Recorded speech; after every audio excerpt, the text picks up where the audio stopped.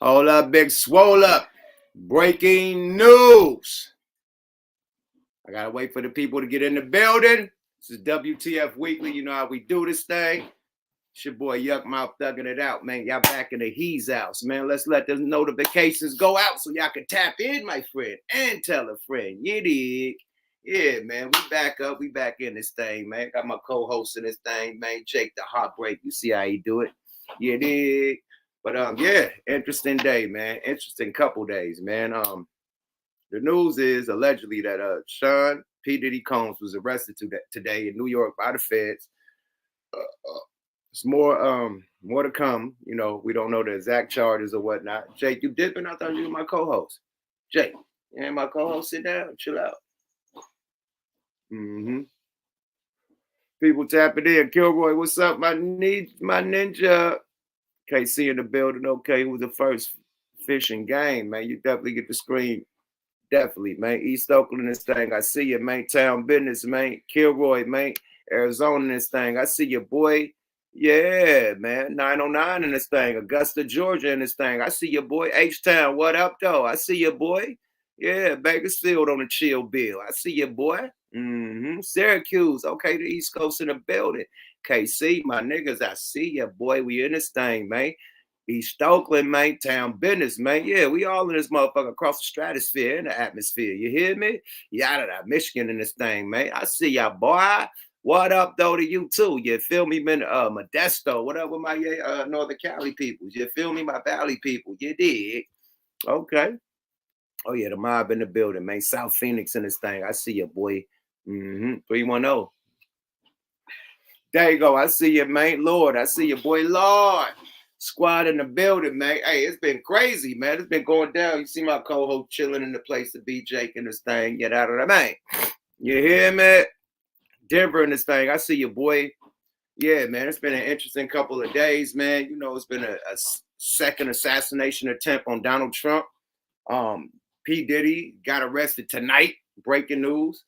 Yeah, a couple things that went down, man. So we're gonna step into the content tonight. E Boogie, I see you, Ebony, man. Salute for the big boy Cash App. You feel me? The big $20 on it, big Cash App alert. You know what I mean? Your new name is Cash App Alert Ebony, man. That's right, man, because she always support the mob. You dig? Yada da. Yeah, Diddy, I don't know what the fuck he thought he was doing. He should have stayed out there with motherfucking Russell, man. The motherfucking Indian meditation leg folds and shit. Meditation sits and, you know what I mean, chakra stands and shit, man. Indian style, man. He should have been out there with Russell, Indian style. I don't know what made his ass come back to New York like it's all Gucci, nigga. I would have stayed my shit, man. I would have been right out there with that nigga, folded Indian style, meditating, talking shit. This nigga crazy, man. Somebody said his kids got arrested or something. I don't know if that's true, and I don't know why would they get arrested, you know. But Lord have mercy, man. And another thing we're gonna touch on, man. CRIP Max sentencing, man. This is sad, man. No, watch it. I damn near shed a tear, my nigga. You know what I mean? This is sad. You know what I mean? We definitely got to play it. It's super dope. You know what I mean? A free CRIP Mac. You know what I mean? I definitely knew him. I definitely met him a couple times. You know what I mean? I know his homegirl. You know what I mean? I did her podcast. You know what I mean? I done talked to him on my podcast and shit. So free CRIP Mac. You know what I mean? So we gonna check out live footage from his hearing. You know what I mean? Where he got sentenced to 10 years. You know what I mean? But very sad day. You know what I mean? Very sad day. But a super sad day for P. Diddy, man. So Suge Knight, you might have a motherfucking roommate. You never know, man. You never know, man. But salute to everybody in this motherfucker, man. Little boys and girls around the world. Go tell a friend and tap in. You hear me? Definitely, man. I'm fresh from motherfucking Minneapolis, Minnesota, man. We is doing our 1 motherfucking 2. You feel me? I have a new born fucking respect for Lupe Fiasco. This nigga is crazy. Yo, he's crazy. See, when he was arguing with Joe Budden and he said that he'll fuck Kendrick over, I was hella mad. Like, hell nah, you can't fuck. I know you dope, but you ain't that dope. Nah, that nigga that dope. You know, you got Kung Fu Kenny and you got Samurai motherfucking Lupe. Definitely. That nigga got bars. That nigga ain't playing. No, he got hits, man. He went on right after us. And that motherfucker shut it down. I forgot how many hits that nigga had. That nigga got hits. I'm talking about stadium hits. That's why he was like, I can fuck Kendrick up. Because he got them stadium hits like Kendrick. Literally, man. So big salute to Lupe, man. That nigga did his motherfucking thing this weekend. Chicago was in the building. Minnesota was in the building. You know what I mean? Yeah, it was a fucking Cannabis cup. The Legacy Cup in Minnesota, nigga. It's legal out there. Niggas burning it down. They had acres, everybody, thousands of people, tens of thousands of people. I mean, this shit was lit, my mother. I mean, it was lit. Dumbass lit. Cannabis a bit like, you know, they getting bigger and bigger. You know what I mean? Across the state to state, they getting bigger and bigger, man. I did one in Chicago. You know what I mean? That was underground. You know what I mean? Underground Chicago one. I did one in Houston that was underground. Like, they got these motherfucking little cannabis joints that's popping all around the states, man. And I love it. You know what I mean? More for me. What Devin said, more for me. You know what I mean? More weed for me, my friend. But we definitely tore that motherfucker down to 10 nothings this weekend in Minnesota. You know what I mean? Shout out to Minnesota. Thanks for the love. Y'all showed up and showed out and smoked out. You did. Y'all gave us some good ass weed to smoke. You feel me? The hospitality was legendary. You know what I mean? Baddest, dopest hotel. Our hotel was connected to the Mall of America. We could just walk across the bridge and go straight to the mall. That type of height, the lavish, one of the most lavish hotels in the city. Yeah, we was living it up for a day. You know what I mean? Went to the airport the next day. Going out, saw Ja Rule in the airport. So I guess he had a show the same night, prior night. He leaving out the airport. Saw motherfucking Tone Loc. You know what I mean? He said he just had a show the same night I had a show. So Ja had a show that night out there. I had a show with Lupe that night. And then 2 Live Crew, Tone Loc, and who else he said was with him? 2 Live Crew, Tone Loc, and somebody else he said. It was like 2 or 3 more motherfuckers. Yeah, they did the motherfucking casino. So Minnesota was litty in the motherfucking city, man. We had all the nigga. I seen all the legends in the airport. When I'm flying out, they all flying out at the same time. So it was just dope, man, to know that the OG retro, you know, the legends are still getting to that bag. They still booking. You feel me? So salute to the OGs, man. And hey, salute to the fans, man, because it's y'all that come to the shows and support us, man. So salute y'all too for still fucking with retro, old school, legendary hip hop, man. Y'all know what I mean? Oh boy. Toast to that. Toast to that nigga Lupe Fiasco, too. That nigga ain't no motherfucking joke. Yeah, he got my respect. I know he'll fuck Joe Budden up. Definitely. That Joe Budden better not talk to that nigga wrong. Joe Budden don't want no problems with no motherfucker. I don't want no issues with Lupe Fiasco. Lupe could rap against him. He could do the speed shit, man. That nigga was up there with so much breath control. No hype, man. His DJ said a couple words on the hook or something, but this nigga going bar for bar, word for word. I would play this shit. I don't want to get blurred. Where my phone at, Jay? Can you hand me my phone behind you? Thank you, sir. But let me see if I got some footage. This nigga was going crazy. This bar for bar, like no motherfucking joke. Like no backup track, no none of that shit. Straight barring it out, my nigga. This nigga wasn't playing no game.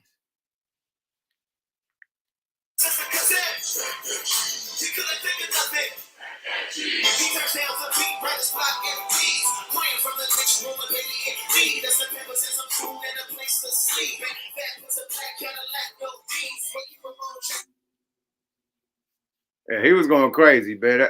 Saw the nigga Jesse the Body Ventura up there. He was in the motherfucking building. I gotta post this picture. I forgot Jesse the Body Ventura was in the thing.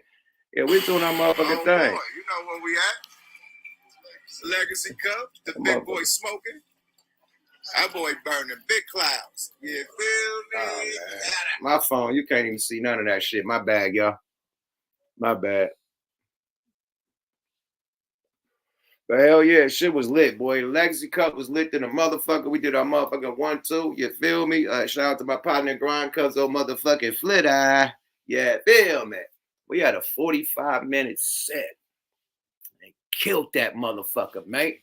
They asked for an encore, man. We murdered that motherfucker. But anyway, man, let's get to this motherfucking content with no more nonsense. You feel me? I see the mods is in this motherfucker. I see the squad, the gang, the SIG committee. The mob is in the motherfucking building, man. Let's get to this motherfucking content, man. Breaking news. Sean P. Diddy Combs has been arrested, man. Let's get to the content, man. Let's take it to the news, please. And let the news tell us what it do. Yeah, it is. Fair use, y'all. Let's go, man. Yuck Mouth TV. Subscribe to your guy, WTF Weekly. Fasten your seatbelt. It's going to be a long night, Dynamite. Let's go, y'all. Yada-da! Some major breaking news to tell you about.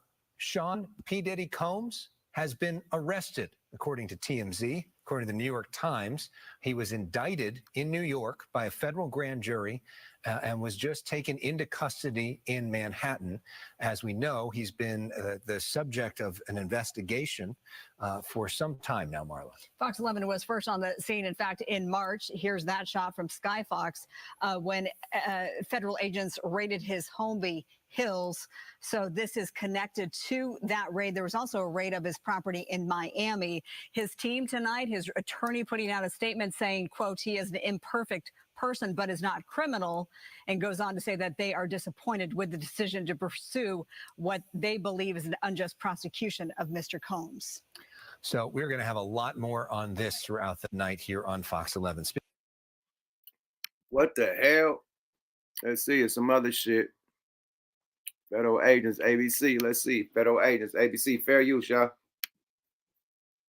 Good evening. I'm Juju Chang. We do have breaking news this evening. Music mogul Sean Diddy Combs has been arrested in Manhattan after a grand jury indicted him. Multiple sources are telling ABC News. We're told that federal agents with Homeland Security took him into custody. The singer and producer has been facing scrutiny since his former girlfriend, Cassie Ventura, accused him of sex trafficking and years of abuse in a 2023 lawsuit. Most recently, he was accused of years of psychological and physical abuse in a lawsuit filed by singer Don Richard just last week. Diddy's lawyer released a statement saying, in part, we are disappointed with the decision to pursue what we believe is an unjust prosecution of Mr. Combs by the U.S. Attorney's Office. He is an imperfect person, but not a criminal. He looks forward to clearing his name in court. As for the pending lawsuits, Diddy has denied wrongdoing, and his legal team has said they plan to fight them in court. We now send you back to Lindsay Davis. Damn, boy. Woo, woo. It's ugly out here, man. More money, more problems, my nigga. That nigga made the song. More money, more problems. That nigga got a headache right now. But the thing is, I done seen people bail out from a federal case. You know what I mean? I done seen rappers bail out from a federal case and be on house arrest. So, you know, with the money he got, you know what I mean, the lawyer he got, he probably be able to bail out and be on house arrest, you know, while the case is going on. You know, if they think he's not a flight risk, you know what I mean? If he have to be, located at one destination and, you know what I mean, can't go to his multiple, you know, houses that he own across the United States. He have to be in one state, you know what I mean, or one city, you know what I mean? It has to have permission to travel and that type of shit. You know, hey, they probably go for it, you know what I mean? But I don't see him staying in jail fighting that shit. You know what I mean? Unless some serious shit, you know? So I think he'll get a bail, you know, and be able to get the house arrest monitor.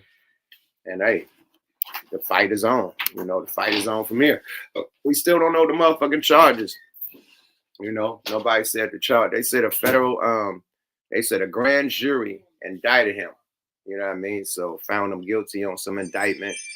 Grand jury, and he was taken in by the letter boys, you know what I mean, the alphabet team, the ATF, FBI, FED, whatever you want to call them. And the letter people came and swooped them up. And yeah, so you think the charges is ST, you know, or you know, they saying this is a result of the search that happened in I guess one of the mansions, I guess the Miami mansion where they got all the footage and all the computer, you know what I mean, all the, you know, cameras and whatnot. So this is a result from that search, you know. So E. Miller, you like the brown? You like the little, yeah, man. You know what I mean? Little chocolate brownie. Yeah, it goes good with the rose gold, man. The accent the rose gold real nice. You know, brown looks real good with the rose gold, man. You know, straight up. You gotta coordinate. You dig? But yeah, it's ugly as fuck for Diddy, man. Hey, boy, you better have that motherfucking team, man. That nigga better dig motherfucking old boy out the grave, man. I have his son, the nigga, whatever that nigga name that got OJ. Get that boy. Nah, rest in peace to the boy, man. But goddamn, man. His team, that boy, he gonna need one of them OJ teams, about 5 different lawyers. OJ had about 3 or 4 lawyers on his squad, my nigga. No, he had 3 lawyers, right? Yeah, he had a dream team. You're gonna need a dream team, my nigga. 3 or 4 lawyers like OJ had. OJ had a dream team, 3 lawyers, nigga. And they hit that shit out the park, nigga. It wasn't just one nigga, boy. You better get that dream squad, nigga. Boy, you federal nigga, when the feds come get you, nigga, it's 99.9%. They got you, nigga. You better take a deal with chill, nigga. That's it. The feds is on your ass, nigga. Boy, the nigga that beat the feds, my nigga, that shit is rare. That shit never happens. Boy, I don't know who, unless it's some nigga that did some crooked shit. The feds did some crooked shit to where they proved they, you know what I mean, the investigation was crooked and they did all type of shit against the law. Maybe. But other than that, nigga, no, and fuck no. Do not, man, go directly to jail. Do not pass go and collect 200 on the Monopoly board. You're going to jail. Period. The feds don't pop up, nigga. Regular police pop up when they thinking about it. When they know and they investigated for years and years, and they know, yeah, they're gonna snatch your ass up, man. Period. Sorry about that. They said, oh yeah, I said, I know a few people. Herb got a job. They made it out the feds too. But that wasn't no criminal case. That was they try to say he was money laundering. You know what I mean? Money laundering for y'all do the science, you know. I think it was for Kenneth McGriff, you know what I mean? Motherfucking Preem. So they said he was money laundering for Preem with the movies that he was doing with Preem and, you know, allegedly washing his money, which they proved that shit was wrong. So it was money laundering. There wasn't no federal, like, criminal fucking case that, you know what I mean, that whatever Diddy going through, it wasn't that. It still was federal, but it was money laundering, you know. There wasn't no SA and, you know what I mean, and whatever the fuck his charges is. It ain't that. But y'all absolutely right. Herb did beat the feds. Teflon Don, Herb, you know. Shit. The real Gotti beat the feds. Teflon Don, you know. Jay!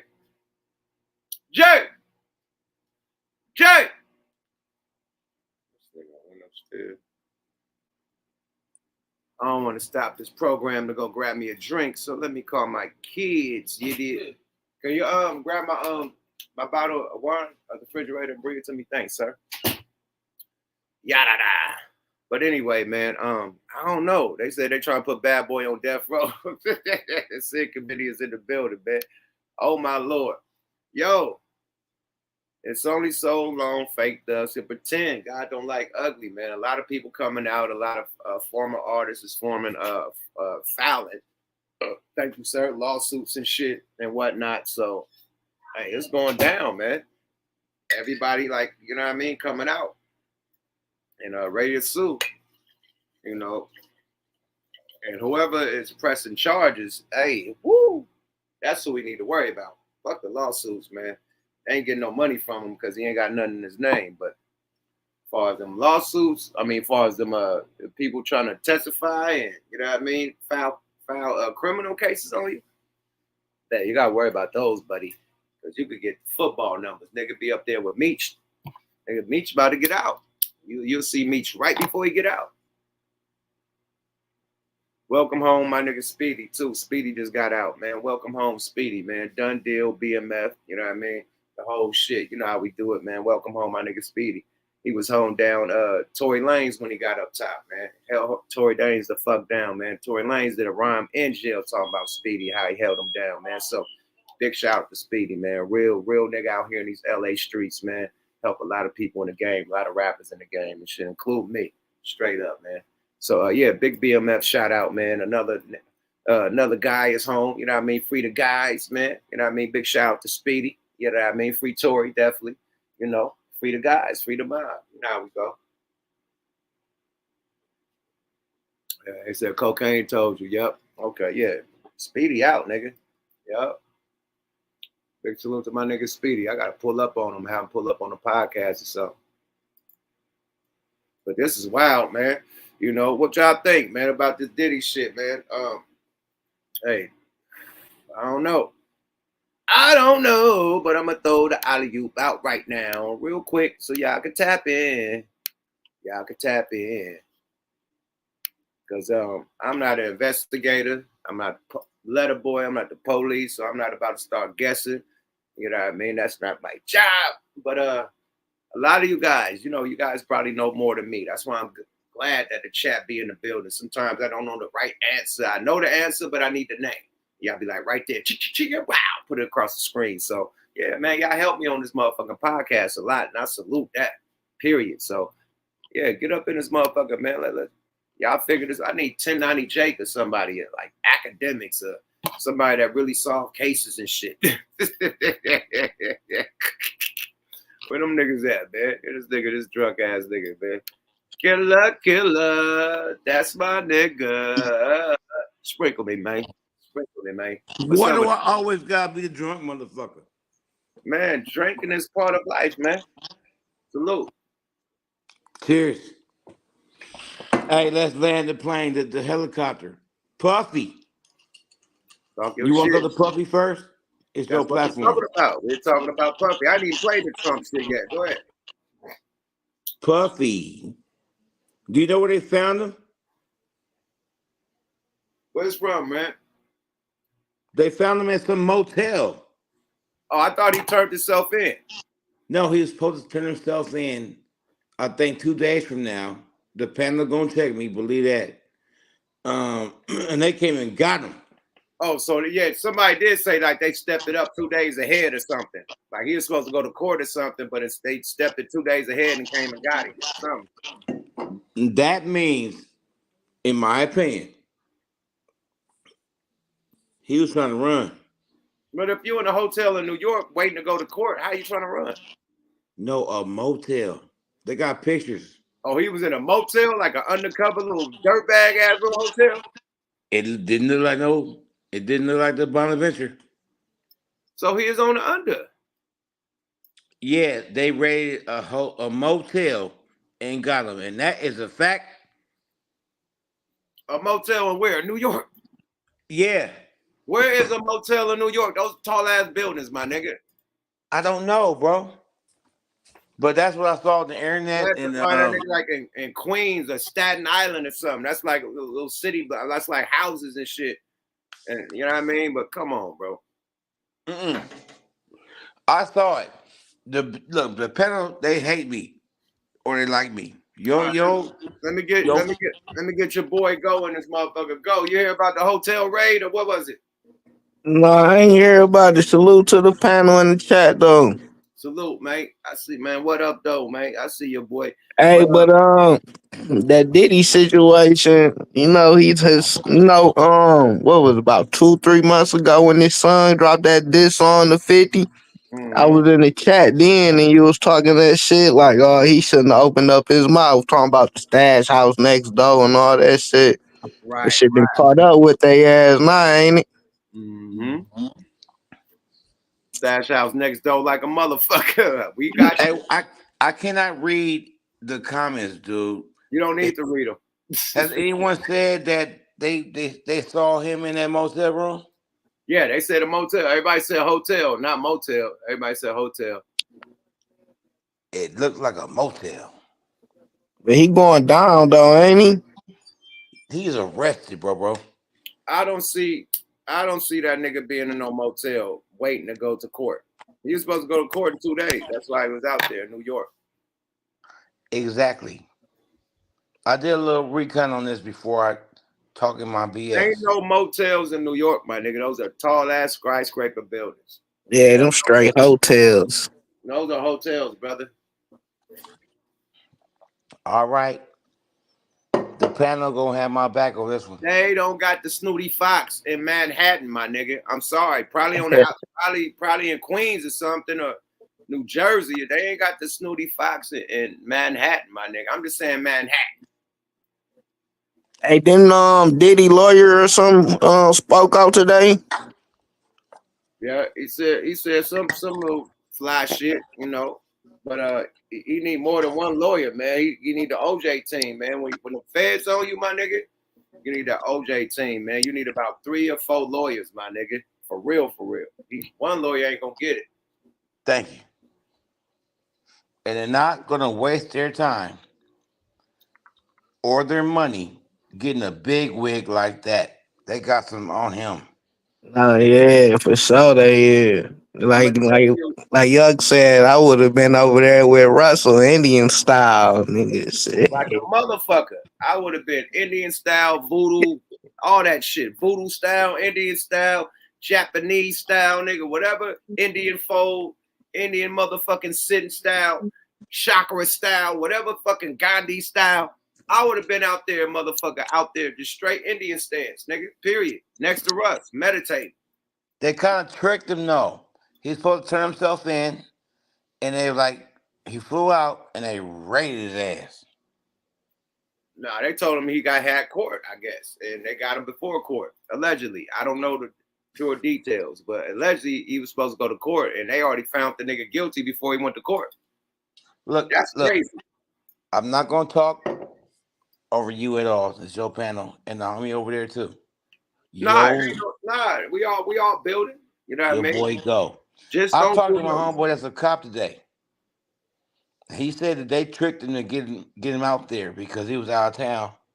Ah, so they tricked him to think he was going to court. Mm-hmm. And then bow, booyah, got him. Allegedly. Damn. That's how you bring the rabbit out the hole. Damn, that remind me of how they was doing niggas in Detroit and shit. Talking about you come down to the arena, you get free TVs and shit, and some folks fell for the okie doke, had indictments and shit, warrants. They was locking motherfuckers up.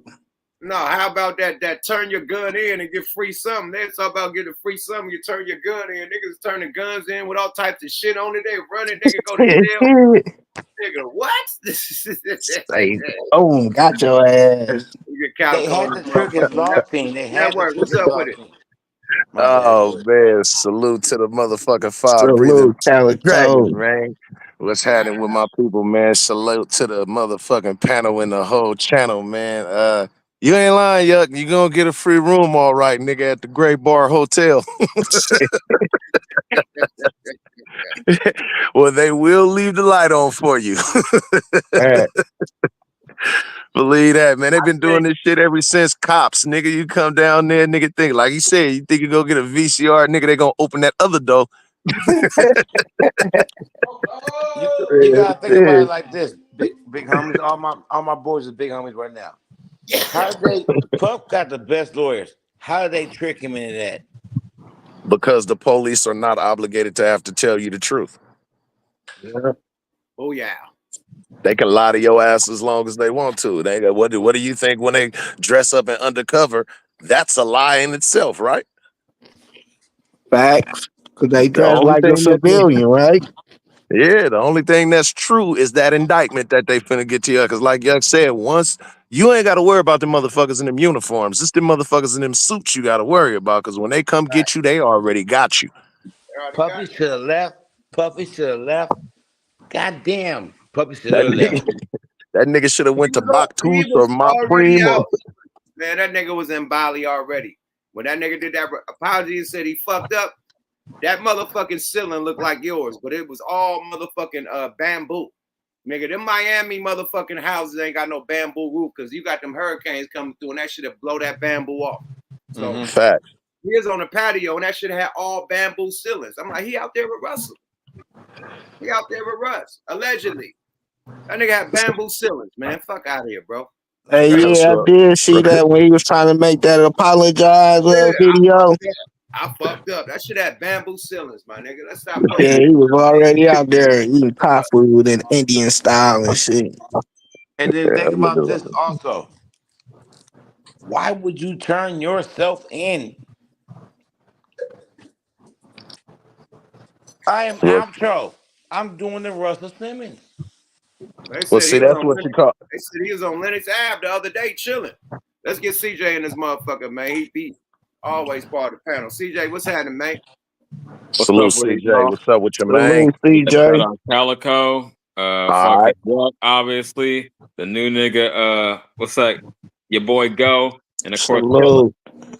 Hey, so let me speak on this real quick. Yeah, I tapped in on the panel when P. Diddy did that fake ass apology. So I remember the scenery you was talking about. We thought he was out the country. So I don't understand how he came back and got himself hemped up. I'ma say, Killer, it wasn't no motel in NY. It had to be a hotel, you know. Not only ain't no motels in NY like that. I've been out there a couple times, but Diddy ain't gonna roll like that unless he really trying to duck off. But that nigga lawyer set him up. No. Okay. So let me ask y'all this: Did he turn himself in, or was he just got hemped up and got they came on? He tried to come to court, and they caught that nigga 2 days before he went to court. So he been out in New York chilling. Nigga been in Harlem on Lennox. They got pictures of nigga chilling with niggas. He been out there cooling. That's why niggas been like, Diddy out there in New York. Nigga like, what for? Then boom, 2 days later, this nigga getting hit by the feds. But he had court. That's why he was out there. That nigga should have came on his court day. So it sounded like they was gathering evidence on him for a long time. It's been damn near like 6 months, something like that. And then the nigga got too comfortable. I don't know why he wouldn't just stay out the country tucked off, but nigga got too comfortable. They was gathering evidence that whole time to make they case what they call an ironclad case. And then, man, I don't see him getting off. I don't see him getting out of this shit, man. It's too much. I'm gonna land my helicopter and just let y'all become wrong. Y'all got it. What's up, Killer? There's something on the internet, a picture. It might be old, but the I'm not gonna share the platform on my homeboy page, but there's a platform that showed Puffy getting raided, and he was with like 4 or 5 bitches.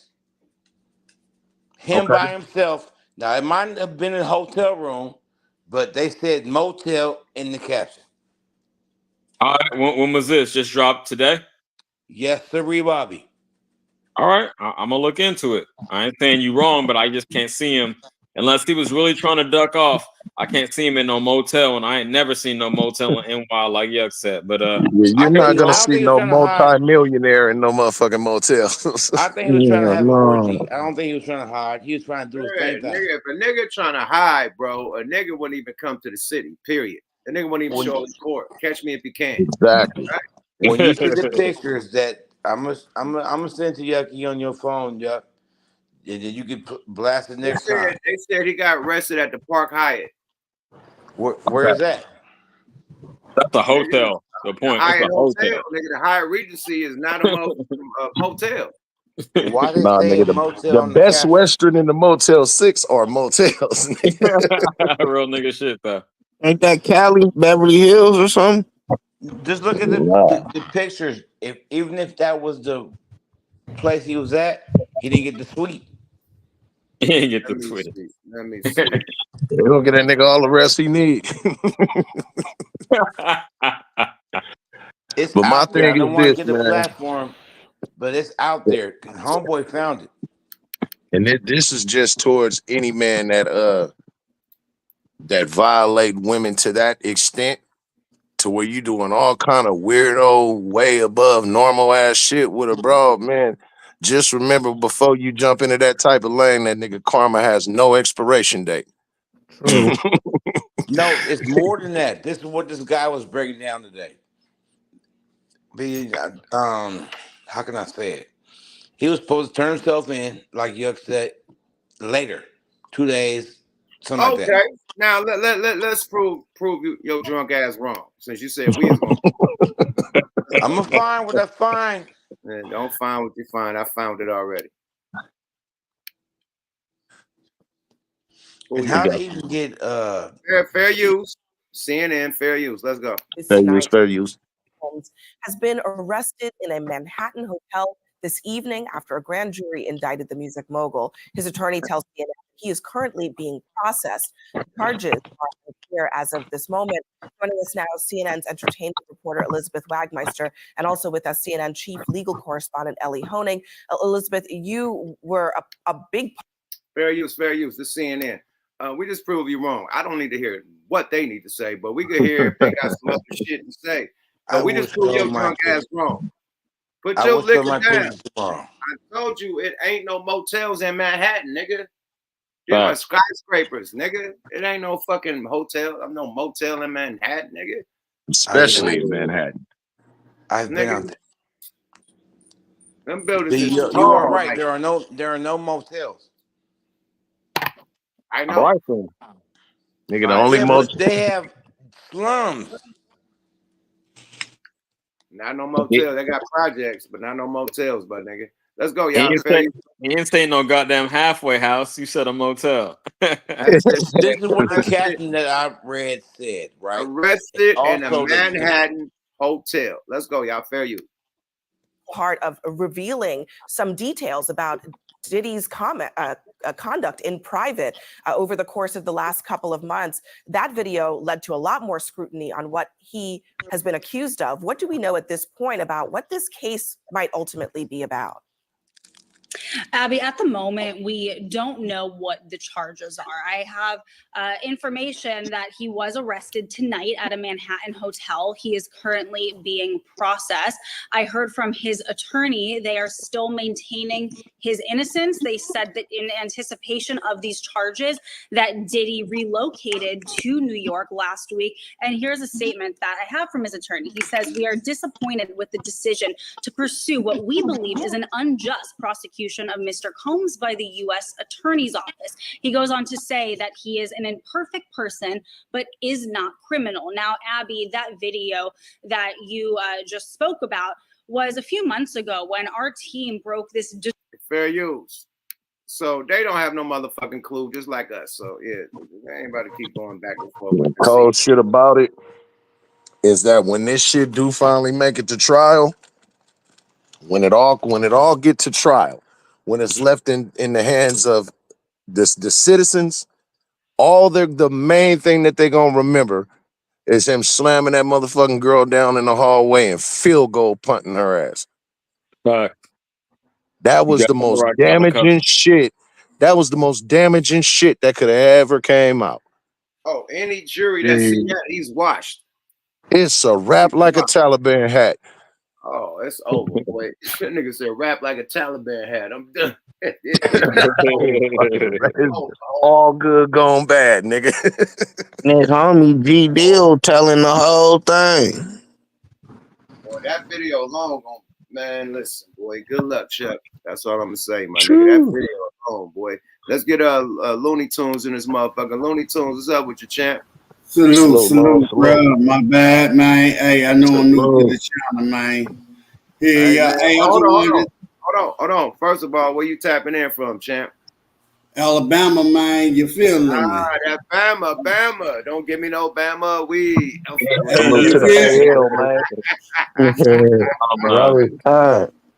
Hey, man, I ain't gonna lie though. Always bump them first two albums, man. Like I think it was like a double disc, wasn't it? Yeah, the double disc. Yeah, man, come on, man. That was the anthem down here in Alabama, man. True on my mama, man. For real. Appreciate you, champ. Appreciate I had to salute to it. Yeah, man. Get to speak to my, you know what I'm saying? I ain't gonna call you an idol, man. I'm gonna call you a real, you know what I'm saying? 100, man. Salute, man. Then that song you did for Pop, man. You know, like, hey, let go. Hey, gangster shit, man. But now I wanted to say though, he already knew, man. They probably already gave him a call. I'm looking at my TV too, so yeah, I'm on my laptop. But they already gave him the call, man, to know, hey, man, you got to turn yourself in, man. FBI looking for you. Don't fly overseas. If you fly like somebody said, he should have went on the left and dipped. But he couldn't come back. Yeah. You know what I'm saying? He couldn't come back. He couldn't do nothing else.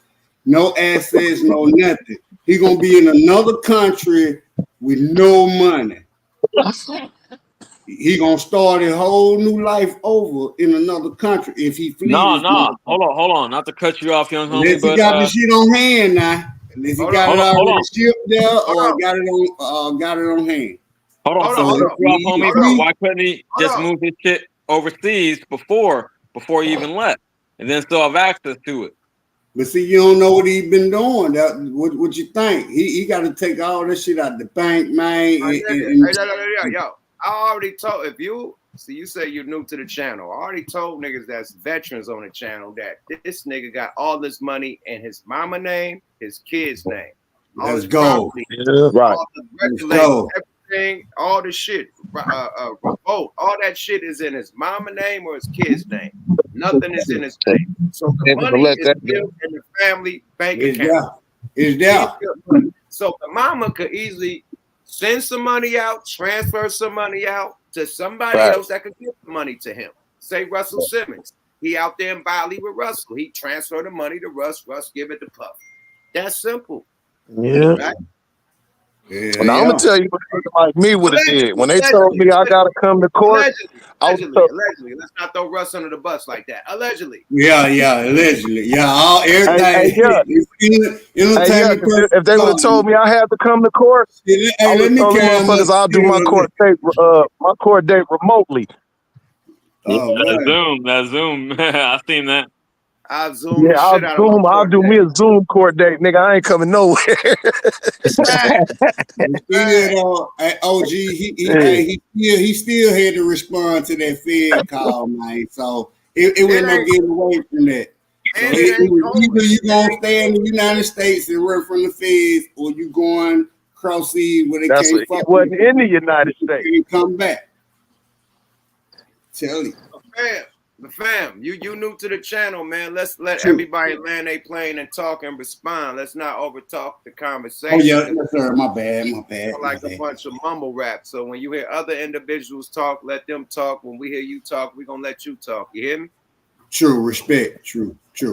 No, but I don't need to be long-winded with their story. Like, but land your plane. Like, let me land my plane. Like, get to it, nigga. Like, we ain't gotta hear the whole. Get straight to it, but nigga, like. You feel me? Most motherfuckers let people come in and say what they gotta say and they get you off the stage. So I'm trying to let you chill for a minute. You know what I mean? Right. But yeah, so if you want to chill for a minute, just have respect for the stage. If not, you I ain't gonna lie, I just wanted to say that, fam. I'm gonna get up out of here, man. Okay, man. Great show. You know, true. Tuning in, man. Salute. Thank you, fam. Appreciate you, Looney Yes, Tunes. sir. All right. Yeah, that was a player right there. Hold on, man. We gotta unmute Killer because Killer look like he want to talk something. Go ahead, Killer. Well, I don't know if I'm getting muted. I got a new phone, so I don't know what's going on. No, anyway, I muted you because when we do the content, it's echoing on your speaker. So when I played the shit from CNN, echoing? Yeah, when I talk, it echo on your phone. Is it echoing right now? Nah, it's good money actually right now. You good money. I think it was my television. Anyway, I was gonna say something different. You know, I'm always gonna turn it up. Alabama got some of the baddest bitches ever. Since when? Yeah, I was gonna say, you being for real? Hell no, nigga. Alabama. You must be talking about college. And Texas. You must be talking about the college. You gotta talk about the college. It gotta be college. Alabama got some big, tall, light-skinned, beautiful bitches. Like I said, it gotta be college. Because like Georgia got the baddest chicks because of college. Period. Let's like the nigga said, a new batch of chicks come in every year going to college. So from all over the world. So yeah, them colleges, it gotta be the college. No, well, I don't know. I'm not talking about streetwalkers, the hookers. I got a couple homegirls from Alabama that really are beautiful and taller than me, and I'm a big motherfucker. No, you're not. I'm 5'9.5". Hell no. I know this nigga personally. This nigga is not no big motherfucker. I'm not Laylaw. I'm not Suge, but And I you got said a little you something on me. 5'9". That's not a big motherfucker. You gotta be like at least 6 foot up to be a big motherfucker. Yeah, that's 5'9.5". Yeah, start at 6. It's 6 and up, nigga. What the fuck you talking about? I'm 5'9.5". I'm 5'11", and I'm not a big motherfucker. I can't consider myself that. You know what I mean? The dick niggas start at 6 and up. Hey, yo, Killer, I wasn't even going to touch on this, but you mentioned the streetwalkers. I got to say, I don't even think I was on the panel at that time, but maybe a couple weeks ago, you was talking about talking about something you paid for, and that story was crazy. That shit was that was off the chain, man. Thank you for that, man. I ain't never going to forget that one. I got more stories. That nigga said you didn't pay again, did you? he was willing to suck on the titties that have been yeah. She want extra money for those. Yeah, I was gonna comment on that one. A lot of life on them titties. hey, how can you? Hey, the titties was already milked. How can Right. how can you already Hey, she said it was brand new. my nigga? The fuck? She said that was brand new. Oh shit. No, hell no, my nigga. You got milk debris all over that motherfucker, man. All they do is baby wipe. They wipe that shit down, little couple sprays, and you next nigga in the building. The titties was not brand new. They had passed the expiration date, my nigga. It was spoiled milk. Wipe down. They wipe that shit with a baby wipe, spray it down, and back to business, nigga. Fuck That out of ain't here. even Shit, milk. Let me tell you what I did to that. Nigga, that's eggnog. Them titties, nigga. He said, no. That whole episode after she tried to charge me $50 extra for the tits, I gave her the Shannon Sharp. Oh man, Sharp. God, I gave her the Shannon Sharp. This nigga crazy. For real. I got my money's worth. He said, he cashed out. Fuck it. I didn't listen I'm to mad this at shit. Was it that crazy? What you mean? I didn't listen to it. I don't want to listen to no other. When I go to Pornhub, I'm looking for the bitches. I don't care about no. Yeah, I didn't hear that Shannon tape neither, man. I can't fuck with it. My go-to is the thick ass bitches stuffing dildos in their pussy and their butt. That's it. I don't want to see no nigga fucking. Period. So that's my go-to when I go to Pornhub. Masturbation with the thick bitches. That's it. I imagine whatever she's sticking in her, that was me. Period. I go to midget porn. Yeah, I'm not so. Imagine you trying to listen to a audio porn, and that's what Shannon Sharp gave you. Audio porn. No, that shit was funny. It was funny, homie. It was really funny. I don't even want to have the word Shannon Sharp and porno in my head at the same time. No, man. No. No, my point is, I pounded that bitch as she overcharged me. Man, listen, boy, that bitch overcharged Shannon Sharp. That nigga making t-shirts. I love Kelly, whatever that bitch, Michelle. I love Michelle. Michelle. Who is she? Michelle. Everyone knows her name now. Michelle, come on now. You can take it. You can take it. Come on now, Michelle. Slow down, this person? Hey now, Michelle. Michelle. Yeah. I can imagine how it sounds, nigga. Michelle. I listened to about 10 seconds of it. They call that nigga Shannon Star. I'm done.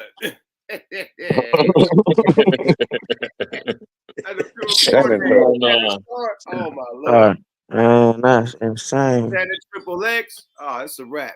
No Frank Ocean. Oh my goodness. Look, I'm here for comedy, man. I'm a straight heterosexual motherfucker. I know it. I I know heard a it. comedian mention that shit once. I I heard a believe you.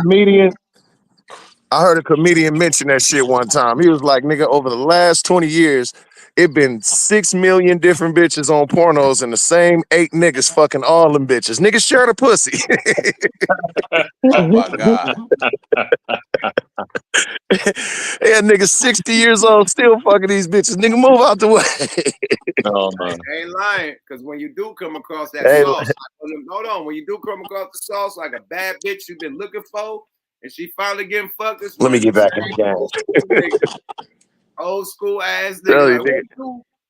Hey man, it is what it is. They got the old nigga, school talent. nigga, Julian St. John's been making pornos, nigga, since I was going alone. I'm tired of this one nigga in Miami. Every time I watch motherfucking Bang Brothers, there's one bald head Mexican nigga fucking all the baddest bitches. Man, get out of here, nigga. Your ass out the way. I want to see. I want to see. This nigga, I want to see her fuck her. Look. Remember, I was managing Tia Sweets. This nigga been on Bang Brothers since 2006. God Get out of damn. here, nigga. This conversation has changed. Okay. Wow. We're talking about porn. This is weird. And it be a few of them bitches that been around for a long time too. No, we talking about porn because your dumb ass brought the subject up, nigga. Came up here with this buff nigga. Nigga, how we go from Puff to woo? Puff to Pornhub. Now, but I go to Pornhub. Look, I'm gonna land my plane on this one too. Yeah, then the case that Puff got, we shouldn't be talking about this. When I go to Pornhub, I go to midget.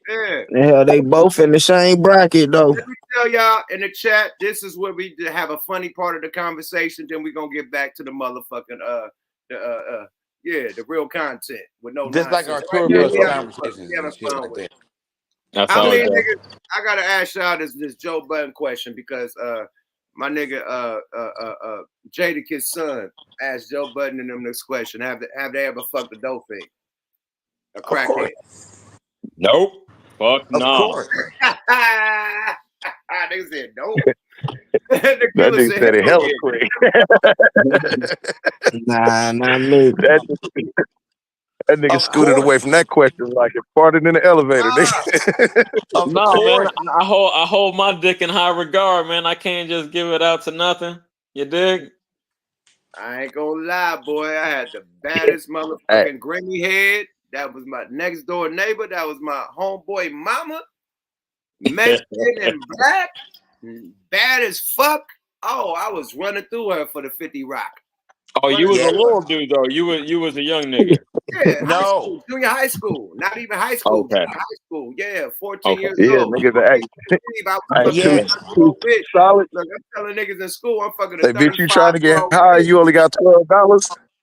Man, hey, I stop tell cutting niggas yuck off. in high school, Please. I'm fucking a grown bitch. They Stop didn't believe cutting me. I yuck brought off. niggas to my house. Them niggas was hiding in my closet, under the bed, everything. I rocked her.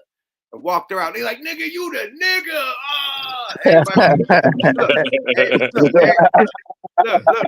this more the story, right? Everybody wanted to sell dope after that. Oh, nigga, what can I buy some dope? I can fuck bitches like that. Oh my God. Nigga, they all wanted to sell dope. All the square niggas turned to dope dealers that day. Just because of the pussy, I'm telling you. Hey, let me say something right quick.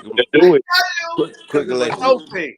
And she was a Grimmy head. She wasn't no crackhead. She was a Grimmy. Grimmy, like fly bitches and fly niggas was smoking Grimmies, had money.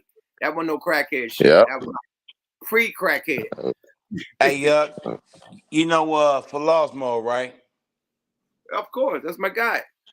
He kind of introduced me into the Becky. The white girls. Right. Floss keep the snow. Keep the snow. Floss was raised in the snow. Yeah, he's something else. He's Big Bear. Mm-hmm.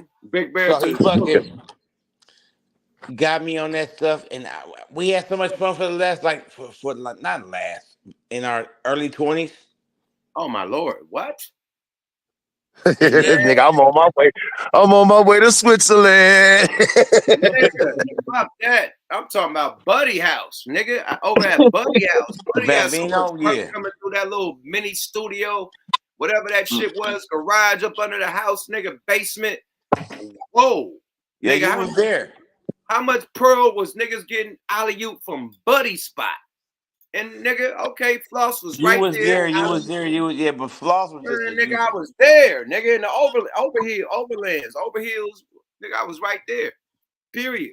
Yeah, you was, and that's different. So, but anyway, back to it was live too. It was live. We had so much fun. But let's get back to the content, man. All this go back way back in the day, man. We can do that shit on the phone. Circle of Life. Let's see Circle of Life. Circle of Life, what's pop with your Playboy? Man, what's happening? What's happening with it, Yuck?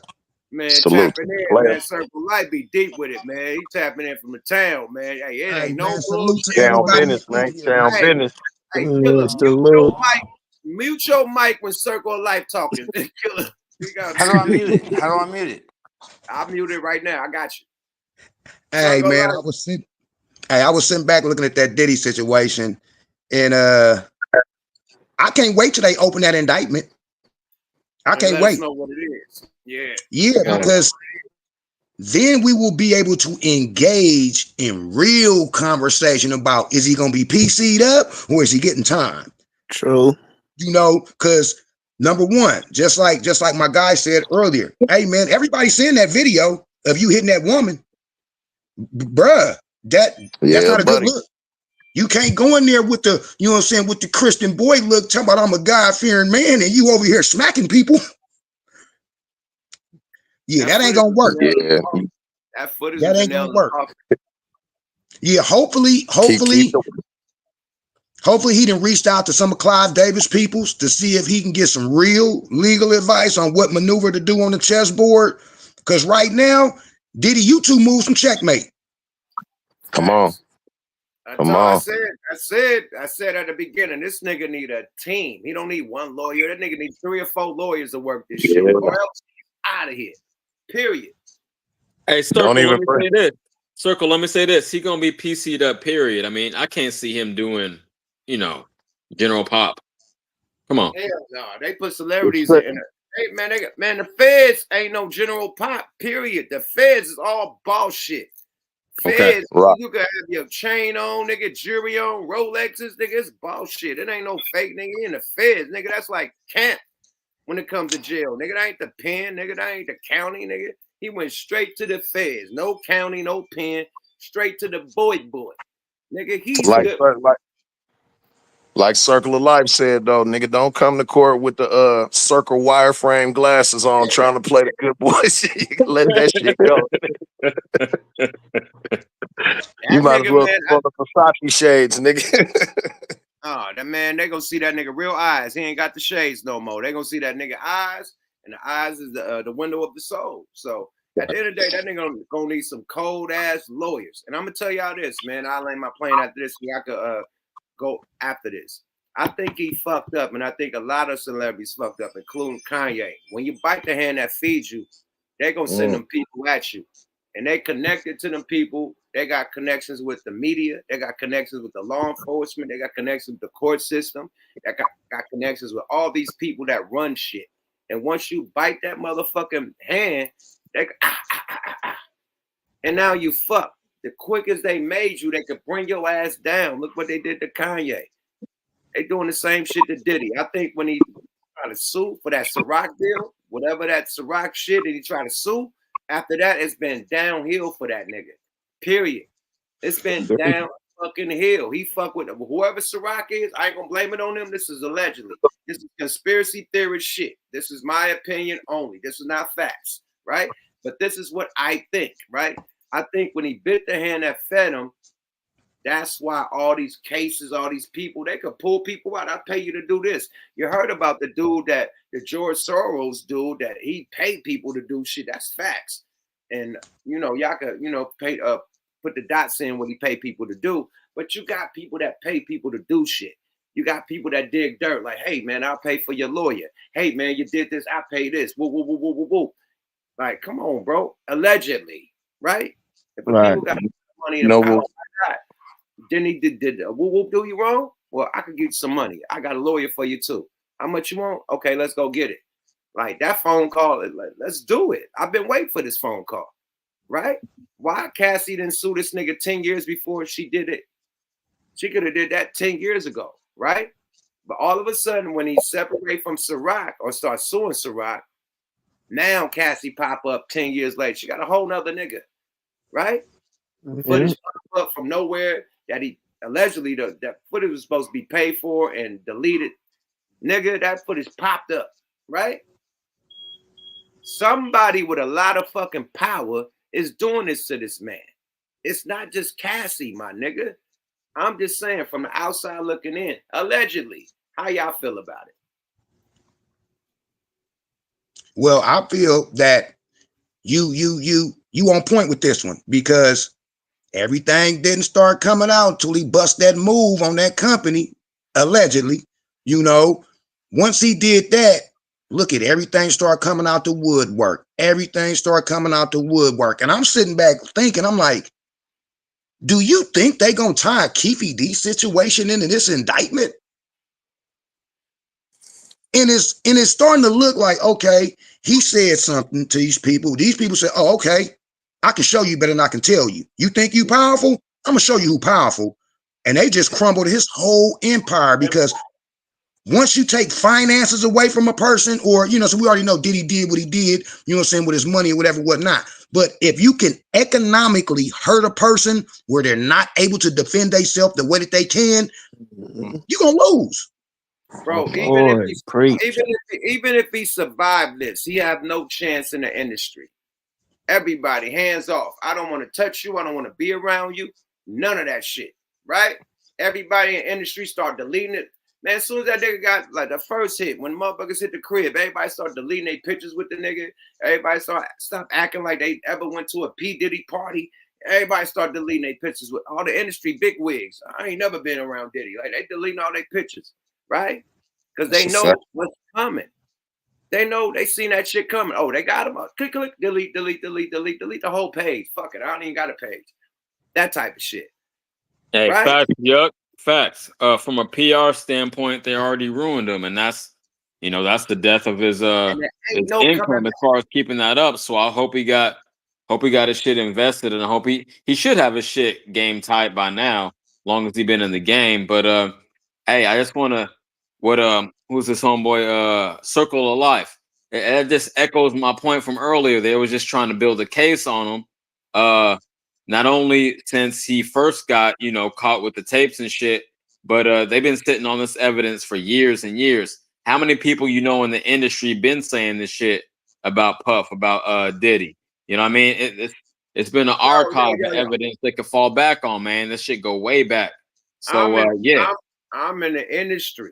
I'm not that. I'm not A-list. I'm like D-list. You know what I mean? So I don't know the inner workings. Don't put yourself that low, homie. But I know what you're saying. Go ahead. Yeah, I'm not on that shit, right? So yeah, I don't know the inner workings. You know what I mean? But you hear about the parties. You hear about the rooms. I have been in the industry, and I hear about, hey man, you go in this room, you see some guys doing they 1-2. You know what I mean? You go in that room, you see some motherfucker getting beat, and you know what I mean?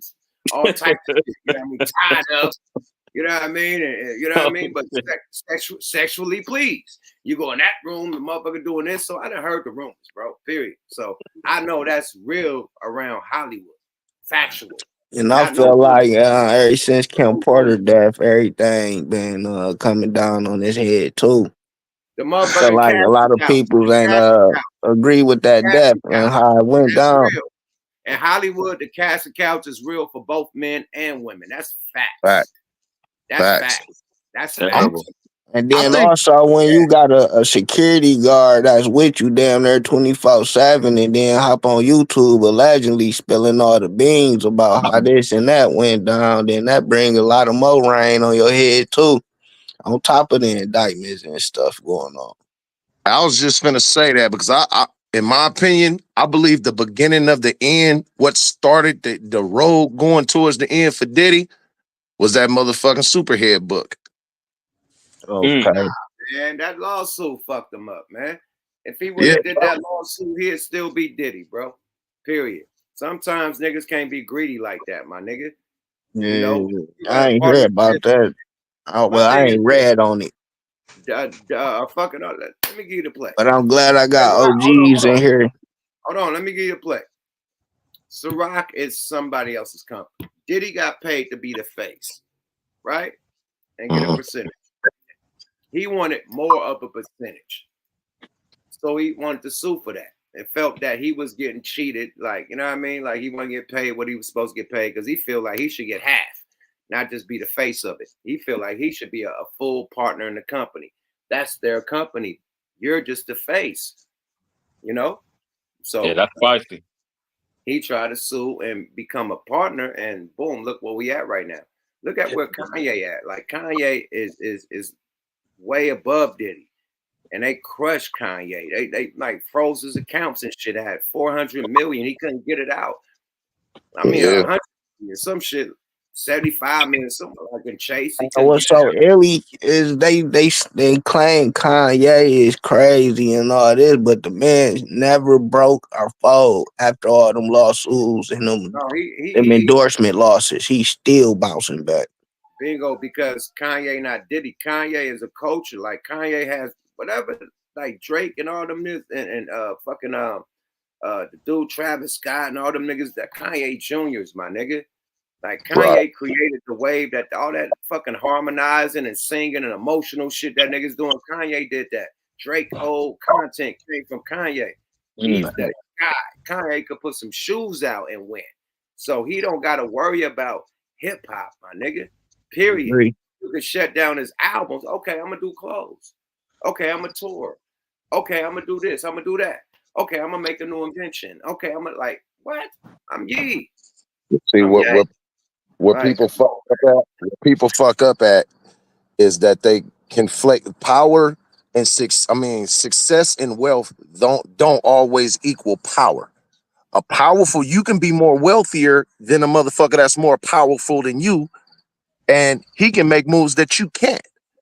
No, I disagree with that. That's why Diddy going through, because the niggas that he got money, but the niggas that he feud with got more money than him. So that equals power, bro. If you got billions and you can control the monopoly board, nigga, whether it's criminal, whether it's the court system, whether it's the media, whether it's the motherfucking the clothing game, whether it's the industry as far as music, if you control the whole monopoly board, and nigga, if you fuck up, I'll flip all these motherfucking oops on you to where it's shut down.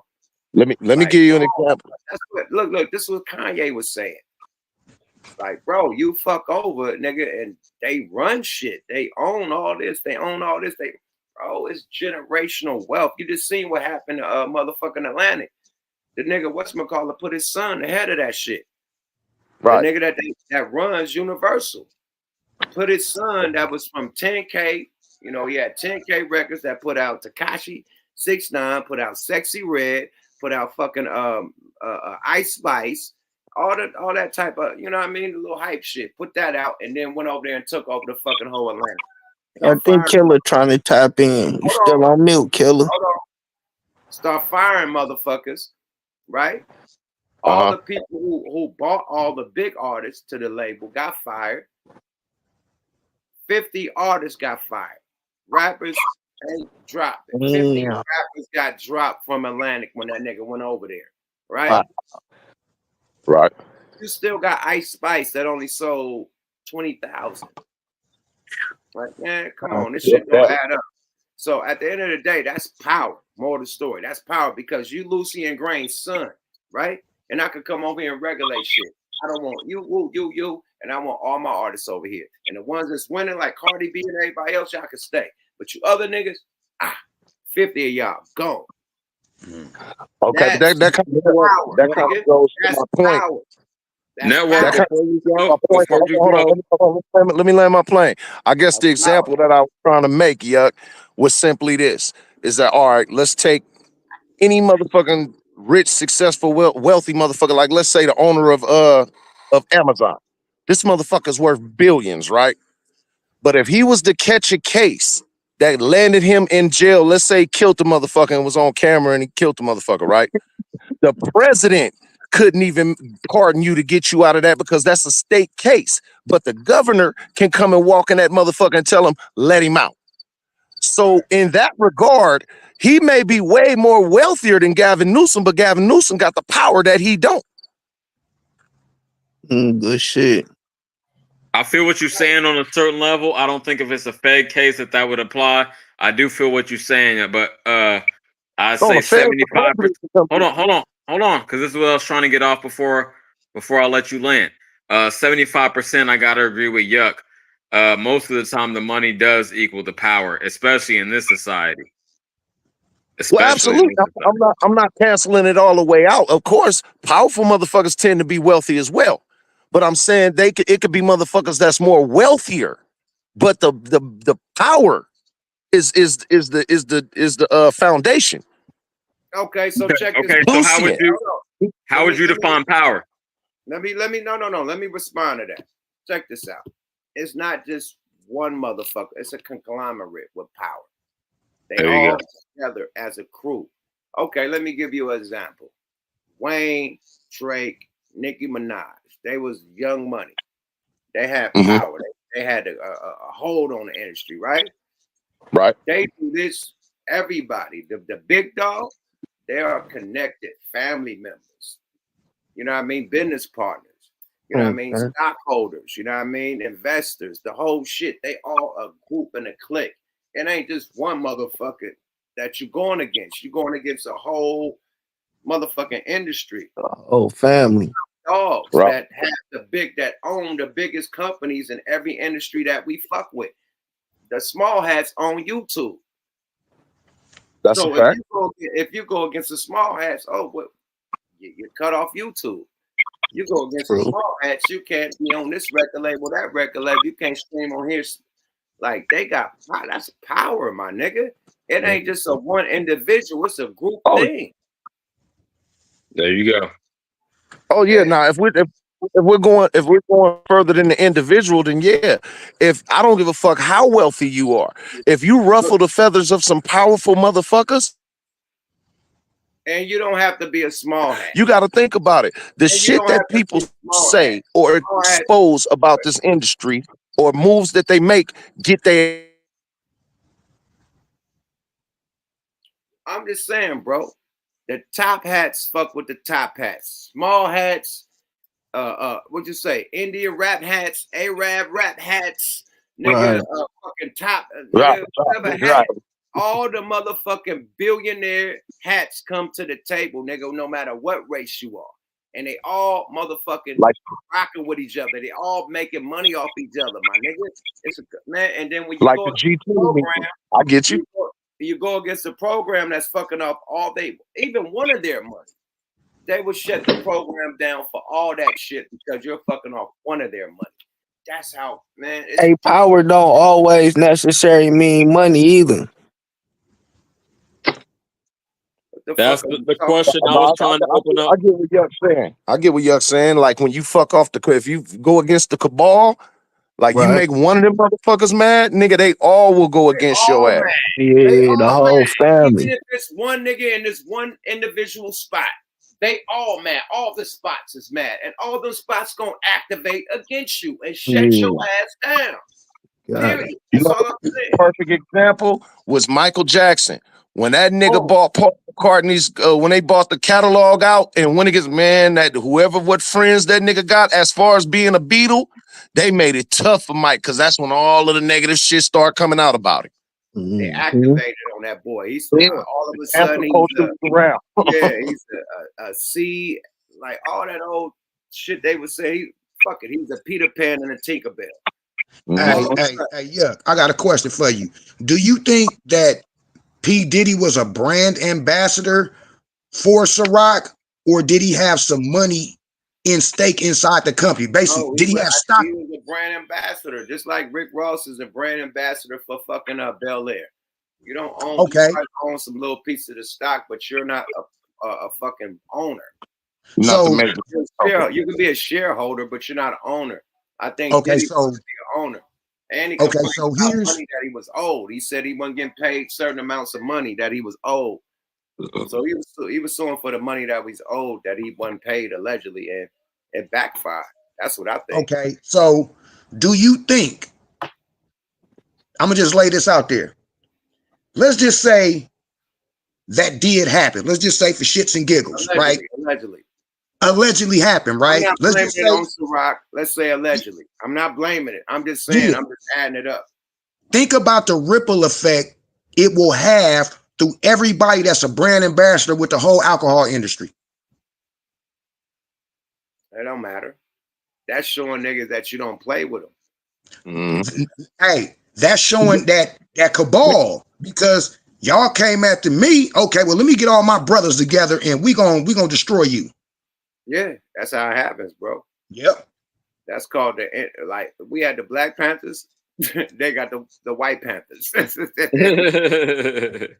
Yo, and that y'all answered it. Y'all put a nice bow on it, but that was the question I was trying to pose to the whole panel. How do you define power? And it's about the collective. It's about who you connected with. And okay, I might be over in just for example, take it out of the alcohol, take it out of Ciroc. I'm over in the engineering field. You over in the medical field. But if you fuck with them, then I'm gonna cut your contract off. You dig? It's all about that, man. Like tapped out in different industries, who you got connections with, and whose water you can cut off if you need to. So yeah, I feel that it's about your network. It's about your network. And then speaking of power, this is the perfect alley-oop for the next situation, right?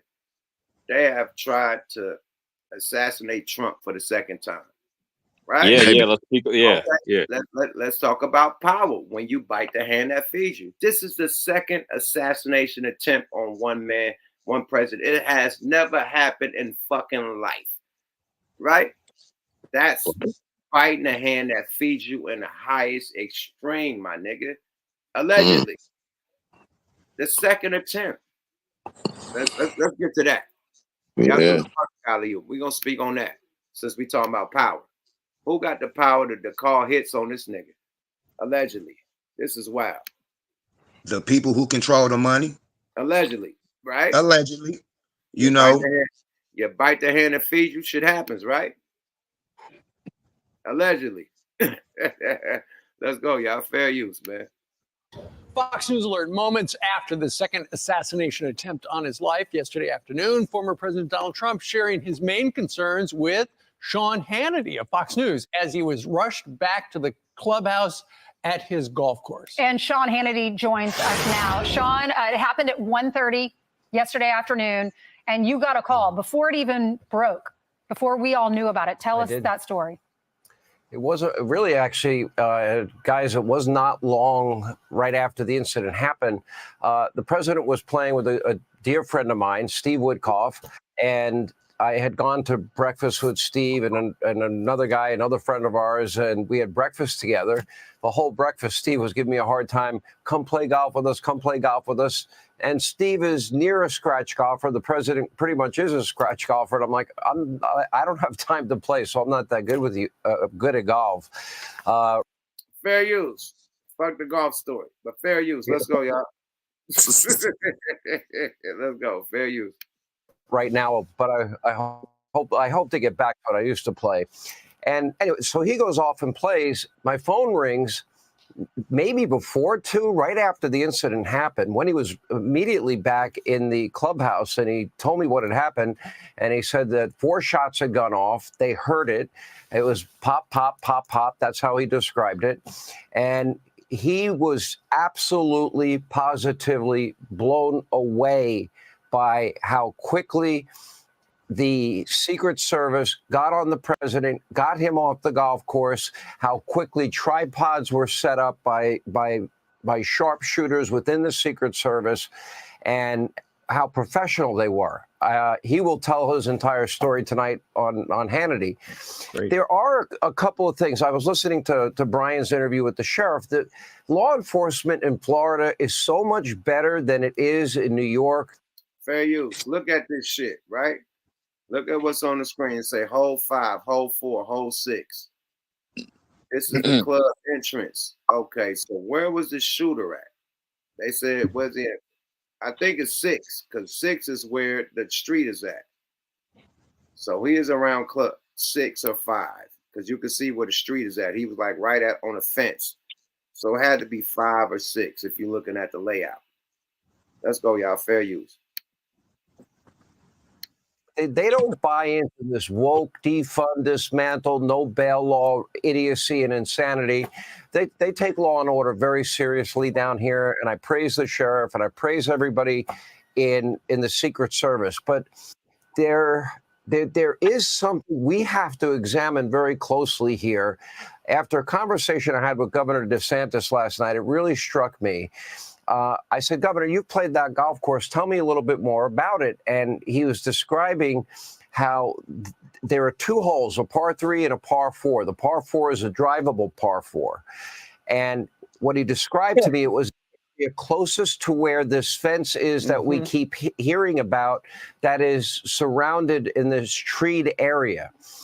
And what is really disconcerting to me, if you go back to Butler, remember, we were told by the Secret Service, the people who are making the decisions what the perimeter around the president ought to be, not the guys.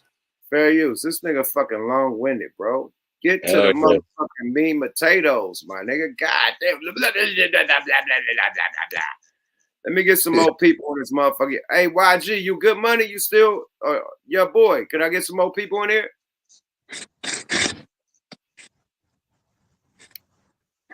That nigga off anyway. All right, let's get balls. This nigga been begging to get in this motherfucker. Bro, what's happening with you? What's up, my nigga? How you doing, bro? Fucking with it, bro. Already. Salute to Yuck. October 18th, 74. Hey, man. Talk your shit, man. You said you wanted to tap in, man. What we talking about? Shit, man.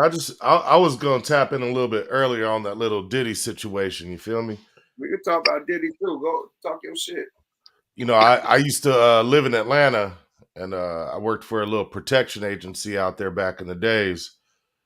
And you've been to Atlanta. You did shows out there. You remember Club Kaya? Absolutely. On Peachtree. Well, you know, Diddy, he owned a restaurant right next to it. It was called Justin's. And I worked up. Yeah, I've been to the one in New York though. I went to the one in New York. I ain't went to the one in Atlanta. And I worked some of his private parties. And yo, let's let you get the screen. What happened? The sky's the limit. Whatever you want to imagine, you saw it. I didn't seen it with my own eyes. So all this stuff that's popping up with Diddy, people already know. Like the people that know already know. This is something else. This ain't even really about no DV, and I don't even think this is really about sexual, like sex trafficking within himself. This is about who he's been fucking with and who they trying to squeeze, and they gonna squeeze him to tell on other people, bro. Because he just right now, he's the weakest link. Like the homie said earlier, they didn't seize most of his assets. You know what I mean? So now it comes down to the squeeze time. They're not just gonna they're not gonna put a person that big in custody just to put him in custody. There's something else that they want out of that cat. Something else that he's seen, heard, or that he knows. He's sort of like a mini Epstein. Epstein was nothing but a pimp. Allegedly. Epstein was nothing but a low level pimp, or a high level pimp, actually. He provided hoes. Excuse me, I have my words twisted, but he provided hoes for the upper echelon of people, and Diddy did it on the same level, but just not on that level. Allegedly.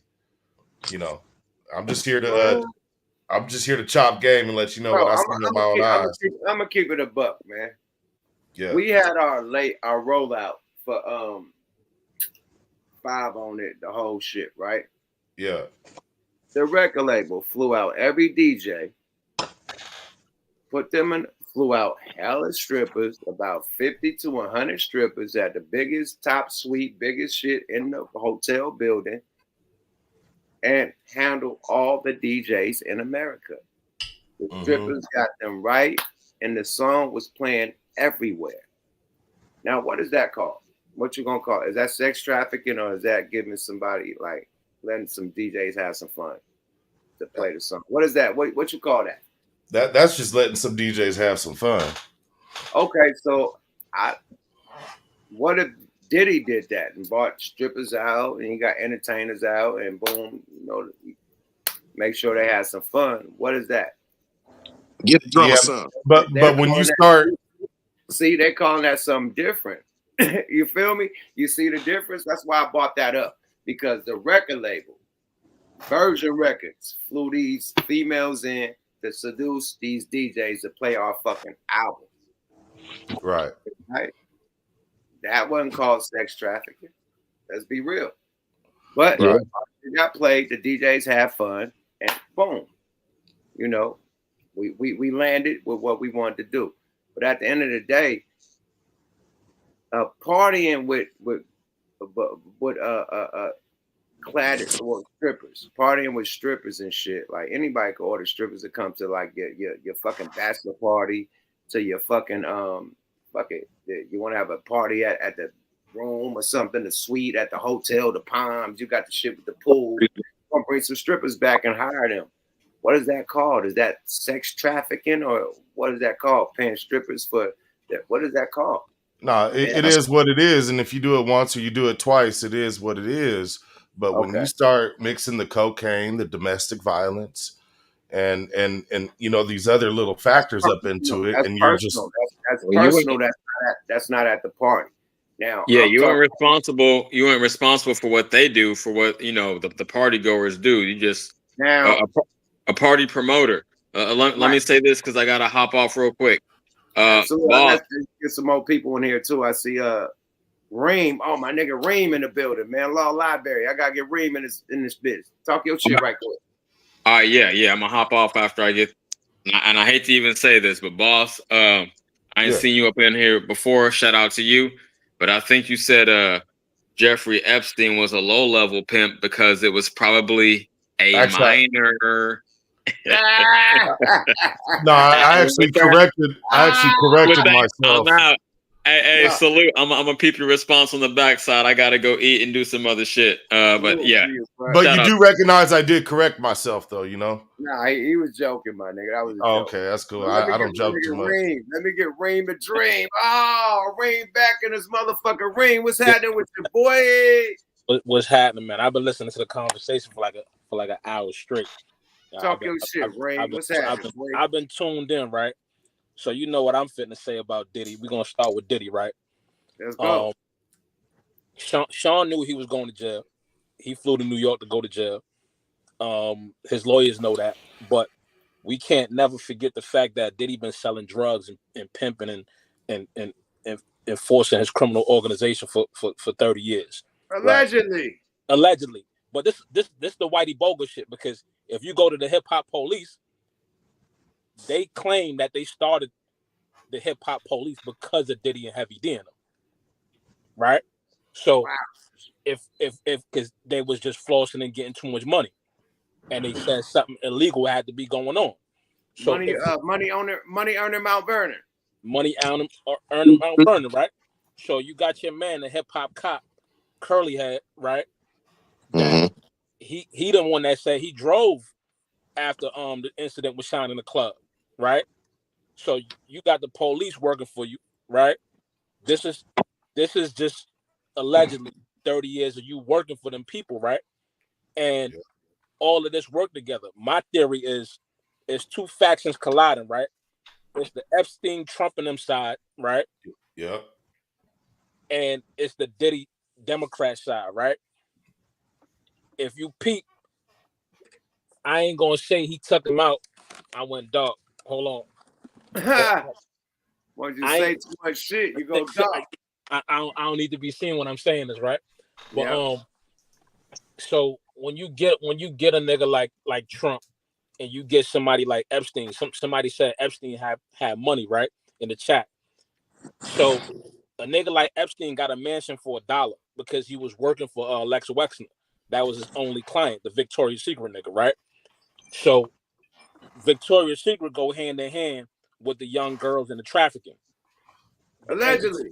The entertainment, allegedly, like, you know, the entertainment go hand in hand with the other type of trafficking that, you know, they solicited and all that. The girls, the drugs and things that come along with the shit.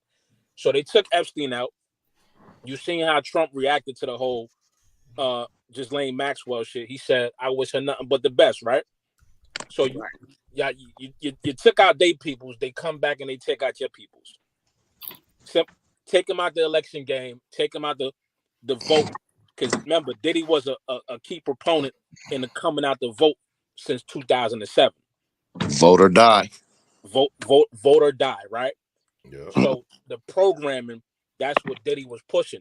Now, when you take Diddy out the mix for them people on the other side, it's just this back and forth.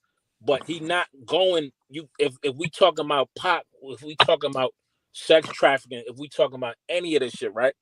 Like, we being realistic. We talking about, it's the similar situation to like a Whitey Bulger type of situation. If you're familiar with who Whitey Bulger is from Boston, right? Out of Boston. Black Mass, the movie that was made, and the other one with Leonardo DiCaprio and Jack Nicholson.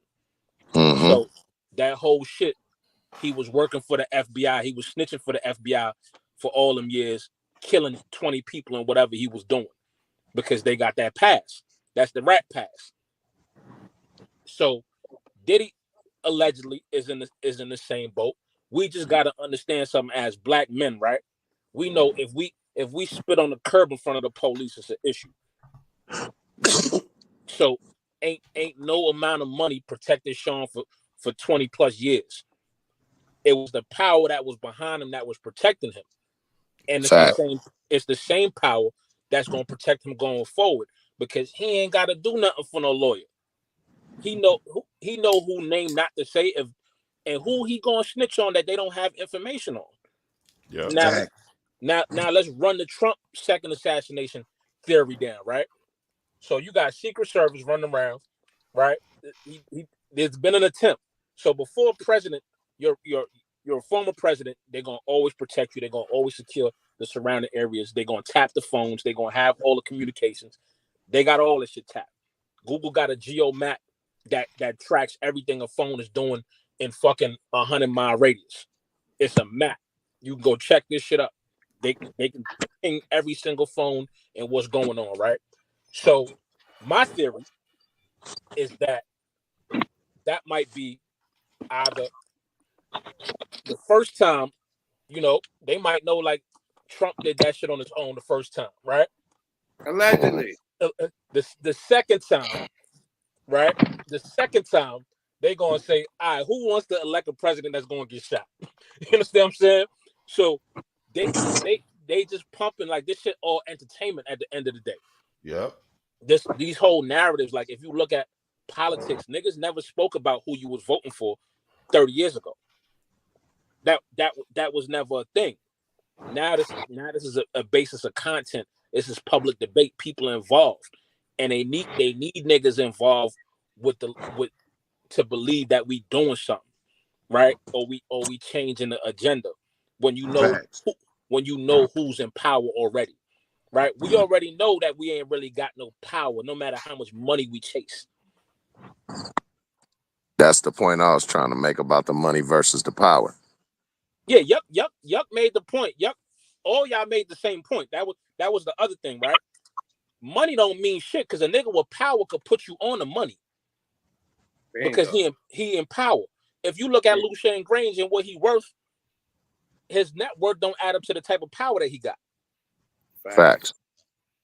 That's just it. And a nigga that got power, I don't have to show money. Like Russell Simmons for years never showed, yo, I'm a billionaire, or do anything of that nature. When you talk when you talking about real money don't show off. You never seen Steve Jobs in a fucking Bentley running around with 20 security guards. That's with 20 chains on with a Rolex. But that's the record label though, because we never had shit, right? So because we never had shit, the second we get it, we gotta go get everything that we never had, everything that we dreamed of, and continue selling the dream for other young niggas coming up. So it's a farm system. What make niggas want to rap?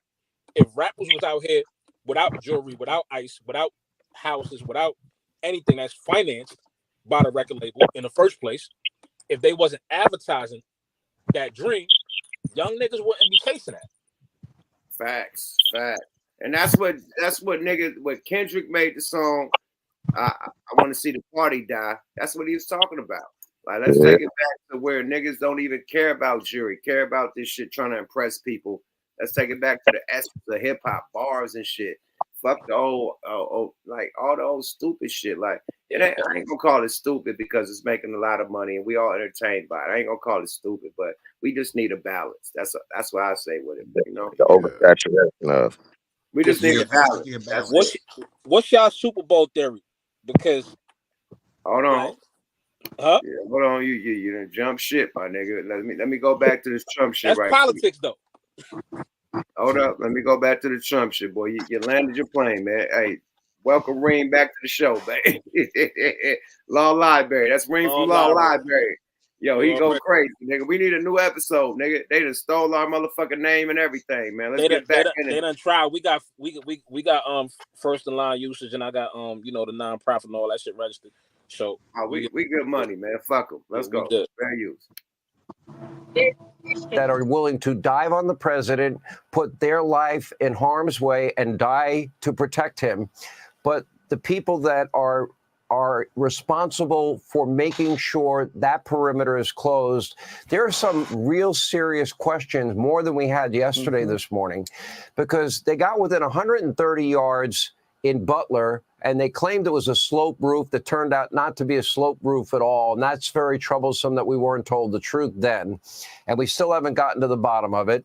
We know that Connecticut Senator Blumenthal said Americans will be shocked. They will be appalled when they learn about the failures in Butler. But now we have a situation where we have a street about 300 yards from where the president was. And what's very disconcerting to me is how is it possible that nobody was watching that street? And the way Governor DeSantis described this to me was, if you ever see a picture of Donald Trump playing golf, it's a photographer in that treat area by the fence that we keep hearing about, that's the area where they're going to get the picture. Right. They're not going to get it anywhere else on the golf course. Well, that would also be the area that if you are a shooter, that you have the closest proximity to now a top presidential candidate, former president. And that kind of bothered me during the press conference yesterday when they said, well, there would have been more protection if he was the president. There was a recent assassination attempt just 60 some odd days ago. He's a top presidential contender. We're 51 days away from a presidential election. And you're allowing somebody with an AK-47 that has a scope on it to be literally within 300 yards, which would be the equivalent, if you want a golf analogy, of a 1-foot putt or a tap-in putt. So there is a major fair use failure here if they're not covering that street and making sure nobody gets in the bushes, let alone with an AK-47 and 2 backpacks and a GoPro and. Yo, come on, y'all. Did he say that nigga? Did he say that nigga was a putt away? That nigga said he was a putt away. Man. 300 yards in the fucking putt away, my nigga. It's only entertainment, you heard. 300 yards ain't a putt away, my nigga. That's crazy. Hell no, that's a football field. 300 yards, that's a putt away. That nigga put some sauce on it. He put a lot of sauce on it. But still, 300 yards away at the spot where all the motherfucking press come and shoot their pictures at. When you secure that first, right? How that right there makes no sense. Surveillance to even see this nigga coming from way before he get to where he was at. This shit like watching Scandal. Hold on, let me get my nigga MJG in it. We can remove this, man, because this nigga just talking a bunch of boo-bye. Let me get my nigga MJG in this motherfucker. He been waiting for a minute. MJG, what up, man? I know you ain't vote, nigga. Yeah, we ain't talking about voting. We talking about an attempted assassination. What you gotta say about this, G? They tried to hit him with the 9-iron, didn't they? They tried to kill me. Man, I don't know what they're trying to do. You know what I'm saying? It's just what y'all want to see. Conspiracy shit. Do you think Trump set this one up? Like, cause everybody said when he actually got shot, allegedly. No, he actually got shot. But they saying that he did got shot on that one. Do you think this is another one where they gonna say it's fake? That Trump faked another assassination attempt? Maybe later on, but they got a lot of details on this cat. He been arrested over about 100 times. They said he got pictures with army dudes and secret, you know what I mean? Just other shit. You know, it might be somebody is putting him up because that's too close. He is an ex-president still. Obama got more protection than he do. And this is his second time. He should have had multiple people and all that stuff. They know that's where he golf is his golf course. He should be safe. On top of his security, how did that dude get in there like that? You know what I'm saying? And he in the bushes. Like it, you know, they trying to get the man out of there, man. Something, or he's trying to pull off the biggest sympathy vote, you know, as far as the conspiracy theory thing. But you know, it's up to the person, the individual. Y'all know. MJ, I got a question for you, brother, because going off of that, with the main thing leading in the news right now is that Kamala Harris whooped his ass in a debate. Wouldn't this be real convenient to get the news off of that onto something else?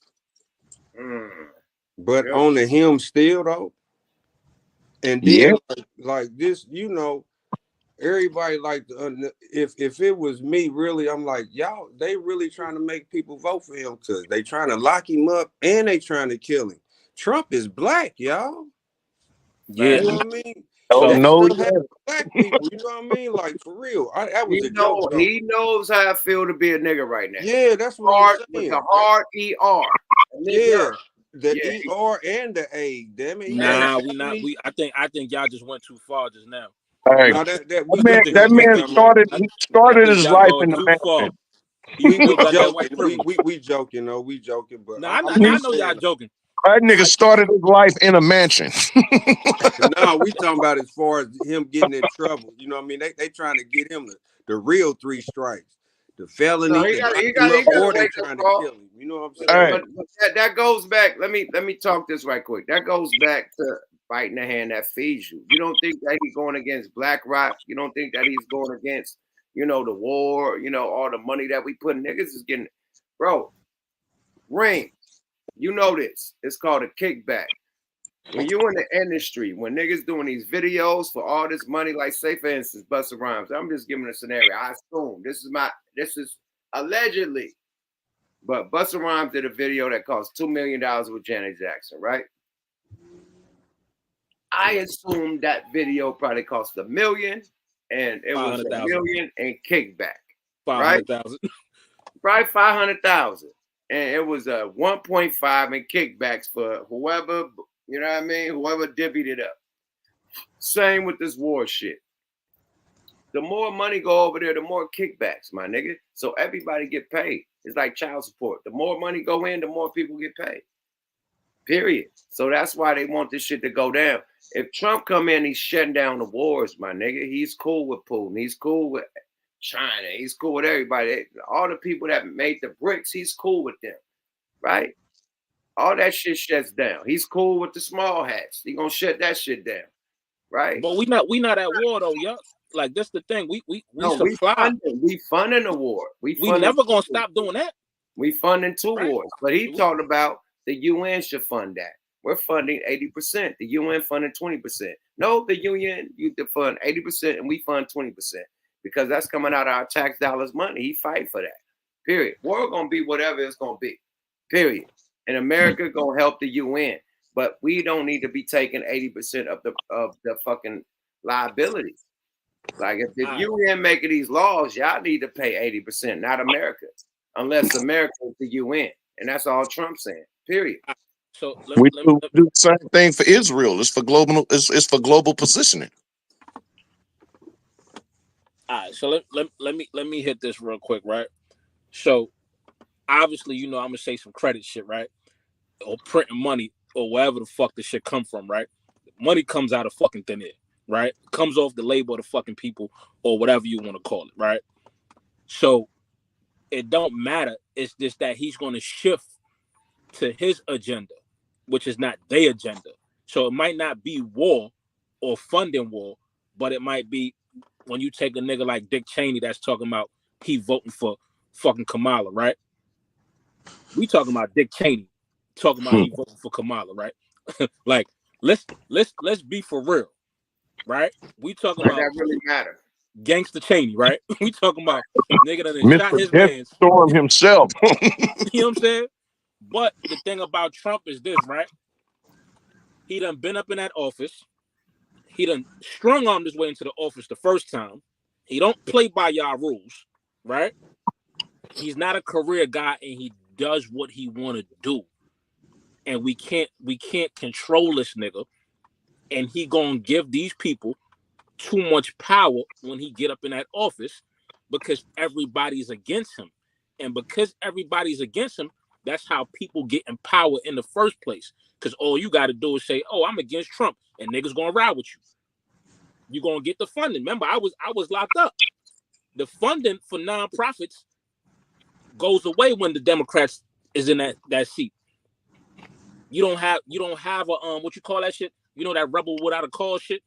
So when Trump not in the space, ain't no cause.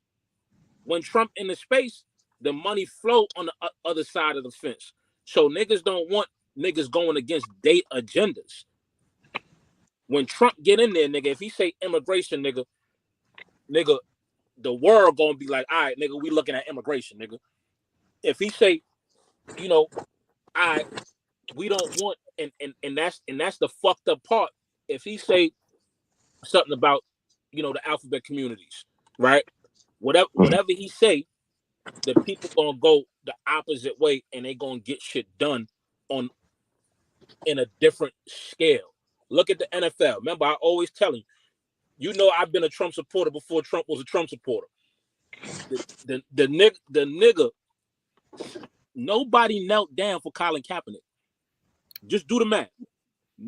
Nobody got on the floor for Colin Kaepernick the first year he knelt down. The nigga Trump comes out and says, "Man, fuck all them son of bitches." Nigga, you had every athlete in the world. You had soccer players, MLB, NFL, NBA come outside and stand up. That's how much of a what's the word they call him? A catalyst he is. So they don't want to see him in that kind of power because he's an agent of change, and change is not what they're looking for. Absolutely, you're right. You're right. Like, look how man, fuck that. I keep on adding this shit up to 2019, 2018, 2017, 2016. My life was good. We had a lot of money. After these niggas came in office, niggas checked it check. Period. I'm just keeping it a buck. My groceries went from $400 to $500 at Costco to damn near $1,000 for the same shit at Costco. $900 for the same shit I buy every month. It went from $500 to $900. That's groceries, nigga. You think that's the president's fault? Nigga, absolutely. Whose else fault is it? Absolutely, because first of all, let's start with OPEC. We not gonna we ain't say talking about oil. Nah, we not even gonna say it's that, right? Like if I run a gambling house, right, and this is a gambling house, right? If I run economics, right, if I put money out there, like in the pandemic, we put all this money out there, we let y'all. It's a 1-2 punch. So I give it to you just to take it back. So you never getting ahead. If I keep letting you niggas get ahead, y'all really gonna get ahead. So I tax you like, all right, if anybody ever play poker and we play poker on credit and I'm the house, as much money as I give out, I'm taxing every fucking pot. So before you know it, y'all niggas back in the fucking hole. And then you gotta go work harder and go bring back some more, and I'm gonna tax you again. So I got niggas gambling, right? We got the COVID pandemic. We talking about trade embargoes and backed up shipments and all this other shit that's gonna cause inflation to go up. The fucking price of trucks, if you in the trucking industry, was double what they actually was worth. So that's the inflation, but that's the people that control the market. Exactly. So that's how that shit get played out, because I'm the house, so I control the market. I say what the money's worth. I say when the shit ain't shit. Just like I control a housing bubble. I can tell you, I'm gonna give your ass that make $20,000 a year a fucking $2 million house. Right? It ain't supposed to happen, but they got ways and means of using projected income to approve you for certain stupid shit. So the inflation go up, but then it gotta balance back out. So you saying they give it to you to take it back, and that's why everything high. Yeah, you gotta have this back and forth between the different types of presidents, right? Because that's how you keep the people in line and keep the world in line. If I tell you niggas, like, look how many motherfuckers came into this country as migrants under Donald Trump. Like let's really do the fucking math. Niggas was lining up to come here under Trump because he's marketing, right? People are looking over here like, oh, them niggas could talk shit about their president. I say some shit about this nigga over here, I'm getting hung, nigga. Right. Let's go over there. Not to mention niggas stealing niggas' natural resources.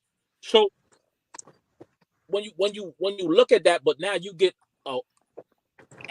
people that's going to work. Everybody in America that's coming up now, everybody's a fucking entrepreneur, right? Everybody got an idea, and that's what America always been. So who the fuck is going to do this labor? If you ever seen a motherfucker on a highway selling oranges, is that a black job? Not at all, sir. Is that a white job? Is that an Indian job? A Chinese job? Absolutely it's a hustle. It's a Tell me hustler's what job. was a black job first anyway. You understand what I'm saying? It's a hustler's job. Whoever going, because if you think the motherfuckers is not climbing that ladder, saving their pennies to make $1, if you think that's not happening, if you see 10 motherfuckers. No. They got the line. They work in the farms and shit, and they got the motherfucking plug. So when they bring that shit home, they go to the block and sell it. Just like the flowers and the plants and shit, the motherfucking the roses and shit, man. They work at them. They picking the roses, they plant. You know what I mean? And they get the money to take home. Yeah. Being on the yard, right? I seen niggas picking up police chew tobacco, right? Right? So that was their line. Niggas was picking up chew, drying it out, and selling it, right? Whatever hustle you find within your hustle, that's how you gonna get ahead. So when they get in that little extra, nigga, you know how much fruit they gotta pick to get that bundle? Nigga, no, they connected from the people that's picking it already on the farms, and they get passed to the, you know what I mean? Yeah, like nobody climbing fences and picking fucking oranges out here, and Mexicans ain't doing it. I live in Cali. I'm in New York, but you still see it, right?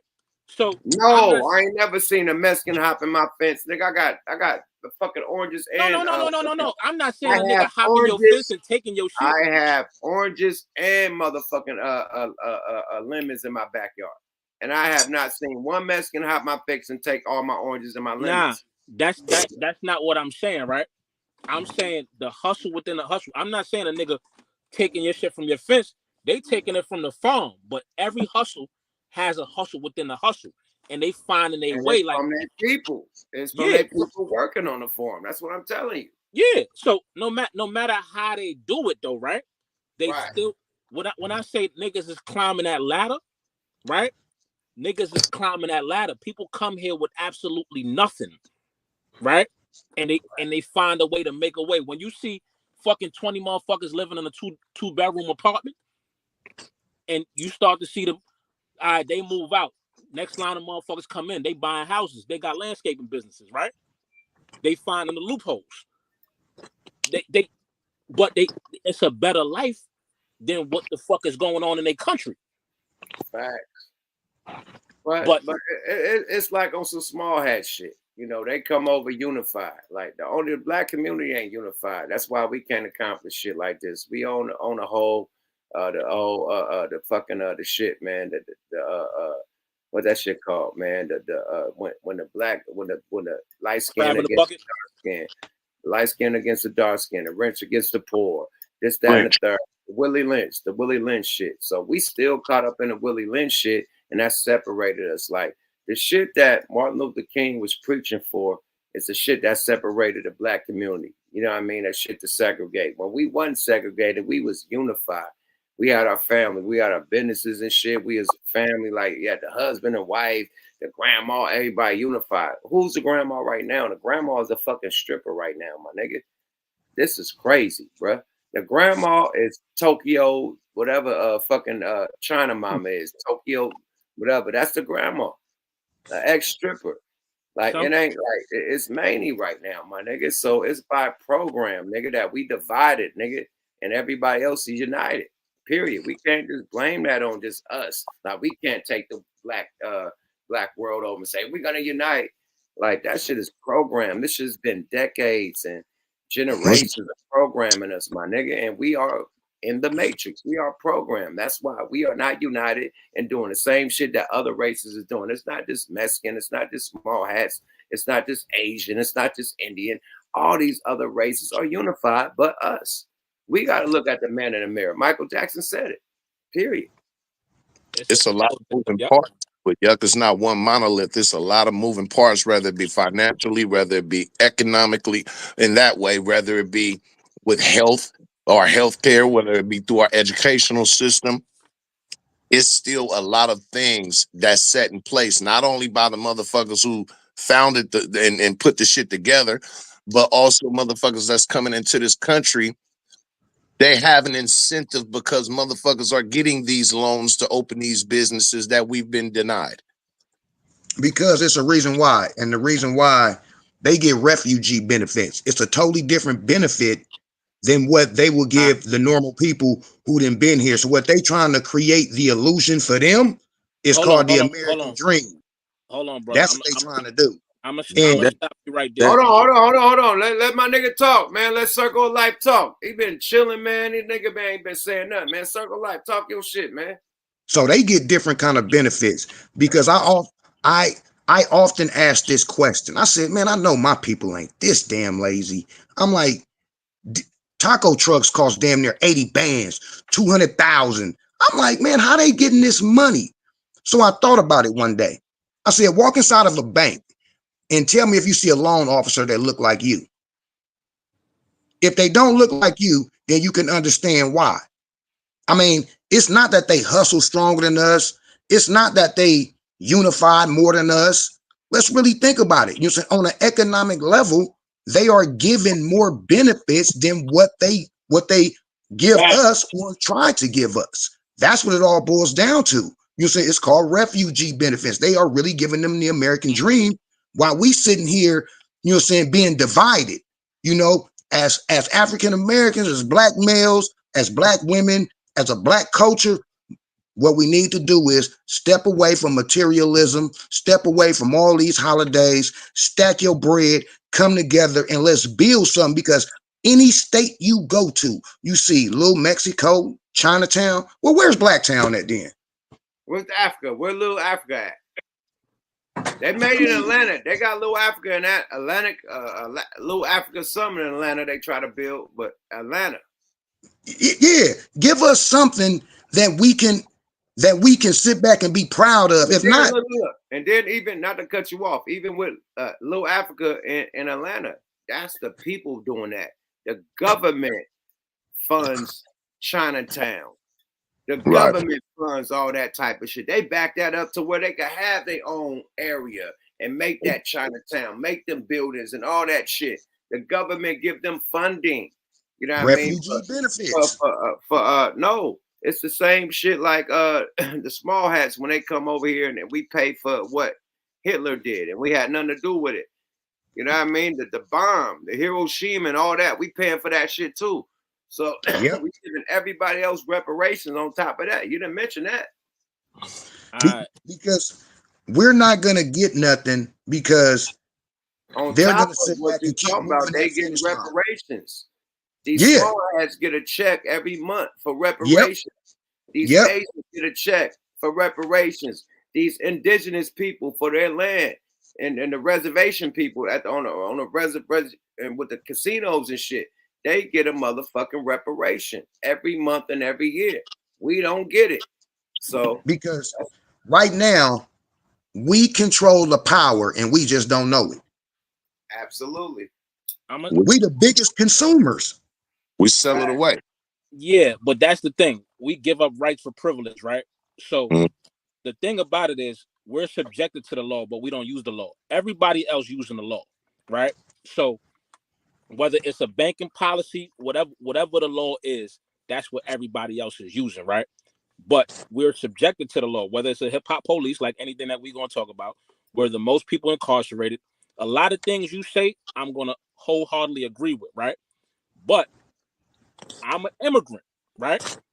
There is asylum seekers and refugee benefits and all of that. That is a theory that doesn't exist. There's no asylum seeker that could come here and get benefits unless they have a kid here, right? They cannot individually apply for benefits. They can get emergency Medicaid, but they cannot get food stamps or SNAP. Now, when it comes to that banking thing, right? You got all these scammers out here, right? All these nut ass niggas that took all that PPP money, right? And all these niggas ain't figured out that the SBA is a real fucking thing, right? And that the fucking same application that you could put in to scam is the same application you could put in to run a business. So the same way immigrants come here, and it ain't that motherfuckers is lazy. It's that when you think about how much of these Mexicans or migrants do you see in Gucci, Fendi, and Prada and promoting these businesses? They gonna wear that fake shit. They not spending their money on that. So what the bank do is watch all their money come in, right? And what they spending their money on. Now you might see the second or third generation start spending that money on that fashion because that's where the hip hop influence come in. Because they start becoming a part of the culture. And that's why hip hop is so important to them small hats. Because you can influence people to do things that they're not supposed to be doing. Facts. Right? It's just like they're running the motherfucking media shit. They run all the motherfucking news channels. They run YouTube, all the shit that control. It's like this. If you control the motherfucking narrative. Yeah, I want to rhyme like common sense. Yeah. You know what I'm saying? Like that's the game. So when we look at what a credit score is, me and Yuck had these conversations. So niggas don't know shit about a credit score. When they come in as a migrant, for a lot of banks, you can't even get an account if you're an immigrant. You understand what I'm saying? Because it's strictly for U.S. citizens. So when they started doing that, they started giving them, hey, watch how these migrants go. I know for a fact that migrants get better treatment in the bank because of how their mentality is. If a migrant know, like, yo, I'm gonna pay my credit card because I think I might get deported if I don't pay my shit, right? Niggas know that, nigga, you ain't even fitting to lock me up if I don't pay for my shit. You get what I'm saying? So it's the whip. No matter what it is, we got different whips on our backs. But they think like, all right, shit, I'm gonna chase this American dream. I'm gonna do da. Now, when it comes to black, and we having this conversation about why other people get reparations, niggas study the law. Nigga, black don't exist. We just gonna lay it down like that. There is no people named black, right? And we're not gonna get into the Moorish shit, no, all the different nationalities or why there's a nation of Islam. But if we keep identifying as something that we're not, we ain't got nothing coming. It's a fact. And we can't wait on nobody to give us shit, right? We gotta really go out here and put our people in position with the proper education on how the banking systems work, because the scammer is smarter than a lot of niggas, but he dumber in a lot of different areas because he's filling out them applications. He know how the checklist work. He know what the requirements are from the bank to get approved for this loan. So if you want to get loan approval, they're gonna tell you like, yo, listen, man, you know, a 680 cool, right? But that shit, a bunch of authorized users, that shit ain't going nowhere. You can go get a little bullshit ass car with that. Like we like let's really talk about what it takes to get them type of loans, because them same Migos is paying off them little truck loans that they used to go do the landscaping. They paying that off. Once you got a paid off auto on your credit score, my nigga, you in heaven. You could borrow. It's business credit. It's all kinds of shit. Whole new world. It's a whole new world. I came home 2021. Bro, if you get a Capital Bank credit card, you can raise your credit score up just by paying that bitch off. It's that easy, my nigga. It's that easy. Like it's really easy. But like us as a community, like we can't be like, yo, you know, they got it better than us. Let me tell you one more thing, man. I definitely was at the airport with Ja Rule and them, and I was the only one in the motherfucking Amex Platinum Club eating breakfast and shit upstairs while everybody else was downstairs. All the big rappers, man. But I was definitely up in that Platinum Club. You feel me? Amex type shit. You know, just pop my shit when you talking about points, though, right? But go talk that shit. Now, what I'm saying is, you got the Amex. And when you purchase, you getting the points, you getting the rewards. You ain't using your debit card. You understand what I'm saying? You getting the rewards for playing the fucking game. Niggas is still out here using their debit card instead of throwing that money on a secure card, building their shit up and going back and forth and rocking out. That's what I was just about to say. You build your credit up quicker with a secure card, real quick. That's your. You load it up. Ever since they moved the gold standard from the dollar, it's been the whole financial system is based on a trust system. You talking about 1933 shit? Like you like right? It's literally right, but this shit is biblical too. So when you talking about is trust, is full faith, credit, and labor, right? So your projected income is your labor. I can trust that you're going to go earn that because you have a job and you've worked at this job for 5-6 years. How do you get a house? A nigga that go get a house for fucking $500,000, he don't got $500,000 in his pocket. He got a job that's giving him $60,000 to $70,000 a year, maybe. So his projected income say he could afford to pay for this shit. Right. Facts. So based on the trust system. You understand what I'm saying? Based on the trust. Like, I'm not gonna front you no motherfucking shit, my nigga. If you come here, if you was only getting a motherfucking ounce last week, now you want you not getting it. Ain't giving me something on with that SSI check, nigga. but that's the thing. The SSI could be considered as income, just like the motherfucking what you call that shit with them vouchers in the Section 8. So it's so many loopholes in their policy and their law for us to play with, and this motherfuckers out here playing. But what we like to do is we like to hold the source, right? We ain't gonna tell the homies, yo, nah, it's down here because we in a competition. We in crab in the bucket mentality. So the other cultures, right? They're hold on, I'm trying to get what book was that? Black Laws? Black Law Dictionary. All right, so make sure that's a 4th edition, right? And get you something called the Clerk's Praxis, right? So it's certain shit like niggas don't even know we could issue our own trade lines to each other. If I borrow money from you, if I say, hey, homie, let me get 5,000, right? And you tell me, all right, boom, you got to pay it back, you know, $1,000 a month for 5 months. You can start furnishing my trade history. All you got to do is send each other invoices. If you got a business, so you got to do. Not just the invoice, but it's a security agreement that you sign the agreement and you register the security agreement under the UCC financing statement. That's a promissory note. It is. Everything is a promissory note. People don't know you can go in the bank with a promissory note. Put a date on it. If you got an account, it's a lot of things you can do. You know what I mean? And not only that, Black Laws Dictionary, and look up the consumer law. You don't have to pay for nothing. The biggest illusion is the biggest illusion. They got people thinking that you can't do nothing. All you got to do, the information is there. That's it. It's just simple as that. Period. It's just lack of what people want to do. People, us black people, we think we don't want to use the law because the law is against us. So how we gonna use something for us that's against us? That's the lie. That's the trick. That's what you got to do. Sometimes you got to get burnt to feel the heat. You know what I'm saying? I use the UCC codes to get out of my student loan. All that. You know what I mean? Like, straw man is literal, but it's a lot of things in there that you can use. But it's a lot of ways you can go. But if you look at the laws that they got, there's no tax laws. There's only codes. You just got to go in there and dissect whatever you doing. It's gonna benefit you, but it's kind of hard if you don't know. It's also the lack of access to that information. I mean, How?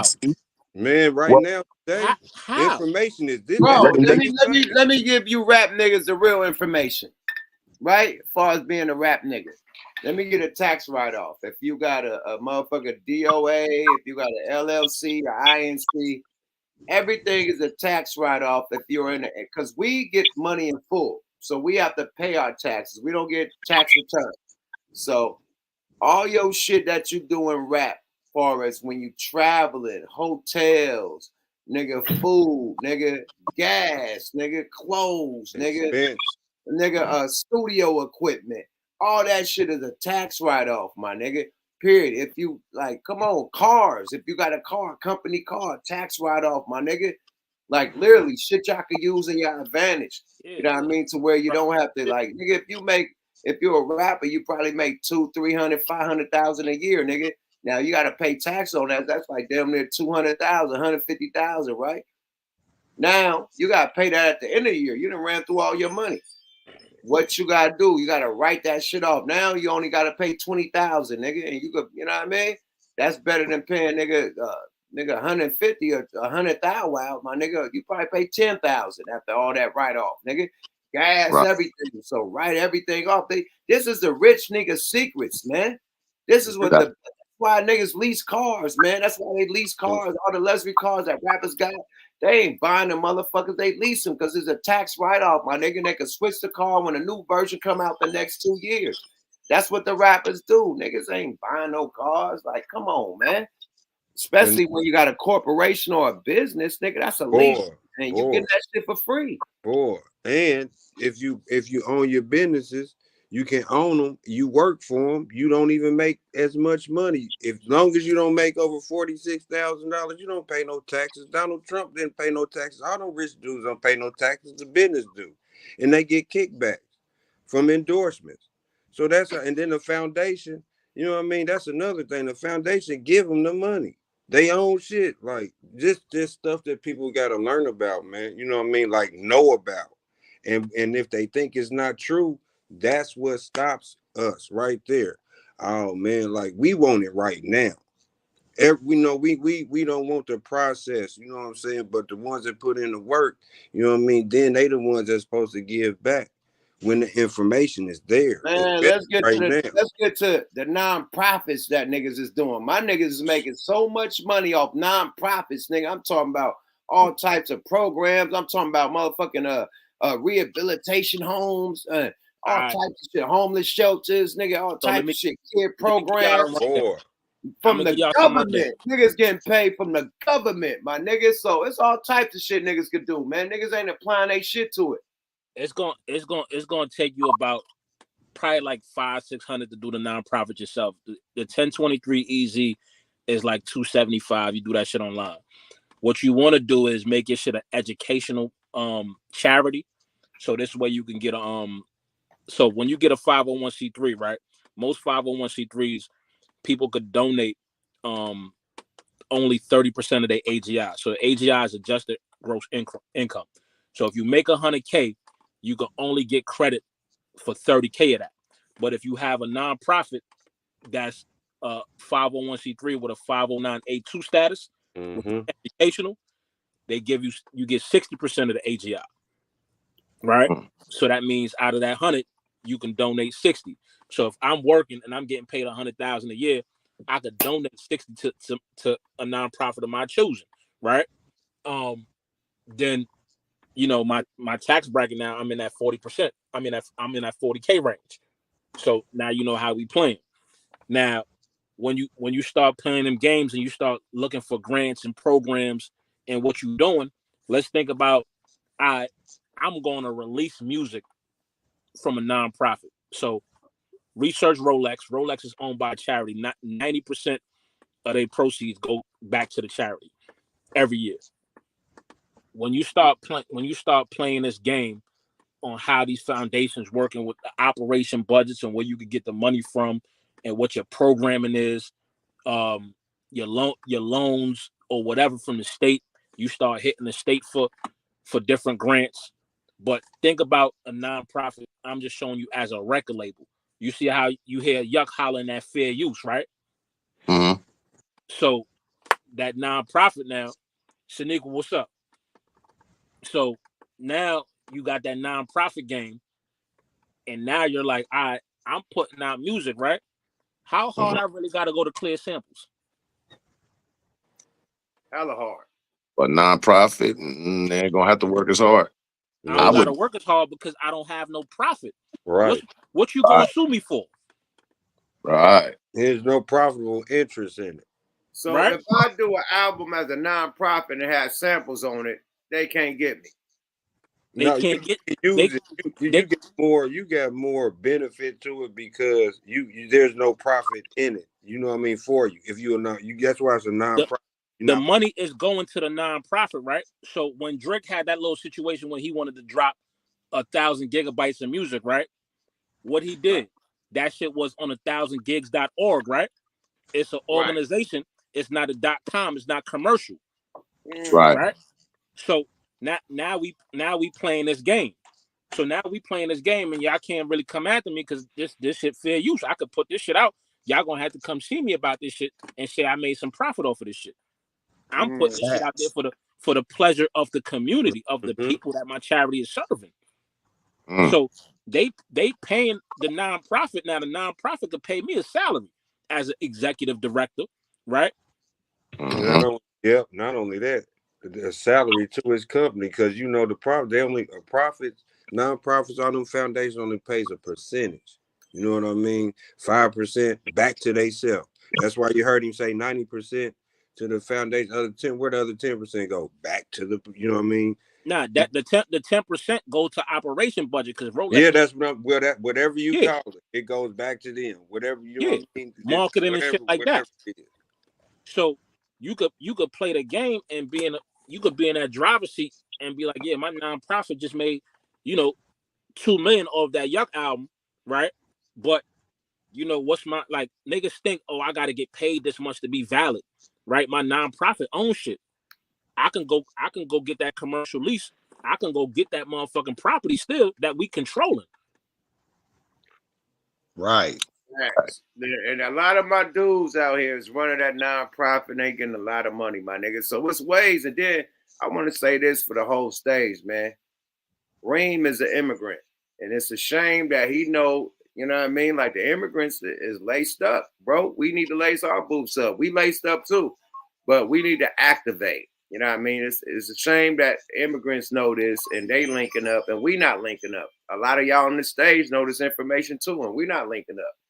We not like, come on. I know a lot of my homeboys like partnered up doing nonprofits. Like they winning, my niggas. So a lot of niggas is linking up and taking the information. So I'm not gonna say that Black people ain't applying themselves to shit because they doing a lot of things. It's a lot of Black people with food trucks and shit, or the whole shit, nightclubs, clothing lines, the whole shit, food, restaurants, the whole shit, right? So we know that everybody applying themselves to and grinding, you know what I mean? But we just don't got no unity. We do it for self. If anything, we're going to do it with our family and the homies. We ain't going to unify with no other Black people or nothing unless you become a franchise and everybody come shareholders and shit like that. But other than that, man, like, yo, we got to look at ourselves, bro. Like, we competing against ourselves. Let's keep it a buck.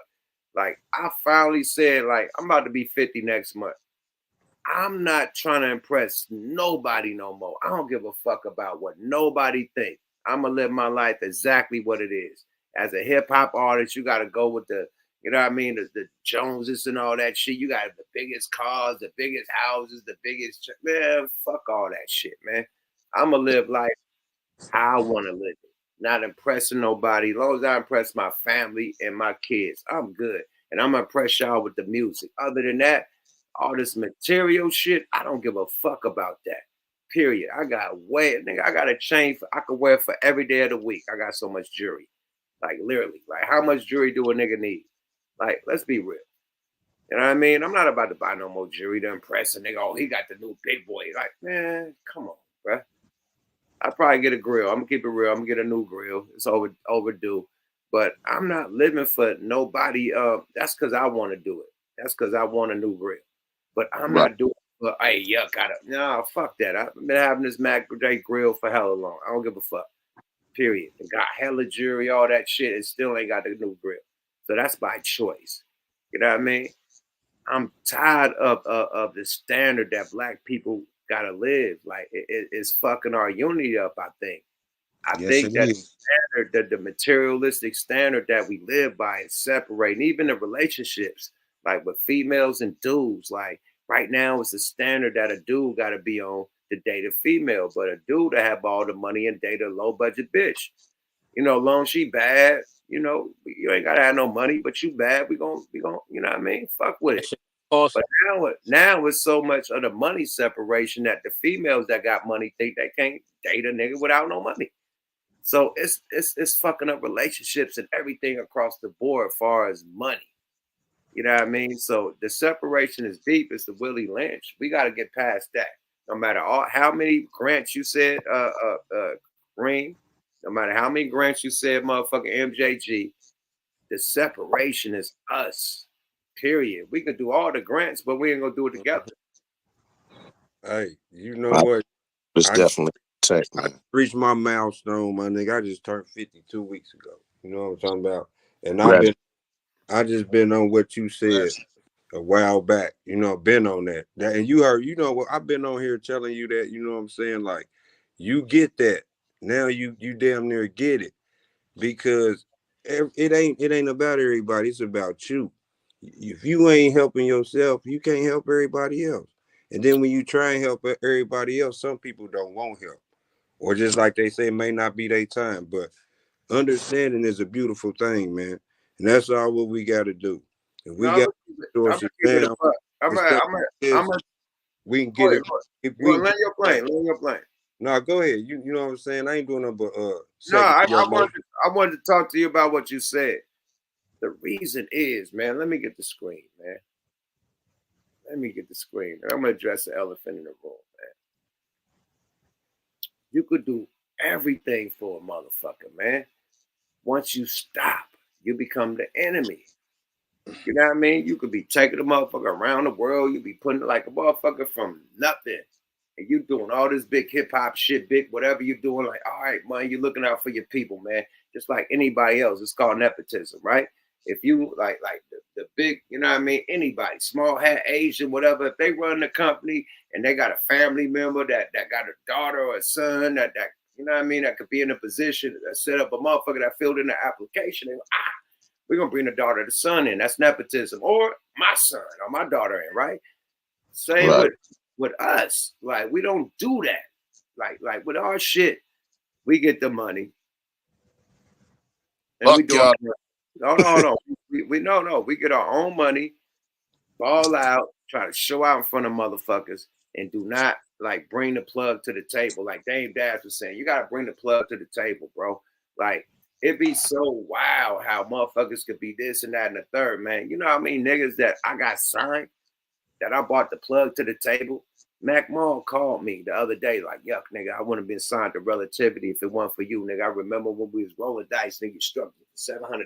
Nigga, I was mad at you, but nigga, a month later, you got me a deal, nigga, for $300,000.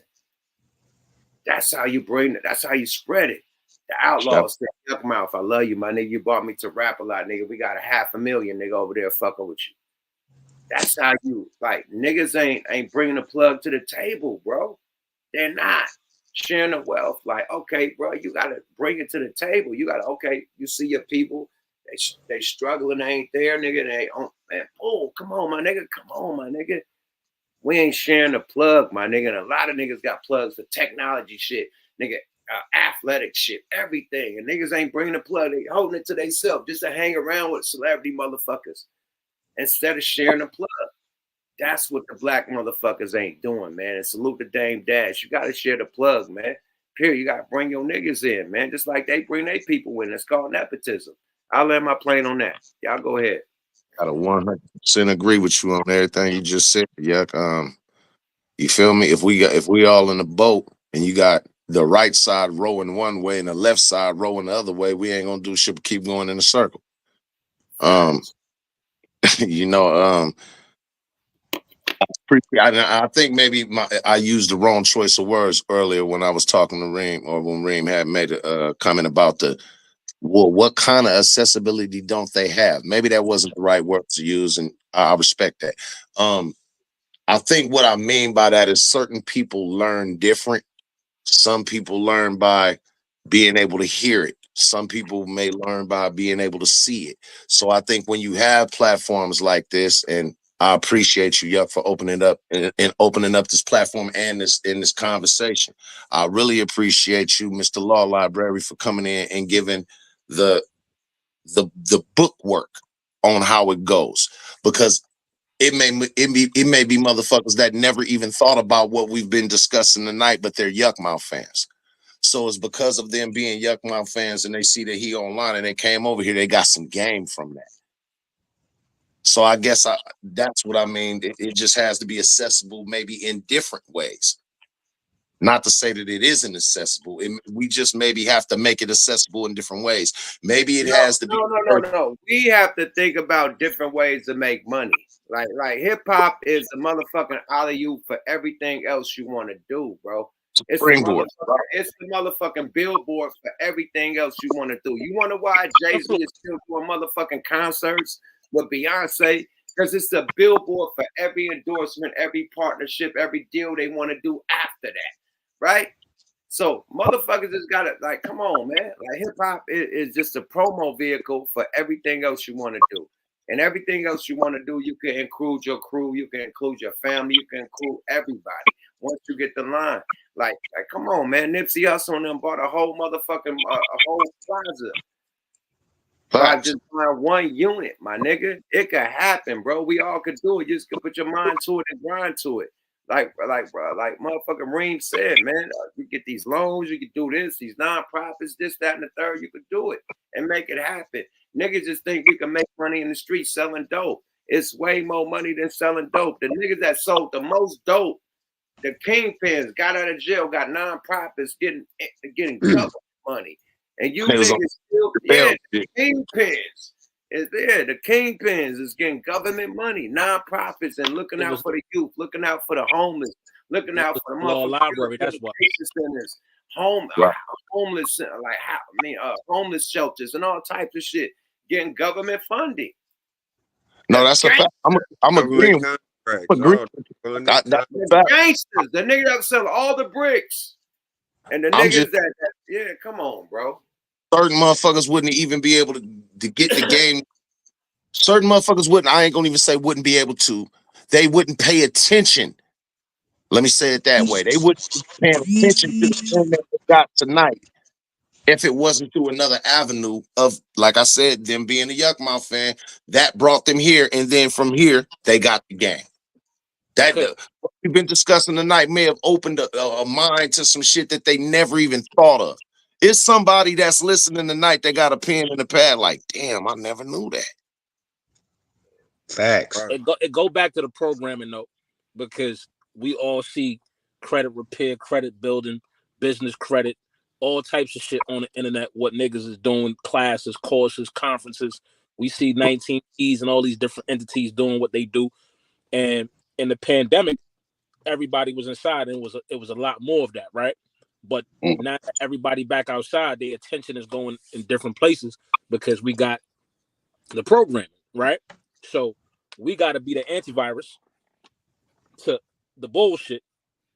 But when you bring that up, the only thing I'm going to say is you said it, right? So the only other part is the plan of action, right? Because if we have a meeting of the minds, what's the plan of action after, you know, we say it? If we say, go ahead. My bad. I was gonna say the first plan of action for hip hop is to have a hip hop union. Nah. This what I'm gonna say. Just like they got an actors union, we need a hip hop union. We need to go on strike against streaming, just like the Actors Guild did, SAG did. We need to go against streaming. That we getting paid a percentage of a penny, not a penny, a percentage. How the fuck you go to the bank with a percentage of a penny? This shit is like unmade motherfucking like yeah, but money they talking about imaginary money. Like what the fuck? How could you get paid a half a penny? How you learn to rap? Yup, niggas told you had to do how many verses and how many hooks? 3 verses and 3 hooks. Is that the same structure that's out here today? Is that the same structure as what? That's out here today. Like is that how niggas make music today? Hell no, it's 1 verse, 1 hook. All right, so structures change, right? As long as we keep trying to go with the structure, right? And if you do a union, the nigga Cat Williams said something about some similar shit, and I don't want to misquote the nigga, but you had the Steve Harvey union and them guys, right? And you have people that's in their own faction and they gonna control it, because once you get up in a union, you giving a level of power to somebody, right? Where you already have your catalog, you already yuck mouth, right? You already you don't what you need them for. The internet is here, right? The thing is, what we need a union for is to own hip hop. We don't own hip hop, my nigga. Everybody else own hip hop but us, right? So we need a hip hop union to own hip hop, to claim it, to charge a record label a percentage to use our artists. You know, just like when you sign to a record label. Let me get the floor. Let me talk my shit. Let me get the floor. Just like when you were signed to a record label, right? And to do a feature on another artist that's on another record label, you got to give a percentage to the other record label and some money to the other record label to even have that feature happen. So if we have a hip hop union, we got all the artists in this hip hop union. To even use our artists, you have to pay a percentage on top of what the deal is. Or fuck the deal, we'll put shit out ourselves, right? And we're not signed to you record labels no more. Period. That type of shit. You ban that shit, right? Sue me. We got a hip hop union to go against the 360 deals. We got lawyers. We got motherfucking health insurance. We got dental insurance.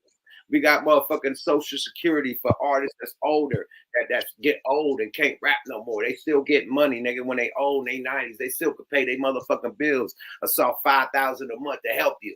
You feel me? Like, we need that. And niggas could present that on either their publishing, little percentage of their publishing, or their mechanical, or whatever, a 5% rate for every artist. You know what I mean? And that will pay for the whole fucking hip hop. You know what I mean? Artists is 5% from everybody. That will pay for everybody, my nigga. And lawyer fees, everything. If we need anything, let's say, motherfucker, right now, Young Thug is going to jail. Our hip hop union will have a lawyer team of 4 lawyers fighting that shit. Period. Any of our hip hop artists go to jail, we fighting that shit. Wrong or right, right or wrong. Nigga, this is a hip hop union. You putting the money up for that shit. Nigga, we got we going, fuck that. Yeah, that's what we need, bro. Period. We need a motherfucker like with the small hat. I don't know what it's called, but if you do any motherfucking shit against the small hats, you say anything bad, it's a whole clique. I don't know what they call the ALD, the ACL, whatever the fuck they not to say that ACL with ADL, whatever they excuse my language. Anti-Defamation League. Yeah. ADL, right? Bingo. Yeah. Bingo. You go against hip hop, you fuck off one of our artists, you know what I mean? You don't pay them. You fuck off somebody in a court case where a nigga didn't do nothing criminal, but his homeboys did it that was in the streets. We fighting that. Come on, man. We need some protection. Period. Pooling your resources. And we need some money off everybody that's using hip hop that's not hip hop. I hear that, right? Every McDonald's commercial, every Burger King, every motherfucking time you in the elevator and they playing a little hip hop tune, we need money off all that shit, bro. That's revenue. Every time you in a casino, they playing a hip hop jingle. We need that, bro. Any Burger McDonald's, nigga, all that. Taco Bell, any of that. We need all that, nigga. Any FanDuel, any FanDuel, any ESPN, any all that shit that's playing hip hop. We need all that, brother. Like, come on, it's so much money. Anything you play hip hop commercial in the Super Bowl and the motherfucking the playoffs, the finals, whatever the fuck it is, we need our money, my nigga. It's too much money being made and we ain't getting it. I'm sorry. Listen, this somebody niggas is getting paid because back to what I said, niggas sold their rights for privileges, right? So riding around in them cars because you coming from a certain. Remember what I told you, right? If niggas is not getting together and suing these record labels for the type of contracts, the fucked up contracts, like you talk about sex trafficking, let's talk about forced labor, right? So come on. So when you go back to niggas being young, street teams, all these record labels that was built on the backs of teenage kids, interning, quote unquote. When you go back to all that, right? When you go back to these fucked up ass contracts that was only given to a certain group of people in a specific industry, if you not taking these folks to court and you keep like the one thing I respect about Kanye, my nigga, he not asking these crackers, he telling these crackers like, listen, you gonna let me about this contract because I'm nutty. You understand what I'm saying? I'm nutty. I'm gonna make you drop me about this bitch, and then I'm gonna go do my own shit because I got the resources. So if we not pooling our resources on the lowest level, how we think we gonna pool it on the highest level? So we know the game because you experienced it. You see what you said? I had these same girls for right? It was a time when you was changing the shit out them bitches because you was caught up in the, you know what I'm saying, in the mix. Right. Caught up in the Joneses, trying to impress motherfuckers. Where I had to have the newest car when it came out. You know what I mean? The newest this, the newest that. And it's like, my nigga, the newest clothes, them clothes ain't worth shit, my nigga. You had to give Only up thing worth something is the jury. Them cars weren't worth shit. Only thing worth something is the property. So it's like the jury and the property that I bought is worth something, but everything else was a waste of money. But a tax write-off. You know what I mean? So you gave up your property, right?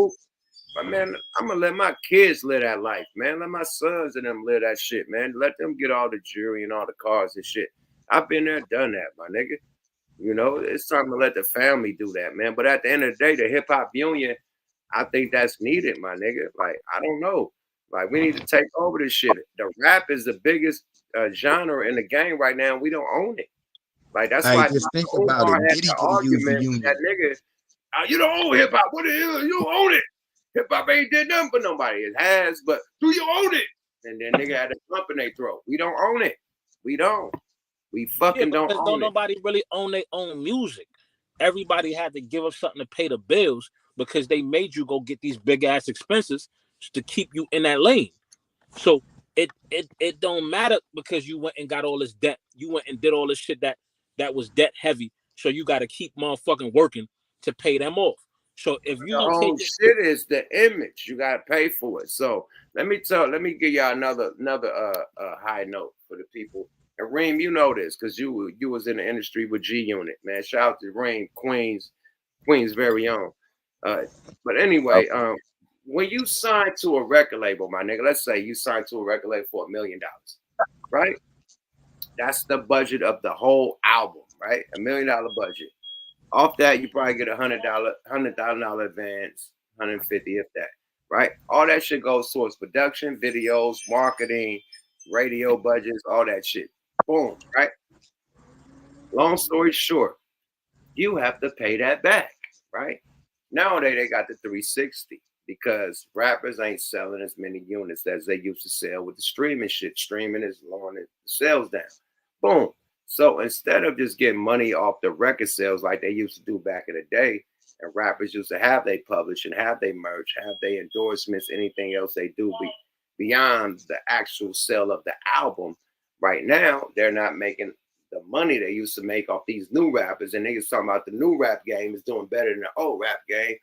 I can't tell, my nigga, because nowadays they're doing the 360s. That means they get that merch, they get your publishing, they get your mechanical royalties, they get your motherfucking your tour money, they get your motherfucking sponsorships. If you're on a movie, they get that. Anything that you got going far as your celebrity, any money that's coming in far as your celebrity, they're getting a piece of it, my nigga. So at the end of the day, that's why we need a hip hop union, my nigga, because these new deals are slave deals, my nigga. Not only the streaming shit is a slave, but for them to get a piece of everything, like the show money, the feature money, the merch money, that was our real side hustle where we could really make some real money in this hip hop shit. Now they get a cut. They done fuck everybody up. Now you thinking, oh, they got signed for $2 million. They in a hole for $2 million, my nigga, with the worst motherfucking percentage ever to recoup. The record deal is a loan, a bank loan, with the worst return in life. You can make that bank loan back 10 times fold, and you're still in the fucking hole. You hear me? Because your percentage of that return is not the full return, because you're getting a small percentage. So that small percentage is counted as your recoup. That quarter of a penny off that motherfucking stream. Quarter of a penny going to recoup $1 million. Good luck adding that shit up. And you borrowing, and you got that car, and that chain, and that house, and that house that they finance for you, right? Yeah. So you got to pay all that back, right? Mm-hmm. But that's the thing, right? When they saying their concept is, I make you so I can break you. So if I'm making you to a household name, they saying I'm putting you into the movies, right? They have incentive. They saying that's why you signing a contract. The flip side of that is, nigga, why am I not just going to the bank? You heard Jay-Z, didn't you? Make another hole. That's why make you get your own label. Be your own baby. Be your own whoever. Be you. You know what I mean? Just like Yuck, you started Yuck Mouth TV, Yuck Mouth Yuck Mouth Media, Yuck Mouth everything. You already own that. You know what I'm saying? I learned that from Jay Prince. I learned that from, you feel me? from the big You know homie. what I mean? And that's another thing, you know. And then, like, just seeing that other people. No, Jay Prince didn't give me no 360. He gave me a joint. Right. They wasn't even out when you was rap 360. He gave me a joint venture. Look, he gave me the deal that Rockefeller got with Def Jam, a joint venture of 50-50. Right. And I had an artist deal. So I had 2 deals at Rap-A-Lot. So yeah, Jay Prince showed me the game. That's why I'm able to do the shit I'm doing right now, because he gave me the insight. He shared the plug. Like I said, you got to share the motherfucking plug, period. Yeah, and you know how that go. Like somebody said in the chat, each one teach one. But when you up under somebody like that, they don't want all the money. They want all the money, but they want everybody around them to have all the money. That's real game right there. When you get taught that, you can't wait and help to blurt it out to somebody. Just like Reem Law, you know what I'm saying? When he got the info, he couldn't wait to, you know what I mean, tell people, you know what I'm saying? But it's the people that's receiving it, man. You know what I mean? It's always what we can't do. That's what I get tired of hearing. Let's talk about what we can do. I'm not worried about what's going on. Well, man, who is they? They said I ain't worried about they. You know what I mean? I'm glad you said that, not to cut you off. Even with this presidential shit, I don't give a fuck who get elected. I'm still gonna do what I do. It's not gonna, that's what I tell people, like, prices probably be higher, but is your hustle gonna stop? No. Is your job gonna stop? No. Is your grind gonna stop? No. No matter who the fuck charge get more. I don't give a fuck who get in office. My grind is not gonna stop. Period. I'm still getting this guap, my nigga. No matter how prices go or if they drop, I'm still getting this guap. Period. Nigga, right? Bills are still coming and all. They don't care if Kamala or Trump, whoever in office. Guess what's gonna come on the first? Them bills. That money still gonna look the same. You know what I'm saying? It's just changing. While y'all sitting up here talking about dang who she or he won. Guess what else y'all gonna be talking about? Man, still gotta pay them in the gas still have it. You know what I mean? So first get yourself together. Then pull whoever you got around you. The ones that don't, them the ones that ain't.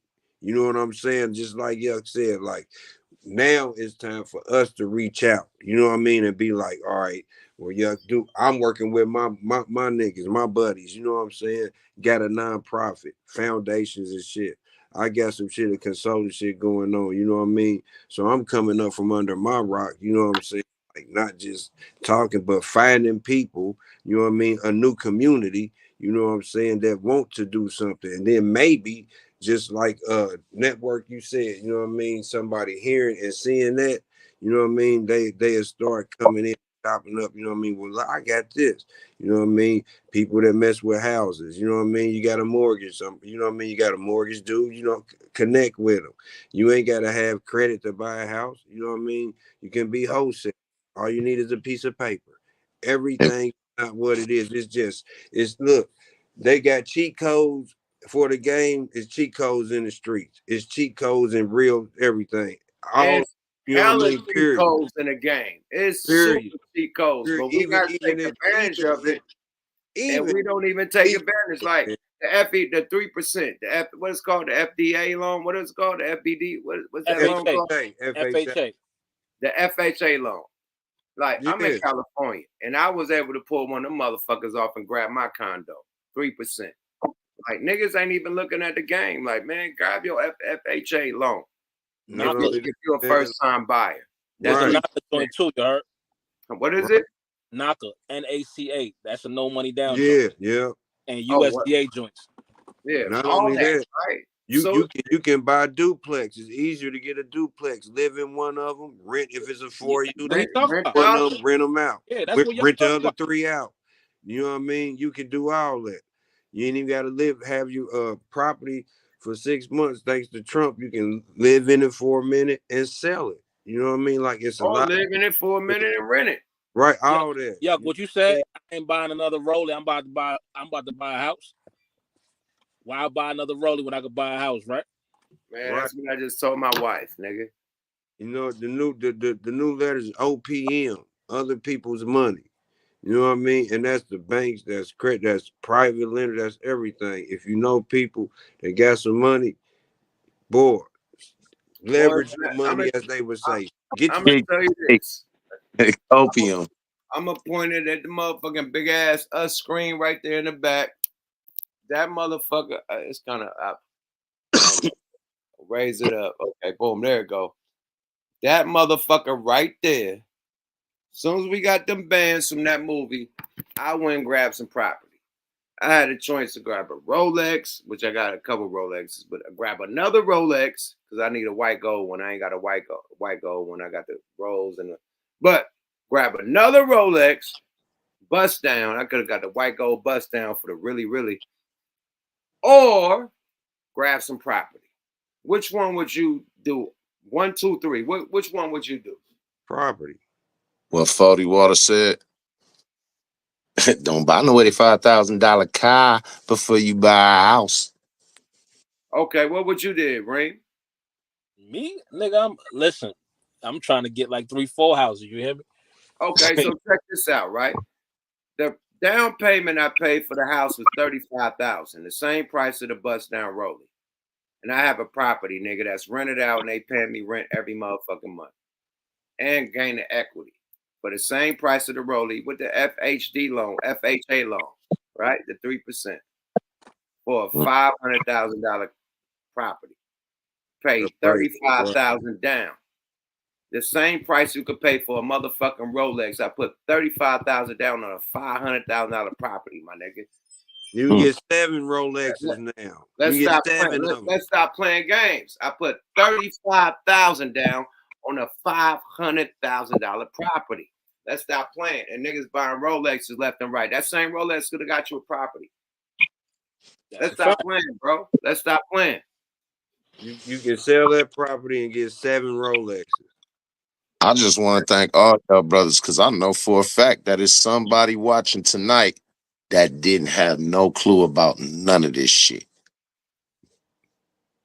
And I bet you right now it's sparking. Like, damn, bro, did you? All right, man, I hear about the Trump shit and about the other shit. But y'all hear what he was saying about the Diddy shit? Fuck all that. Did you hear what the niggas was saying about them bank loans? Hey, bro. And then they gonna call their cousin, them little young niggas, like, okay, man, that's my nigga Yuck. Oh, gee, that nigga be spitting. He be talking his shit. What was he saying? I just told you I got my property, nigga. I just put $35,000 down and got a $500,000 property on the FHA loan. 3%. And black women, y'all can get everything. Whoever black is in the chat, all y'all gotta do is just look up grants for black women. Y'all ain't even really gotta fill none out free for whatever. If y'all Oh, do yeah. hair, Areas. nails, medical, anything, y'all can go to us.gov small business. Man, y'all can get free money from them. Y'all Hispanics, black women, Hispanics, you know what I mean? Women, period. It's y'all world. Don't believe that. Go look that up. You know what I mean? us.gov/biz, small business, whatever. Google it. If I'm probably saying it wrong because I'm anxious, but just to get it out, because it's a lot of black women that's really getting a bag right now, and they, you know what I mean, and it's out there for y'all. You know, y'all can. I don't give a damn if y'all selling pieces of a weave, you know what I mean? Or if y'all selling old wigs from dog tail hairs, I don't give, you know what I mean? Y'all can get money for it. Ring. Yeah. When I got that money, what did I tell you? What did you tell me? We had that option, right? You said grab the property. Didn't you tell me that? Yeah. Grab the property every trip. Reem, I talked to Reem. I said, Reem, I got this money. What should I do with it? Nigga, grab the property. Off the Grab the rip. property. I was still locked up. I'm like, yo, grab the property. Like, some people might not have the 35,000, right? No, that's in California. You probably had 5,000-10,000 somewhere else. It's tax sales, man. Yeah, that's just California, my nigga. That's like, come on. Type of property that he got. So you gotta look and don't hear that 35,000 and feel like, yo, you know, I can't motherfucking go get that, right? There is loopholes, just like the brother told you. USDA, go to your Secretary of State, right? There is law, there is policy, there's programs to help you get up in business and help you to get in some houses. Even if you got bad credit, right? I'm gonna tell you right now, nigga, there's a law, right, that allows you to clean your credit report in 4 days. I just told him, look, go look up consumer laws in it. Y'all will be so mad. This is law. You know what I It's mean? the Like, work. this is stuff that, you know what I mean? Like they be telling you on YouTube, pay me 5,000. You know what I mean? This is free information. Dude told you the big old Black Laws Dictionary law. You know what I mean? We tell like this is there. This is what we talking about information. Like this super free game.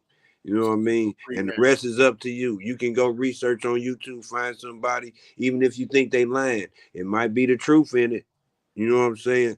Even if we got some stuff scrambled, I know Reem, from what I know and what y'all know, y'all just got probably a good business, a gangster business lesson in real quick getting shit. You know what I'm saying? And I'm being funny for real. You just got a business portfolio. For real, like real quick and easy. Don't be scared of what they talking about. Stocks and Bitcoin. Stocks ain't nothing but gambling. If you real street, I keep it simple. You know what I mean? You just betting the price is gonna be this. When you know buy low, sell high. Same thing. Keep it simple. You like Nikes, buy Nike. You know what I mean? You like to fly Delta, you like to fly Southwest, buy that. You know what I mean? Buy what you know. And that's it. I got them California LLCs for sale too. You heard? New York nigga, right? I got California. I got California LLC. Hey, Reem, I was about to say, you get your LLC. All you gotta do is go to, you know what I mean, IRS.gov. You know what I mean? But there you go. Got you. You hear me? For real. Got you. I'm sauced the fuck up. You hear me? Like when it come to this shit, no matter what the game is, real nigga Yuck. I think Yuck. We was fucking with Yuck back in the day. Yuck did a I think Yuck called before Yuck called me with the nigga Peter from the Beef DVD, right? Yuck was like, them niggas trying to get some niggas on the DVD. Like, this is a nigga not gatekeeping. You understand what I'm saying? Like, this is a nigga not like, you know, I just got my check, I just did my joint. You know what I'm saying? Fuck them niggas over there. I'm gonna put y'all on. So from that point, even after I got locked up, like I stayed in tune with Yuck. And anything that I came across, I'm like, yo, whoop. You know what I'm saying? Like, it's putting the information out there. And when it connect, sometimes it ain't always, life ain't supposed to connect immediately. You gotta go through some shit and get there and see when it's time, and then you act, because now you got the information. That shit in your brain. Right. You know, it's 2024. We got AI, we got YouTube, we got Google, right? We got social media. It's all kinds of information out there that you could fact check, find a plan on. You could ask AI how to build your credit and how to stack your credit and Peter pay Paul and boost your profile. Like it's that fucking easy, my nigga.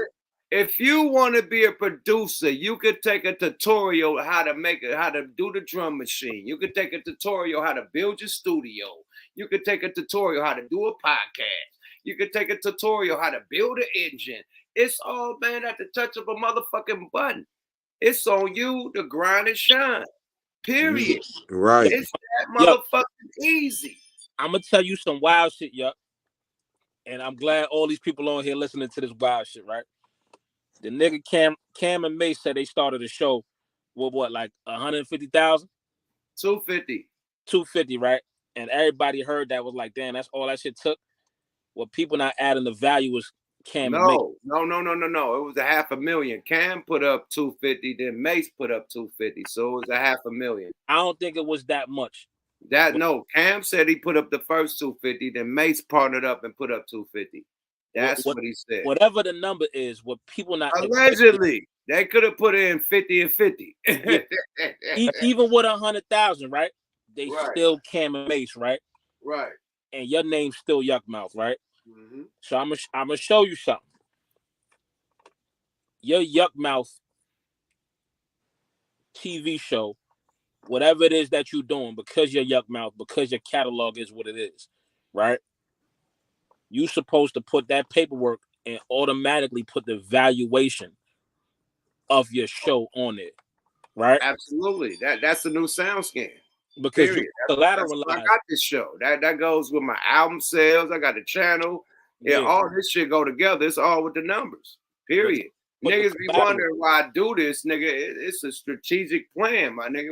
It's a numbers game right now. Yeah, but this thing though, right? Don't never ever wait on they numbers, right? Because all the shit before these numbers, they only get printed out on the same type of piece of paper, right? So when you take that number and you say my show is worth X amount of dollars, it's my collateral, right? This is my intellectual property. So only the market can determine what your intellectual property is worth. Nigga, I got over 700 shows on this channel, nigga. We done leveled up, nigga. We good money. We ain't no new booties, man. That's why I keep on building content. Content is key. That's another level to bread. Niggas don't know. And niggas don't know another thing with the rap game. Not only your streaming numbers, your followers, your likes, your motherfucking subscribers, your YouTube views, all that shit is all, whatever you did on that podcast, this show, that interview, all that shit is add up, and that's going to determine your next check. So you got $1 million for the first album. Next album, they got to add them numbers up. You know what I mean? If them numbers don't add up, you probably get 250. And they probably drop you if you don't hit another single out the building. Period. And that's what's going down right now. That's when they the bank, though. That's the point I wanted to make, right? When they the bank, they determine what your numbers equal to them in dollars, right? But all that should add up. This is the new sound scan. Like we used to have sound scan with record sale, and that determine your next budget. And now social media, no. Social media is a part of your sound scan right now. It's not just streaming. Now, I know. But let's keep it a buck though, right? We talked about them sound scans and all them fucking fabricated motherfucking sales back in the day, right? And how these niggas got these bots out here tweaking these numbers. But what I'm saying is, whoever's giving you the bread for the show, right? They going to the bank to get that money, and they're presenting your catalog and your numbers to the bank and saying like, "Yo, we need loans to finance these joints because this is going to bring us this amount of money," right? Oh, that's another angle they do. They don't. Who got the bread? Who putting up their own money to put your shit on a platform. It's the same as the record label. They all getting loans. No business in America running on their own dollar. Facts. You see, Atlantic trying to get some investor from Africa to invest in Atlantic. That's the EB5. You got like, listen, it's all. Remember, we had this discussion about the EB5 shit, right? So all this type of shit that y'all hearing me say, like the EB5, y'all go freely look up shit like that. Man, right? What is EB5? Tell us, Ray. Employment-based visa option number 5, right? Chinese, Vietnamese, and Indian. China and India is the top EB5 investors. So a couple years ago, Trump was president. He turned that shit from 500,000 minimum investment to 900,000. Now the shit is like 800, shit like that. That's why he brought Kushner in. So Kushner had to connect in China. So all the real estate projects, hospitals, and all that shit you see going up, there's EB5 investments in all them shits. It's a joint called Hudson Yards in New York. It's a $50 billion project with a B. 50 billion. So this is how the Chinese basically come over here with their immediate family, and they're buying U.S. citizenship. They're skipping the line. They're not waiting 10 years for a green card. They get their green card in 2 years.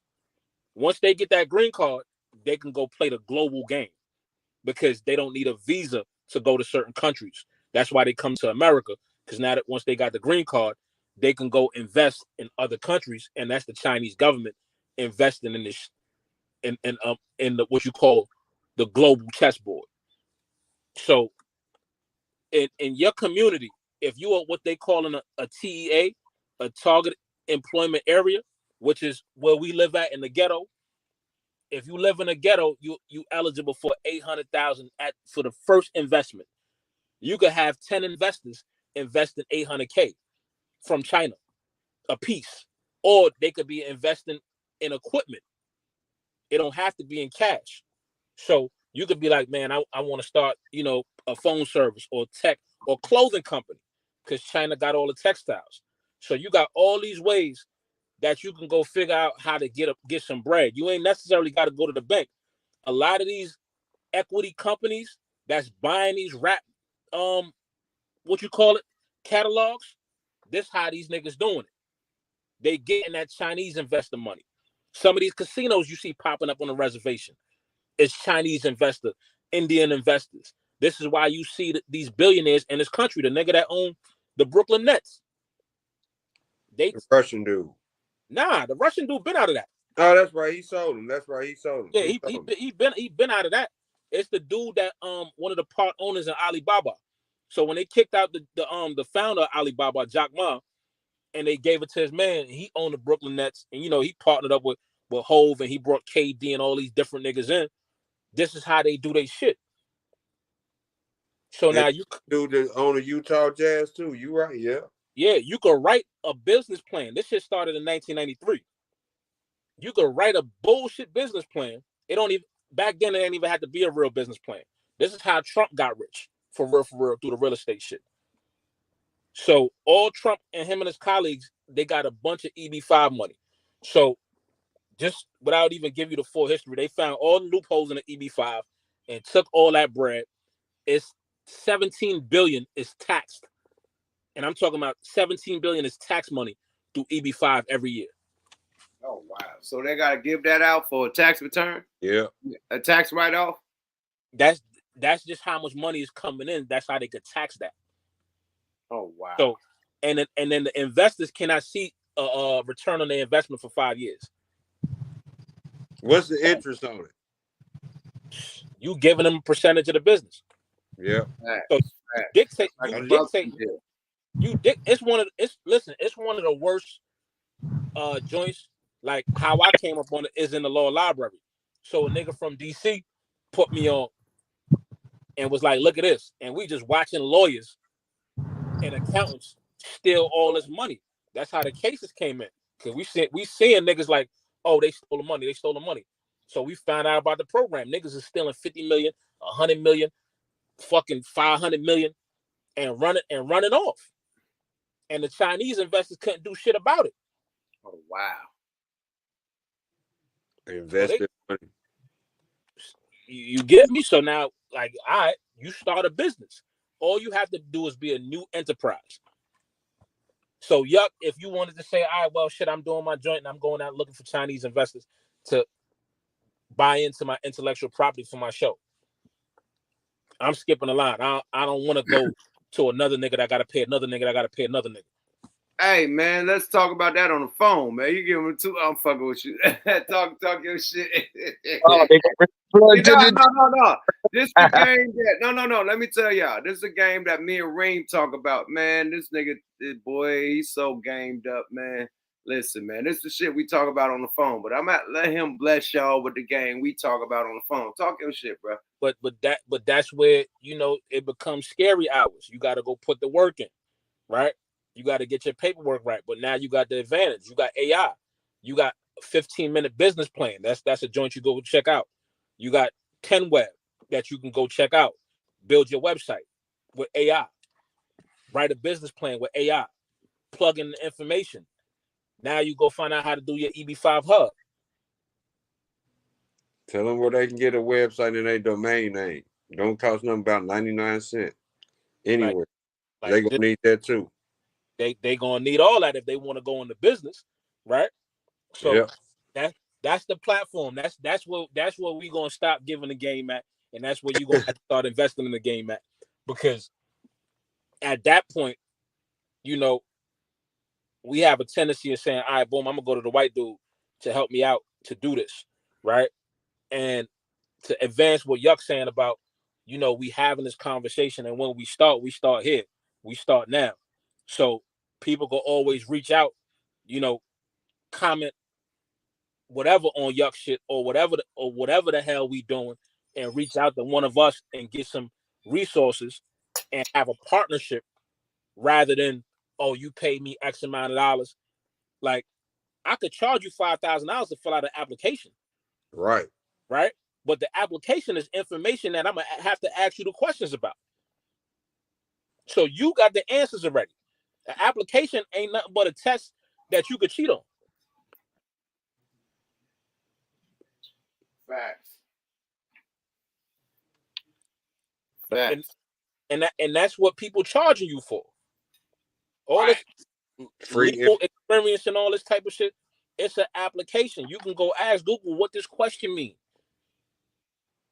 Oh, all right, that's what I got to go put together. All right, boom. You take your time, nigga. It's like working out. You build. But at some point, people charging you for their experience. That's how they become professionals, because they have experience. And that's what you want to pay for if you want it done right. If you don't want to do it, you know what I mean, and you want it done like that, you know, that can be done for you. You know what I'm saying? Like, probably not as much as you think, but it will cost you, you know what I mean, if you want the proper shit. Like he said, you'll go to the white man and pay $5,000-$10,000, you know what I mean? And you would still might not get everything. You probably got more tonight, just in this last little 45 minutes or hour, than you would get going to somebody who you think knew what they know, or withholding stuff from you. Nah, well, real life experience. Like I said, we got to pass the plug. Like, we don't pass the plug, we all gonna be stuck. We just got little hidden secrets. Like, my son got autism, man, and my wife passed all the plugs for the autism programs. You know what I mean? For every parent that we get in contact with that got child with autism, we pass the plug. You could do this, you could do that, you could do whoop, whoop, whoop, whoop, you get whoop, whoop, whoop. Give them the whole play. You gotta pass the motherfucking plug for us to fucking survive, because everybody else passed the plug. And one more thing, I told my oldest son, like, you ain't gotta move, nigga. You can stay here, bro. Period. Like, build up, nigga, until you ready to go in society, nigga. We got you, man. Period. I'm not gonna force my son out there if he just because he 18 and he got money. Nah, nigga, you can help pay these bills, nigga. Just like the Mexicans do. They all chip in on the bills, nigga, and then they level up, nigga, and then go grab another house, and then another house, and another house. So fuck that. We gonna level up and plant the seed right here, nigga. Now fuck that. But he can learn how to pay bills. You know what I mean? Learn the process and learn how to save money to allocate. He ain't paying no bills right now, but when he get like 21 or something, nigga, that nigga gonna have to sock it to a nigga wallet. Period. He only 18. Yeah, Look, teach him ownership early. You know what I mean? Then he just gonna learn about. Nah, he about to buy his car. He about to buy his car. About to be paying his car. No shit. He working shit. He good money. He's straight. You know what I mean? He's a full blown actor, nigga. Actor money, nigga. He good money, man. He's straight. You know, but you know, at the end of the day, parents will kick a kid out just because they 18. Like, you out of here. Like, no, they ain't ready for the world. The world is cruel right now, my nigga. Scammers, nigga, people, gangbangers, the motherfucking all types of weird shit out there, man. So get the full formula. But we're gonna do it like the Mexicans, nigga. All my kids can stay here, period. We're gonna do it like the Mexicans, period. Straight up. Bring all the bread to the pot.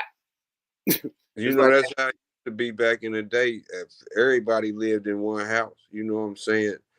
Until wanting the finer things. You know what I mean? We already talked about it, yeah.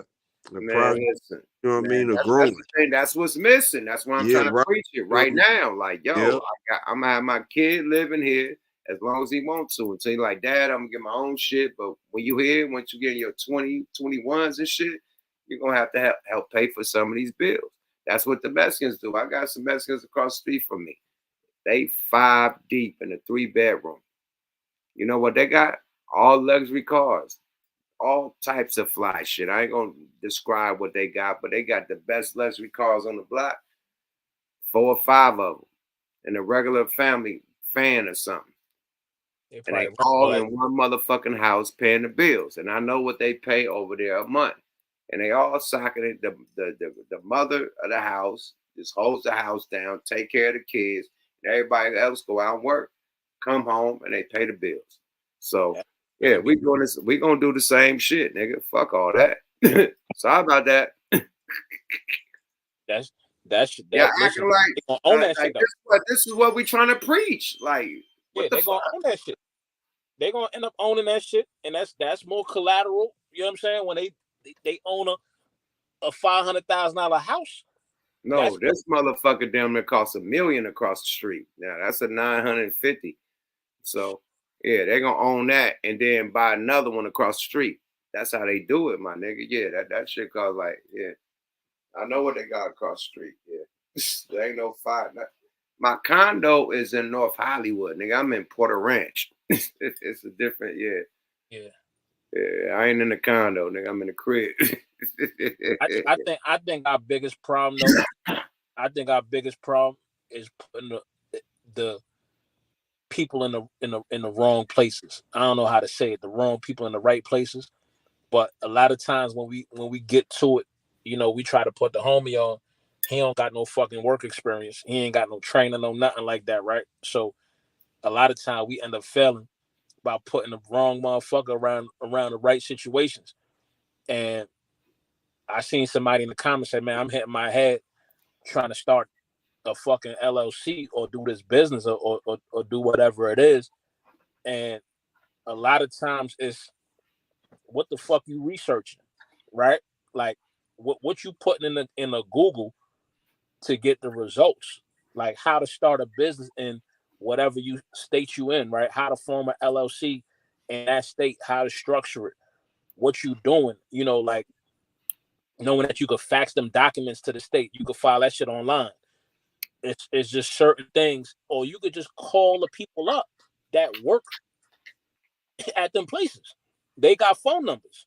You can literally call them people up and literally ask, hey, how do I do this? Right? This is what I'm trying to do. This is what these people get paid for. So it ain't that difficult for us to ask a question. I mean, like, it's too much answers out here for us not to, or to be too proud to be asking a question. Right.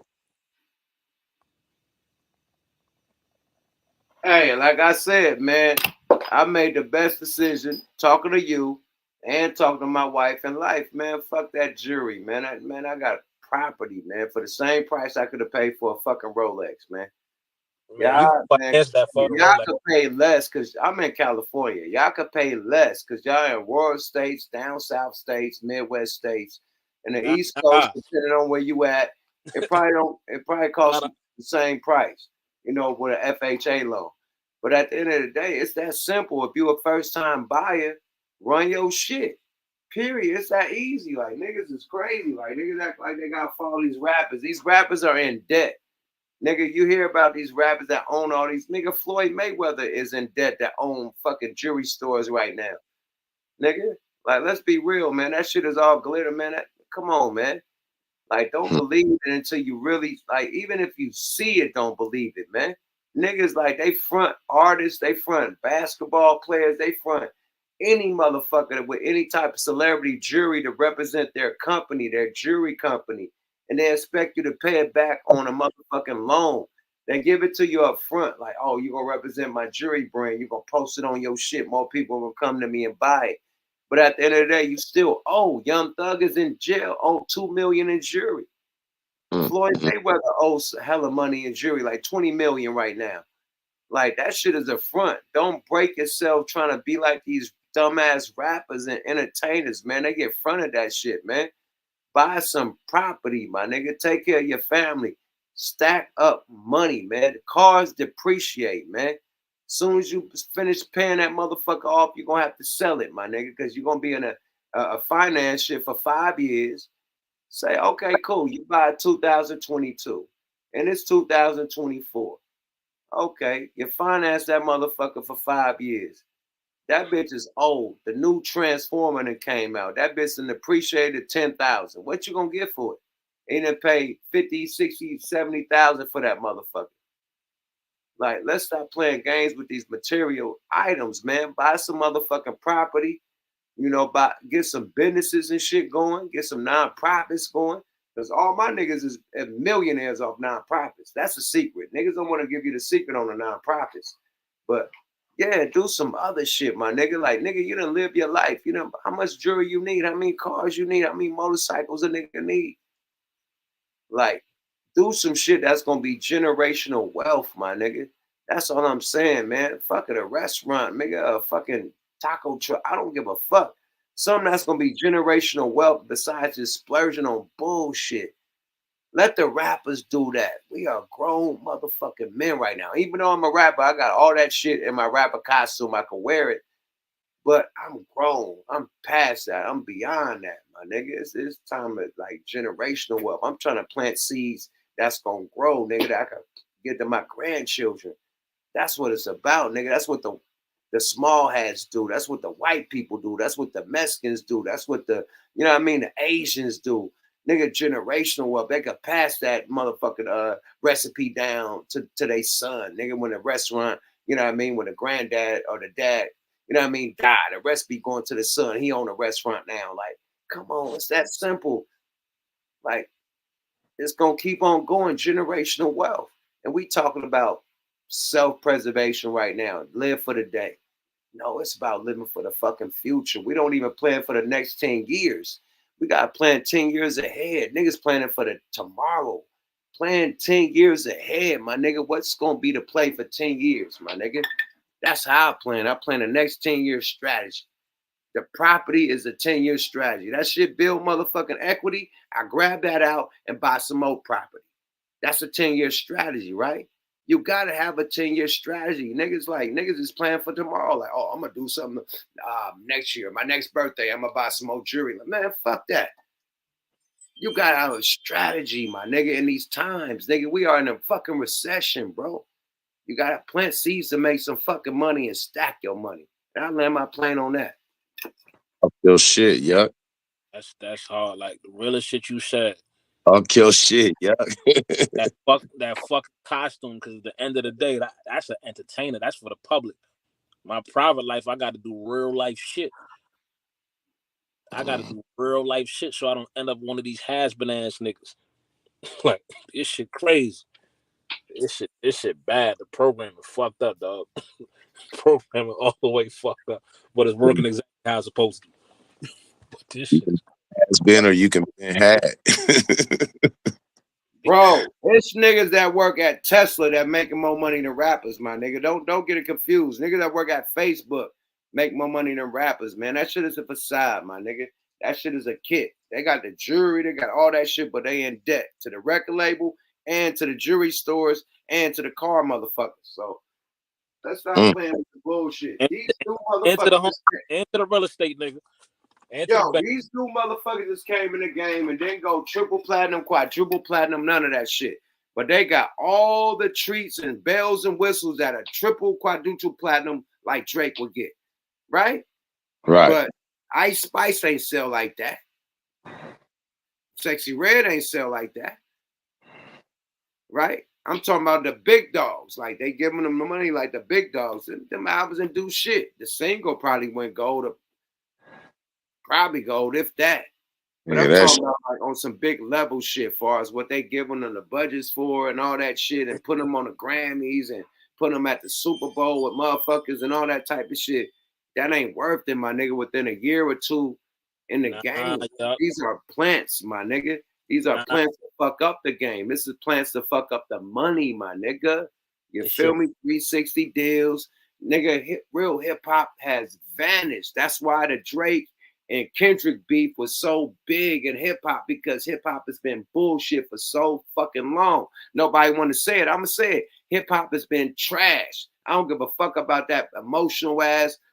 Only the top dogs, Future and all them, they great. But I'm talking about everybody else that's trying to fall up under that and copy that shit. Fuck the copycats. The original dogs, they the big dogs. Yeah, I'm gonna salute that. Y'all leveled up. But the copycats has distorted the game and oversaturated the game to where niggas want to hear something new. That's why Kendrick and Drake beef was so big, because it was bars. Niggas tired of that shit. Niggas following and signing, like tracing the blueprint, sound like somebody else. Like, it's bullshit right now. I'm gonna keep it a buck. That's real spill. Yeah. Real spill, man. Rated as fuck. But I'm gonna say one thing that you just opened my eyes to, right? And made everything make sense, right? Because social media matters so much into this game, and it's the new sound scan. This is why the fucking Ice Spices, and that's why they putting the budget behind them, because it ain't about the music that they selling. It's about the influence that they got. It's about the ad dollars, the marketing on the social media, the followers that you got. It ain't even fuck the music, right? Music is just the introduction. But after that, that's why this bitch at the Super Bowl. Now it's everything. Give them something to talk about. Oh, she devil worshiping. Oh, she doing this, right? And they the ones putting it out there, but they have to keep the content going, right? And that's why they giving them the big check, because they're the fucking quarterbacks now, right? They the new quarterbacks. They not doing shit. You know what I'm saying? They got a whole O-line in front of them. They got a whole whatever machine that's making it look good, but they not doing shit. But they social media influencers. That's it. They're highly paid social media influencers. So let me ask you this question, man, because you got the Aiden Rosses, you got, you know what I mean, you got Kai Kanat, whatever. I don't know how you say that nigga last name. Academics and all these niggas. All these dudes, and they're getting paid tens of millions of dollars. Do you think the social influencer and the streamer is more important than the actual entertainer right now? Because we got Joe Rogan getting $100 million from Spotify, which is a platform for, you know, music. And a lot of music is played on that. Billions of dollars is made on that for music, but they gave a podcaster, a media influencer, you know what I mean, that's huge on YouTube. Like, I ain't saying he don't deserve it, but I think artists deserve that type of money too. You know what I mean? Coming from them type of platforms. Why them type of platforms ain't giving no money out like that to, you know, I mean, you know, to the big, I don't know. Because they're entertainers too, right? But the difference is it's the same thing that we're doing right now. It's more engagement on their platform with the audience than actually just listening to actual music. It's called streaming time. It's called engagement. See, the music would just play for 4 minutes. But if this nigga got a 3-hour podcast, you got engagement from all over the world on this 3-hour podcast. That makes more than the actual music playing for 4 minutes or 2 minutes or 3 minutes. Yeah, and we could actually track what the people think by the conversation, and we could program and do all kinds of shit with that 3 hours and see what's in the chat. Like, whoever's taking your data from this chat right here, right, could go back and see what's hitting for your platform, right? What works. So now we're gonna dictate the show towards this, right? This our audience is into this. And we gonna do shit like that. And then our sponsors gonna be like, all right, we can go lay it out for sponsors to give us the bread because this is in the topic time for what y'all on. So that's just how they gonna work that because it's too much engagement. That's why Casanat got that influence. He could be like, I'm gonna be right here, right? And have 30,000 kids show up and start a riot. It's not a lot of rappers could do that. Oh, what? Shit. What? Who? Nigga, Travis Scott? What are you talking about? You heard what I said? It's not a Kendrick Lamar video was that. No, think about this, right? Think about the pool of rappers that you're talking about, right? And then talk about the pool of people with a streaming platform. You're talking about the Joe Rogan of fucking streaming right now. That Kai Cenat dude is the top black streamer. He's over right? Motherfucking academics. It's way more celebrity rappers, but don't have that same pull in as Travis Scott. Everybody not in that list. But you're comparing the biggest streamer, so we got to compare the biggest artist to that.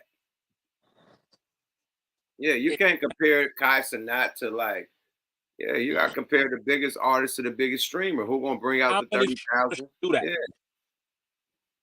how many streamers do that? You can't compare young Tay Tay to motherfucking Kai Cenat. I'm just saying, how many streamers could start a riot though?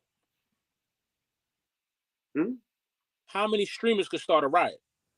If you say you coming somewhere and you passing out 100 motherfucking PlayStations or 1,000 PlayStations, whatever the give out was, and all types of motherfucking gift certificates and shit, and you pull up in a van and you're on top of that motherfucker handing it out, I think any artist could do that.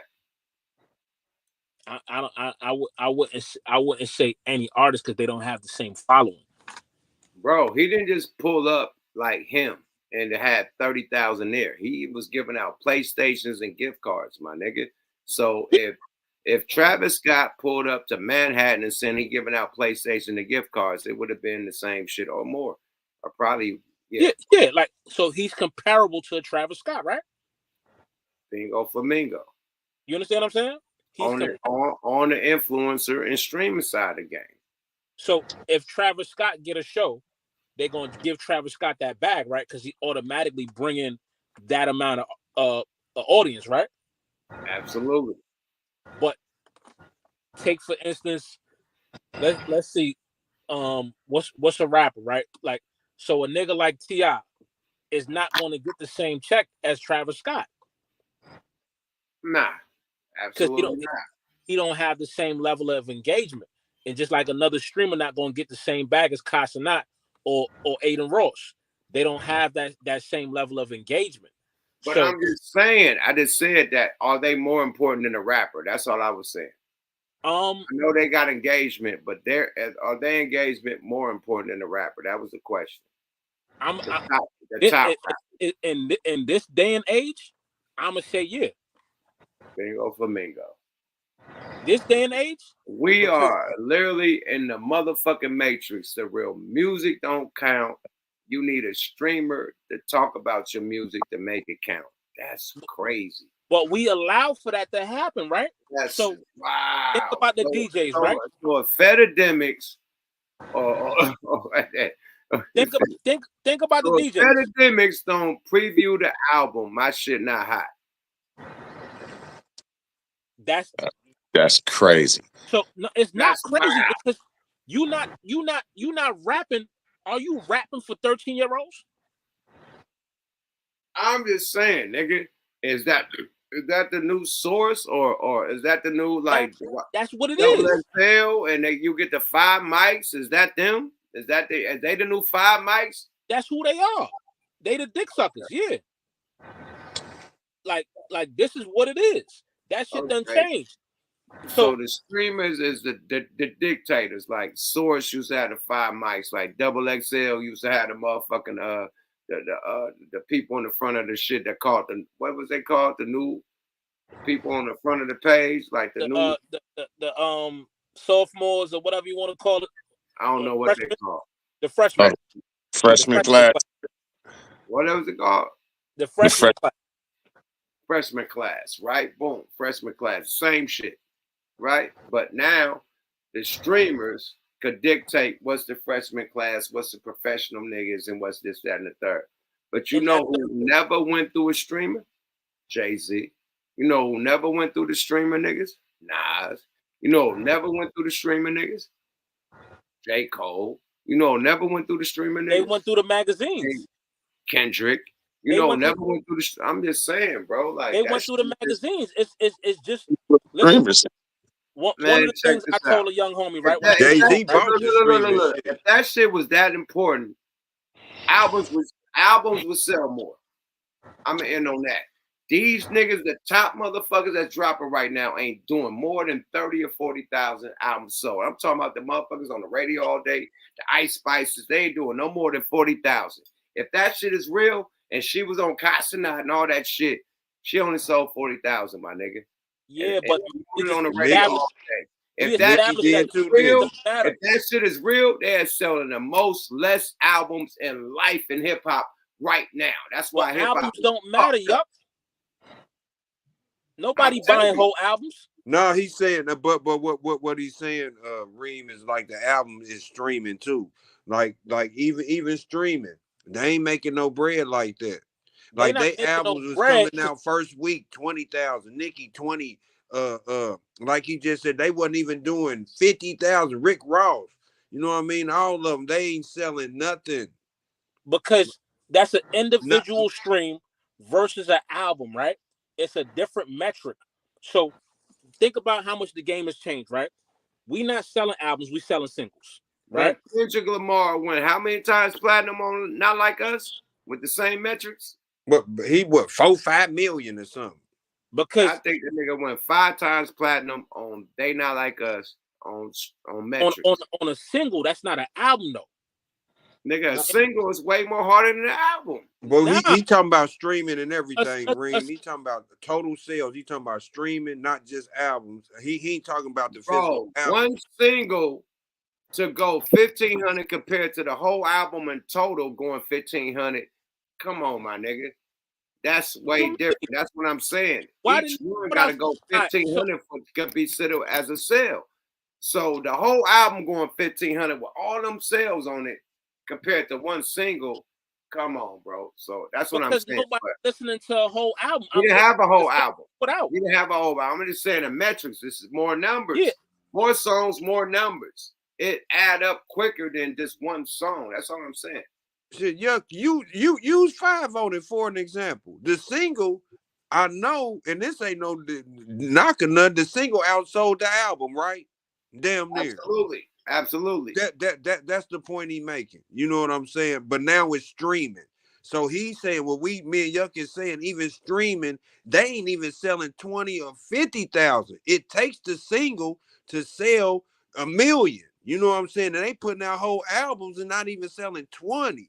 So it's kind of backwards. Do you know what I mean? That's what Yuck is saying. You know what I mean? Streaming or not. You know what I mean? What we just established is this, right? The music is not important as the fucking likes, the comments, and what they doing on social media. They're content creators. They're no longer just artists, right? So when I talk about Ice Spice and her comments is doing fucking 40K a day, right? When we talking about those numbers, what's the advertising paying for, right? The advertiser might get a plug in your song, but they ain't fucking paying you for that fucking song for real.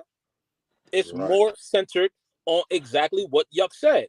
How many likes, how much comments, how much influence you got? What's your engagement? And these niggas, as the streamers, they're sharing that platform with you. That's a feature. Me and Yuck then had this conversation. If I'm going to jump on your YouTube channel, I need to get paid like a feature. It's the same Marlon Wayne's conversation. Exactly. Fucking 40K and 30%. Exactly. It's a feature. I'm no longer just an artist or a rapper. I'm a full service entertainer.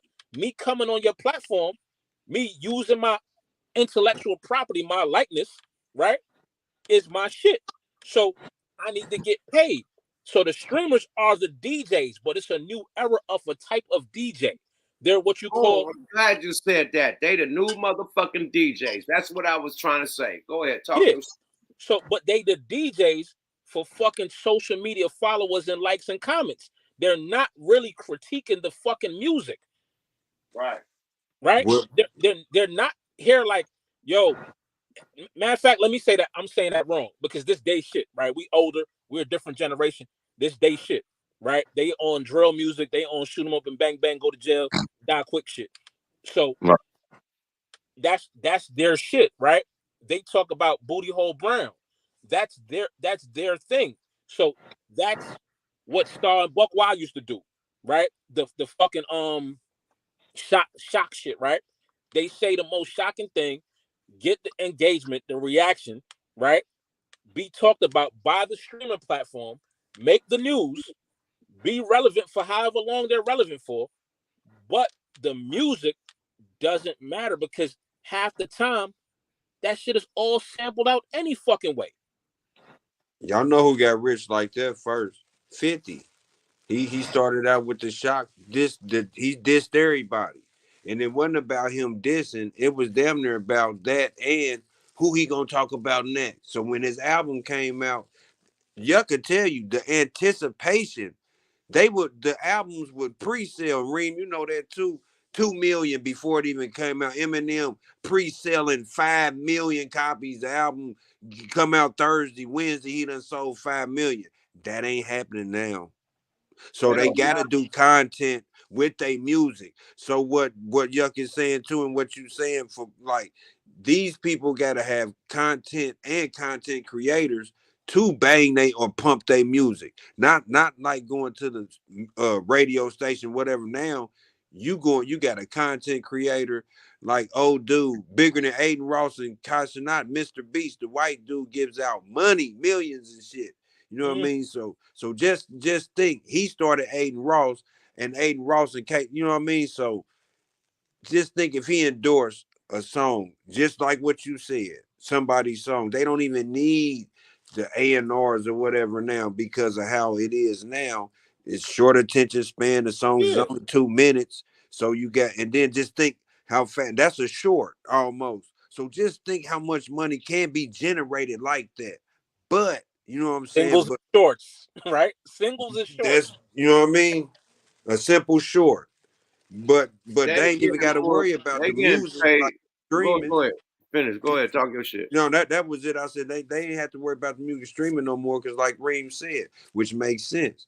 If I can have somebody that got a lot of followers on content and I start doing it too, all I need is marketing.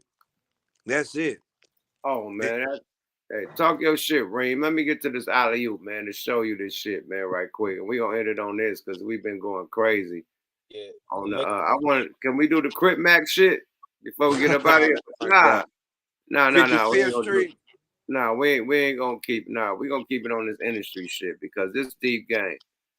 This deep game we talking about. We need to let rappers know that what they're getting into, you know, and let them know it's an illusion and a delusion. You know, it's a motherfucking matrix, man, period. Don't fall up in it. So let me pull something up right quick because I seen something about some shit. And I just want to play it for y'all right quick. You know what I mean? But Reem, talk some shit until I get to it. Okay, I got it. I think I got it. Boom. They know for real. They know what's going on. The kids know what's going on. And they going, you know, they need that check anyway. You know what I'm saying? They need that check like anybody else needed the check back in the day. The system is still the same, right? It's just how they going about it right now. But the kids know, the younger artists know, like they're social media heavy. You know, Right. Make no mistake. We really ain't talking about the youngsters, like, you know what I mean, because they doing it. We talking about middle age and us is sitting around like trying to figure a meanwhile out. You know what I mean? But the youngsters, they already got it. They know that you can be independent, put my own music out on my own YouTube page, on my own, you know what I mean? Find content creators that are pumping just like what we said. But it's for the people that think it's not happening, or it's not another way to get money or to access information to get money. This is what we saying, like, yes, it is. These are steps or other places where you can look at, and it's easy. If you chatting on there right now, that's your first step. You already talking, you already got a page, you already got it. So you can't say I can't, they ain't gonna let me do nothing. But you on here chatting with Yuck and us right now. So you got a page and a platform. Well, look, speaking of doing something, right? What's her name? The one that was talking about sucking, like she was overseas and shit, trying to, you know what I mean, talking about sucking people, woo-wops and whatever. What's her name? Shakara, Shaniqua? Sukiana, right? Word is, no, fuck word is. No, she did a blog, my nigga, talking about she just ready to quit this shit. She didn't sign up for this shit. She didn't know it was this evil, this crazy. She's a Christian girl. She just want to go back to college, my nigga. Who would know that Sukiana was a college student? See that? She said this shit is an act. She didn't agree with this. She didn't know how far I was gonna take it. You know what I mean? Like, this shit is wild. She just want to go back to normal life, go back to church, and go back to fucking college. This what old girl said. You know what? Crying, my nigga. Just go back to college. You ain't gotta say that. Who you asking to go back? I didn't want this. Well, motherfucker, you run around talking about you whatever. What we call it, Sukiyuki, Sasaki you. Oh man, people in the chat about this. Like, I know it's true. It's true. I'm just saying now, like, no, you know what I mean? Like, man, come on with that shit. Let me show you another motherfucker that was in college. That's an alley-oop. You know, I gotta set up the alley-oopy, boo-boppy.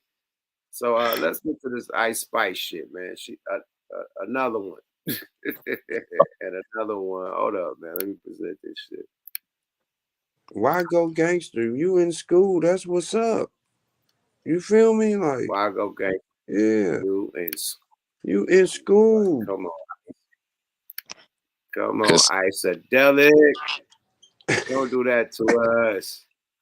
Well, this is fair use, man.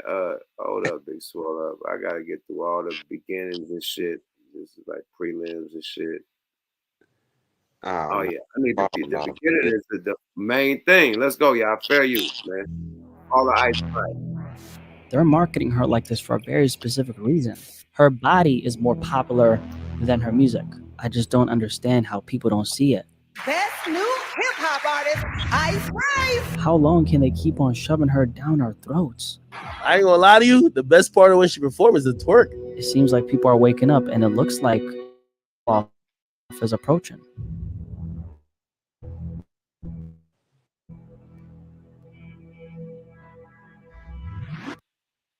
Now, Ice Spice, a name most people recognize. She's one of the most well-known young female rappers in the industry. Blew up over 2 years ago with the song Munch, which ended up catching a lot of people's attention during that time. A lot of that attention came in terms of love, hate, intrigue, and everything in between. That aside, one thing's for sure, she managed to capitalize on that wave and eventually kept on rising and rising. It seems fair use. Whoever that dreadlock dude with the motherfucking glasses, salute to you. Fair use, my guy. Let's go, y'all. Fair use. like that rise has came to an end, however. Ice Spice's recent album sales being a sign of that. Isis Gaston, professionally known as Ice Spice, is a 24-year-old rapper born on January 1st, 2000 out of the Bronx, New York. She attended Sacred Heart High School in Yonkers, and after graduating in 2018, enrolled at the State University of New York at Purchase, where she studied communications and at the same time, balanced playing volleyball. Ice Spice started making music while in college and stated that she always had a passion for it, and that's how she dabbled in it. Despite the time she spent making a lot of progress playing volleyball,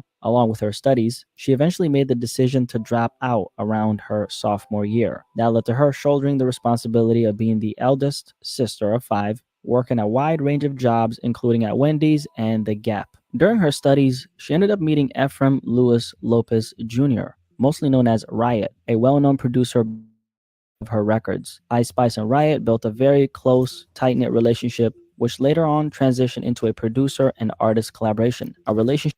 Booyah, booyah. You hear it? Another college girl. I'm just saying. She played volleyball.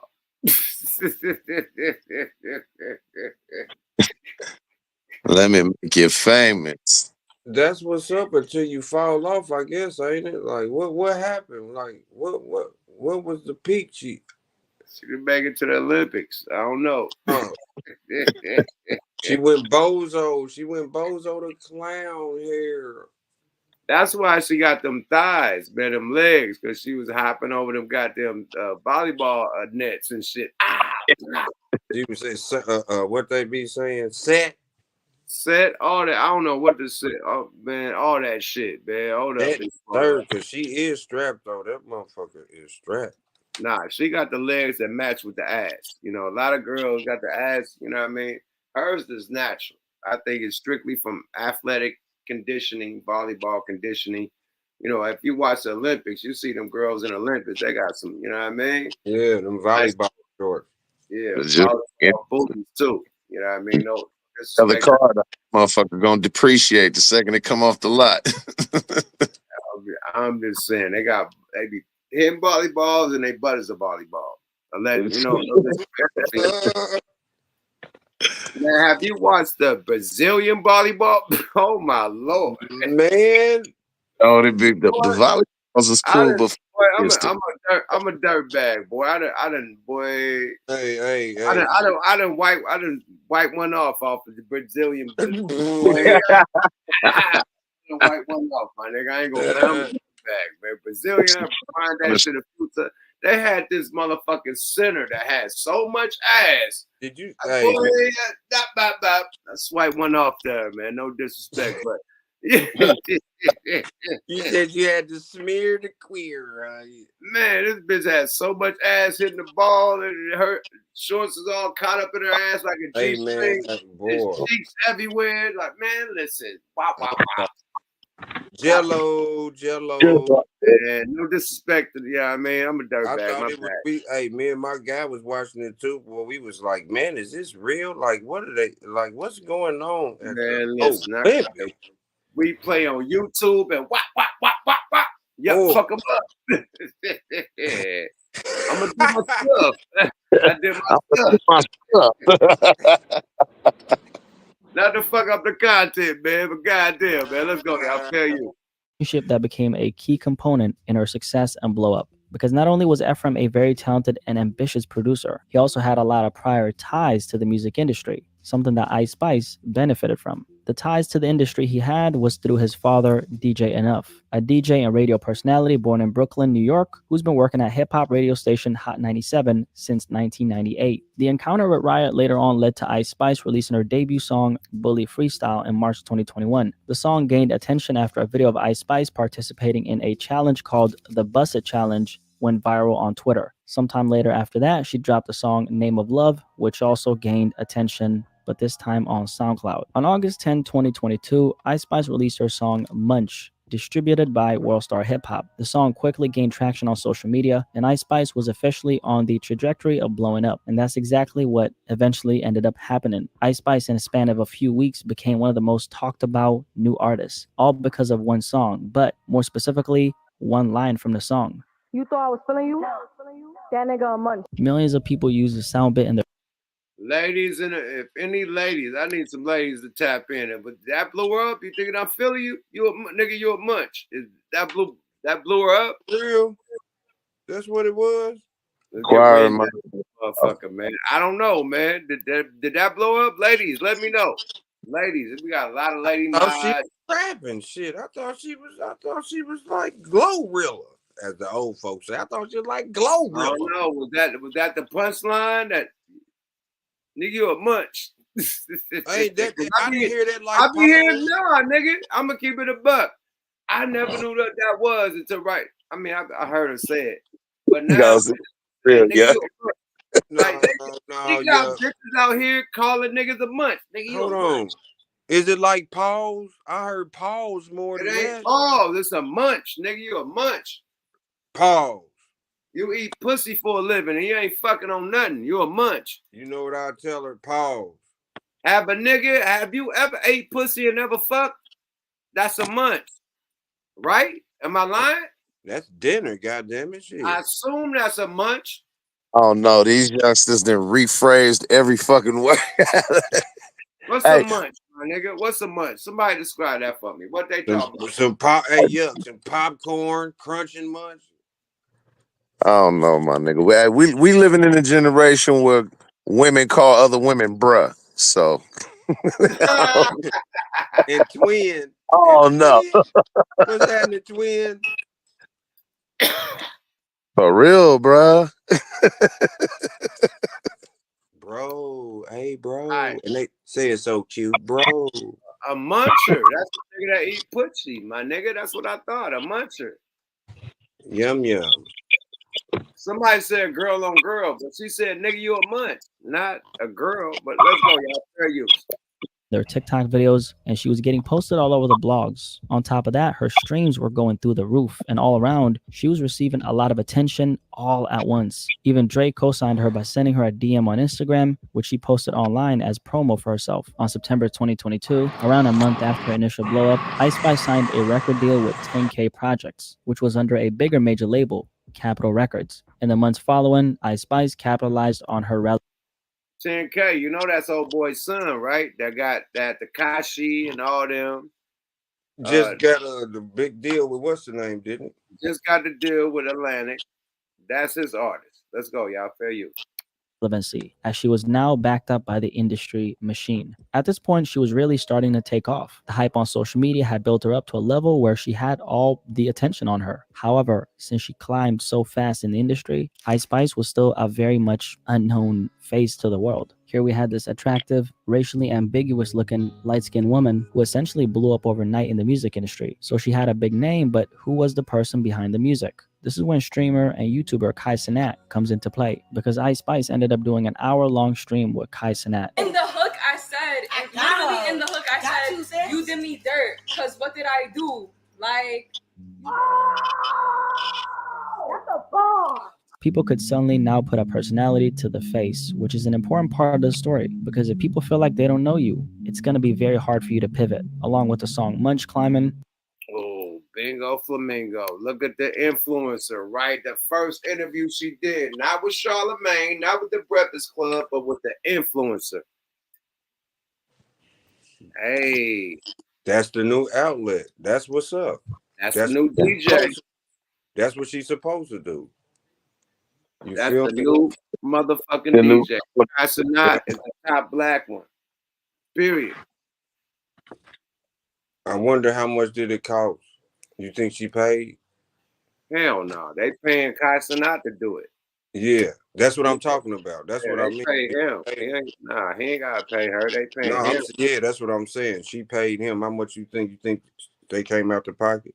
No, the record label paying him. He probably got 100 bands to do that easily. No less than 20 or 30,000. No less. But in a big picture, I think 100 bands. Y'all think Sexy Red? Because I think he could get 20,000 just from reviewing a song. The interviewer, like, nah, nigga, that's. They just gave Wallow 100,000 to speak somewhere. What you think Kai Cenat gonna get? You see T-Pain killing them. They just gave Wallow from Philly and Wallow 100 bands to do a speaking engagement. What you think they gonna give Kai Cenat to talk to her? Let's stop playing. Let's stop playing. To be on a podcast, man, probably about 200 easily. About 150, something like that. It ain't no 20,000 gig to have. That's something to mention the album. Oh shit! Just look at the views, boy. It probably did probably about 22. They said 250,000. At least, that's part of the promo. Like whatever, like to blow up a song at a record at a radio station gonna cost 250,000. Yeah, that's you already know that's pay style. If the new radio station is these guys, then they get a big part of that budget, at least 100, 150, 125 if you're the top nigga, and then Plus you spend the other 75 on somebody else. You feel me? And the views too. The views, you know what I mean? Yeah, the streaming views. Oh my goodness. They get all of that. You know she's showing some skin too. That's gonna prop it up. That bitch twerking and body working and yeah, doing her 1-2. Fair use. Let's go, y'all. Her name being in the spotlight and people now having a sense of who she was, things were going fairly well for Ice Spice, especially considering the fact that she only had a handful of songs out, Munch being the only one people recognized. Ice Spice, before she went on Kai Cenat stream, also did a performance at Rollin' Loud, which was heavily in the focal point during her blow-up.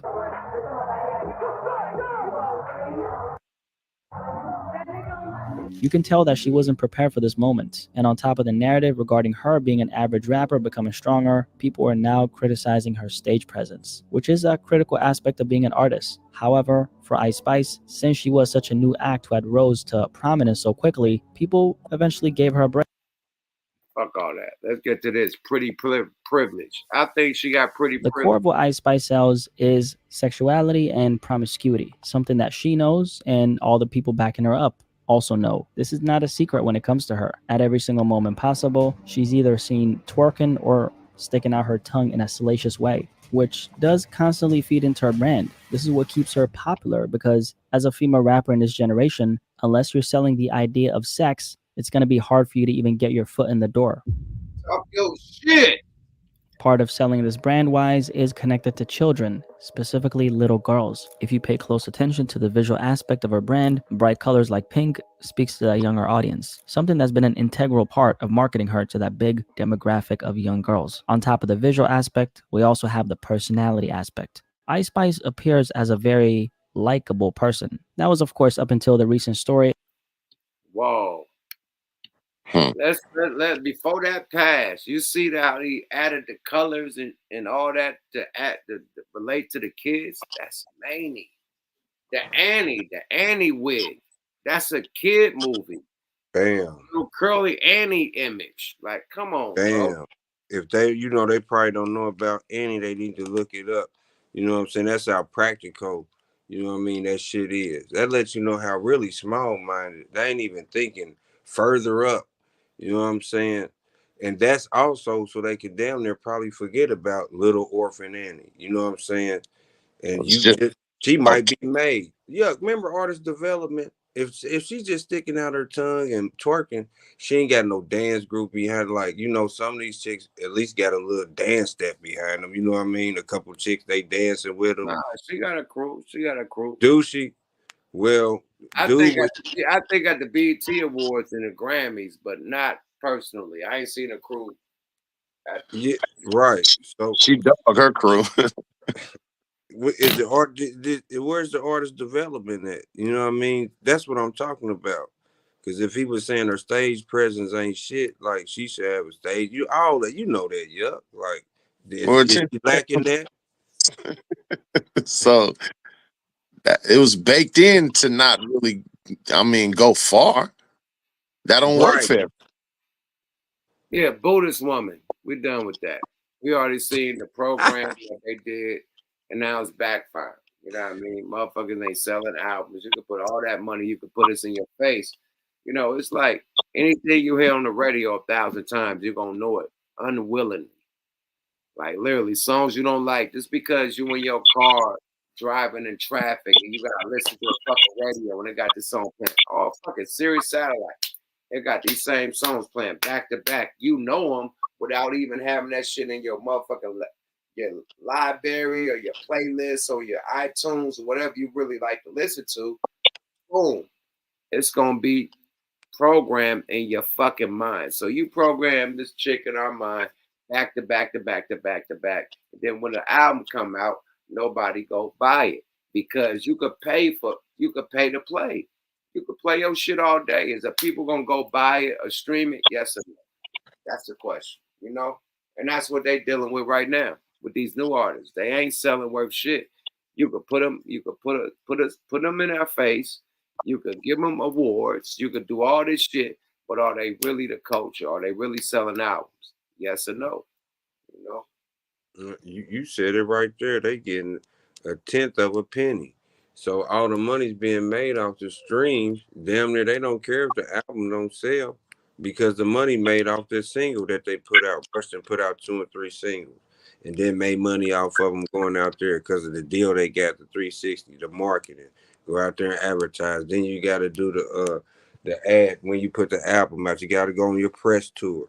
That's free. Then you performing on Leno. Leno on Tonight Show. That's free. Whatever. All that shit's free because you promoting the album. And then, like Yuck said, after that, you getting 1/10 of a penny. But streaming is even worse. And when you finally get booked for a show and get paid, they taking half. That is unheard of. I don't even know how the 360 deal came about. I remember when it started, it was just so stupid. And that was it right there. That lets you know the music industry was dying right then. They want your show money. Remember, they used to let us get that, yeah. That was yours. Yeah, they let them have the show money. They ain't care if you sold out arenas because that 1/10 of a penny was going off record sales. Boy, who was doing who?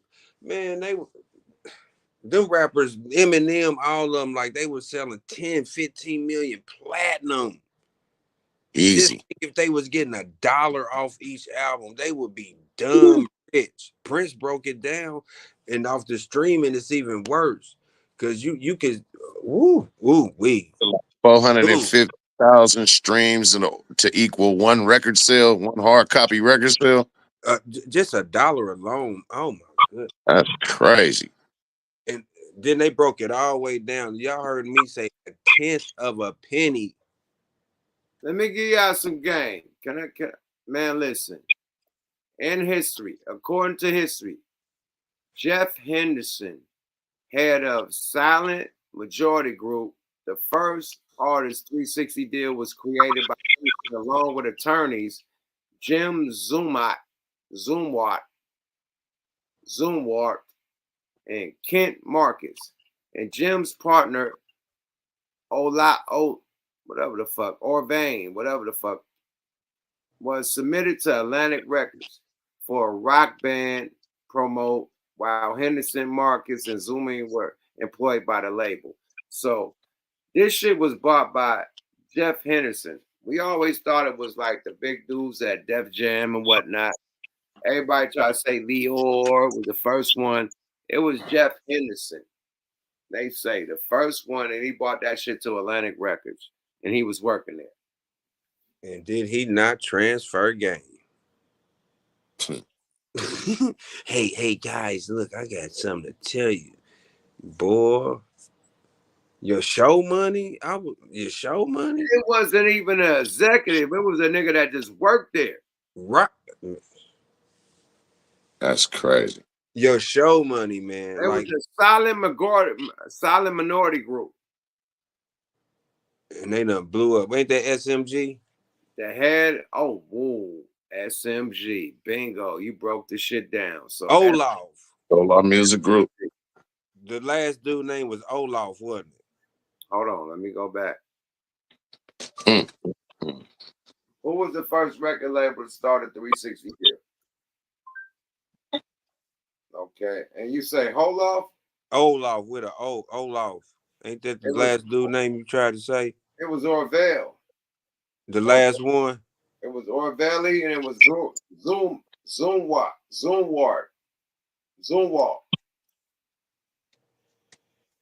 And who else you said?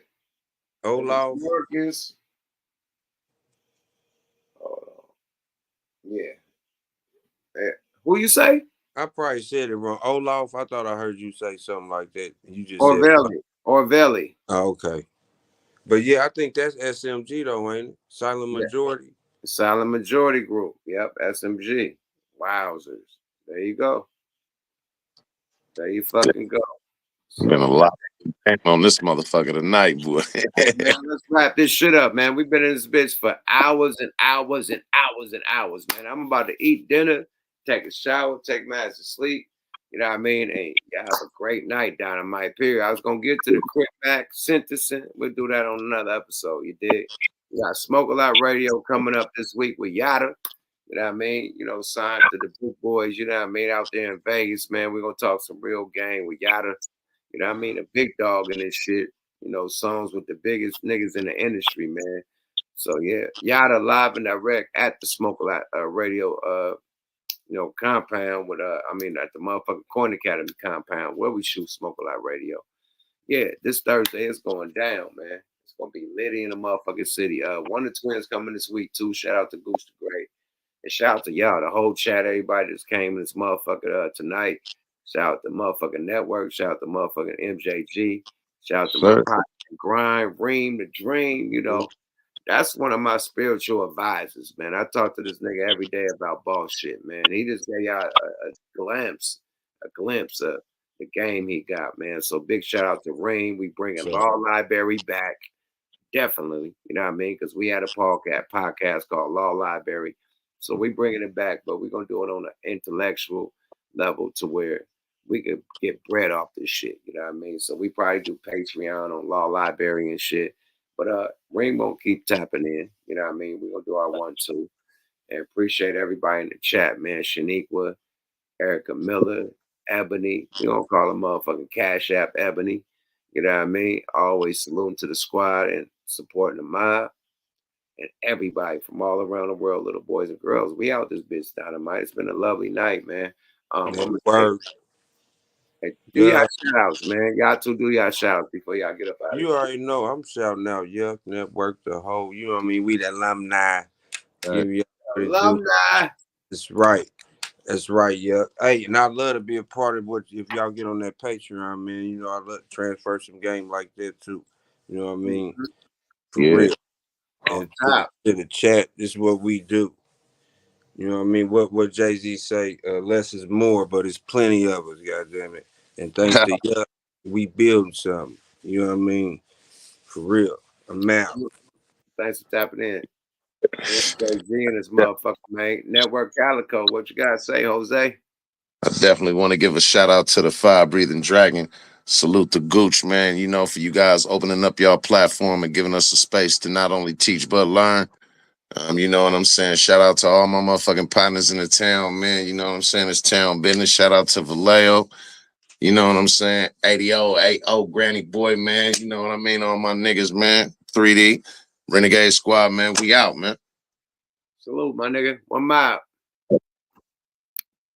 Yada, man. It's been a great night at WTF Weekly, man. We went overtime, you know, because we done gave a lot of motherfucking game, man. Big salute to everybody in motherfucking panel, man. We exchanged a lot of fucking game that could really step your game up. You know what I mean? We complaining about shit, but we not maintaining our shit. You know what I mean?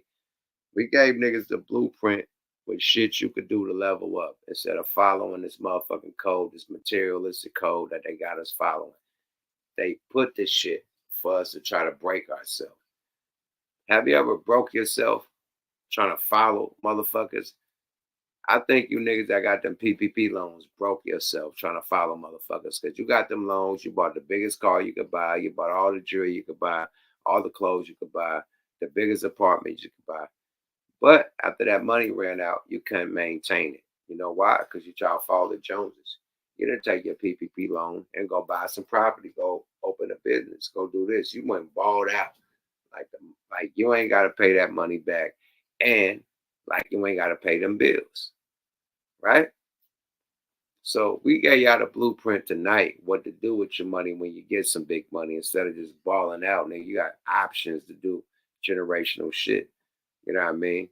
And my nigga Reem, being an immigrant, you know what I mean, from another country, he knew a lot about the system. I think we all should know about the system and how we can use the system because I call that white collar shit, white collar secrets. It's a lot of white collar secrets they ain't gonna tell you. You know what I mean? Like I told you about the tax write-off if you're a rapper. Everything you do as a rapper is a fucking tax write-off. As a business, is a tax write-off. Entertainer, anything, basketball player, anything you do containing to your business is a tax write-off, right? Because you gotta pay taxes at the end of the year. You know, that's why you get, you know, people that be signed to record labels or people that go splurge on certain shit, you know what I mean? Oh, that's a tax write-off. They gotta, spend a certain amount a year or write some shit off, you know what I mean? Period. So it's just time to level up. You know what I mean? Period. Far as the content tonight, Puff, good luck, nigga. Donald Trump, I don't think I like the image that the Democrats is painting of this individual. They calling him Hitler. They saying bloodbaths. They talking about head with a bone, a target, or some shit, some type of shit on the target. He's going 2025 and like he's a dictator and all this extra shit. He had 2 assassination attempts trying to run for president. That's to let you know something. He going against the grain, and they do not want this dude to succeed to be the president. Period. Allegedly.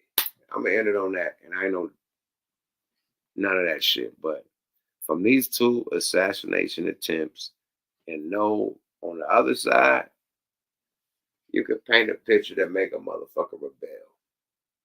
A dictatorship, nigga, I don't want no fucking dictatorship where a motherfucker be a president forever. Let's get rid of this motherfucker, allegedly. Right? Look how easy that could go out to any individual that hear that. Well, president forever, Project 2025, dictatorship. You see that I can rile motherfuckers up to try to assassinate a motherfucking running an ex-president. So this shit is wild. We in some day and ages that we ain't never seen in our lives. I wish we could go back to 2019, 2018, 2017, 2016, even the Obama days. Fuck it. Go back to the Bush days. Fuck it. Take me back to Bush. Anything but this right now. This shit is bullshit. You did? And we're going to end it like that, man. I think Puff going to be free on house arrest. I'm just playing. Allegedly. You do bad shit. What they say, man? What's that saying, man? What's that saying that they say, man? Fuck it. I'm just going to end it on that. Good night. Go to smokelightrecords.com. Get the merch. Go to burstcomicsusa.com. Get my new comic book. And a new album coming out. And it's going to be executive produced by y'all, the fans. You dig? Direct to customer. It's going to be executive produced by Young Mouse / the fans. You dig? I'm going to put the link up in a couple weeks. You know what I mean? Where y'all can pre-order. And yeah, this album's going directly to y'all. Y'all gonna support it, and I'm gonna give it straight to y'all. Period. Only 1,000 copies. And hey, boom, straight to y'all, man. Period. If you want it, if you really want me to rap, if you really want this good music, yeah, y'all gonna support it. Y'all gonna be executive producers. Period. So, New York album coming, City of Dope Part 2, executive producer by you. And we out this motherfucker, man. Salute to everybody that did a Cash App. If you appreciate the conversation, make a donation. I am not monetized. So, boom. Don't be scared to sock it right there. You know what I mean? Period. We appreciate y'all. Everybody from around the world, little boys and girls, man. Free Puff, man. You dig? No disrespect. Free the guys. You know what I mean? I knew that dude. I didn't know that the new Puff, the criminal Puff that they saying. But I think it's the bite the hand that feeds you. I think if you dig a hole with any of these motherfuckers in the game, you can find some dirt. With that being said, we out. What the Fuck Weekly. Yuck Mouth TV. Subscribe to your guy. Yada that boy. Bye-bye now. Appreciate y'all. Oh boy.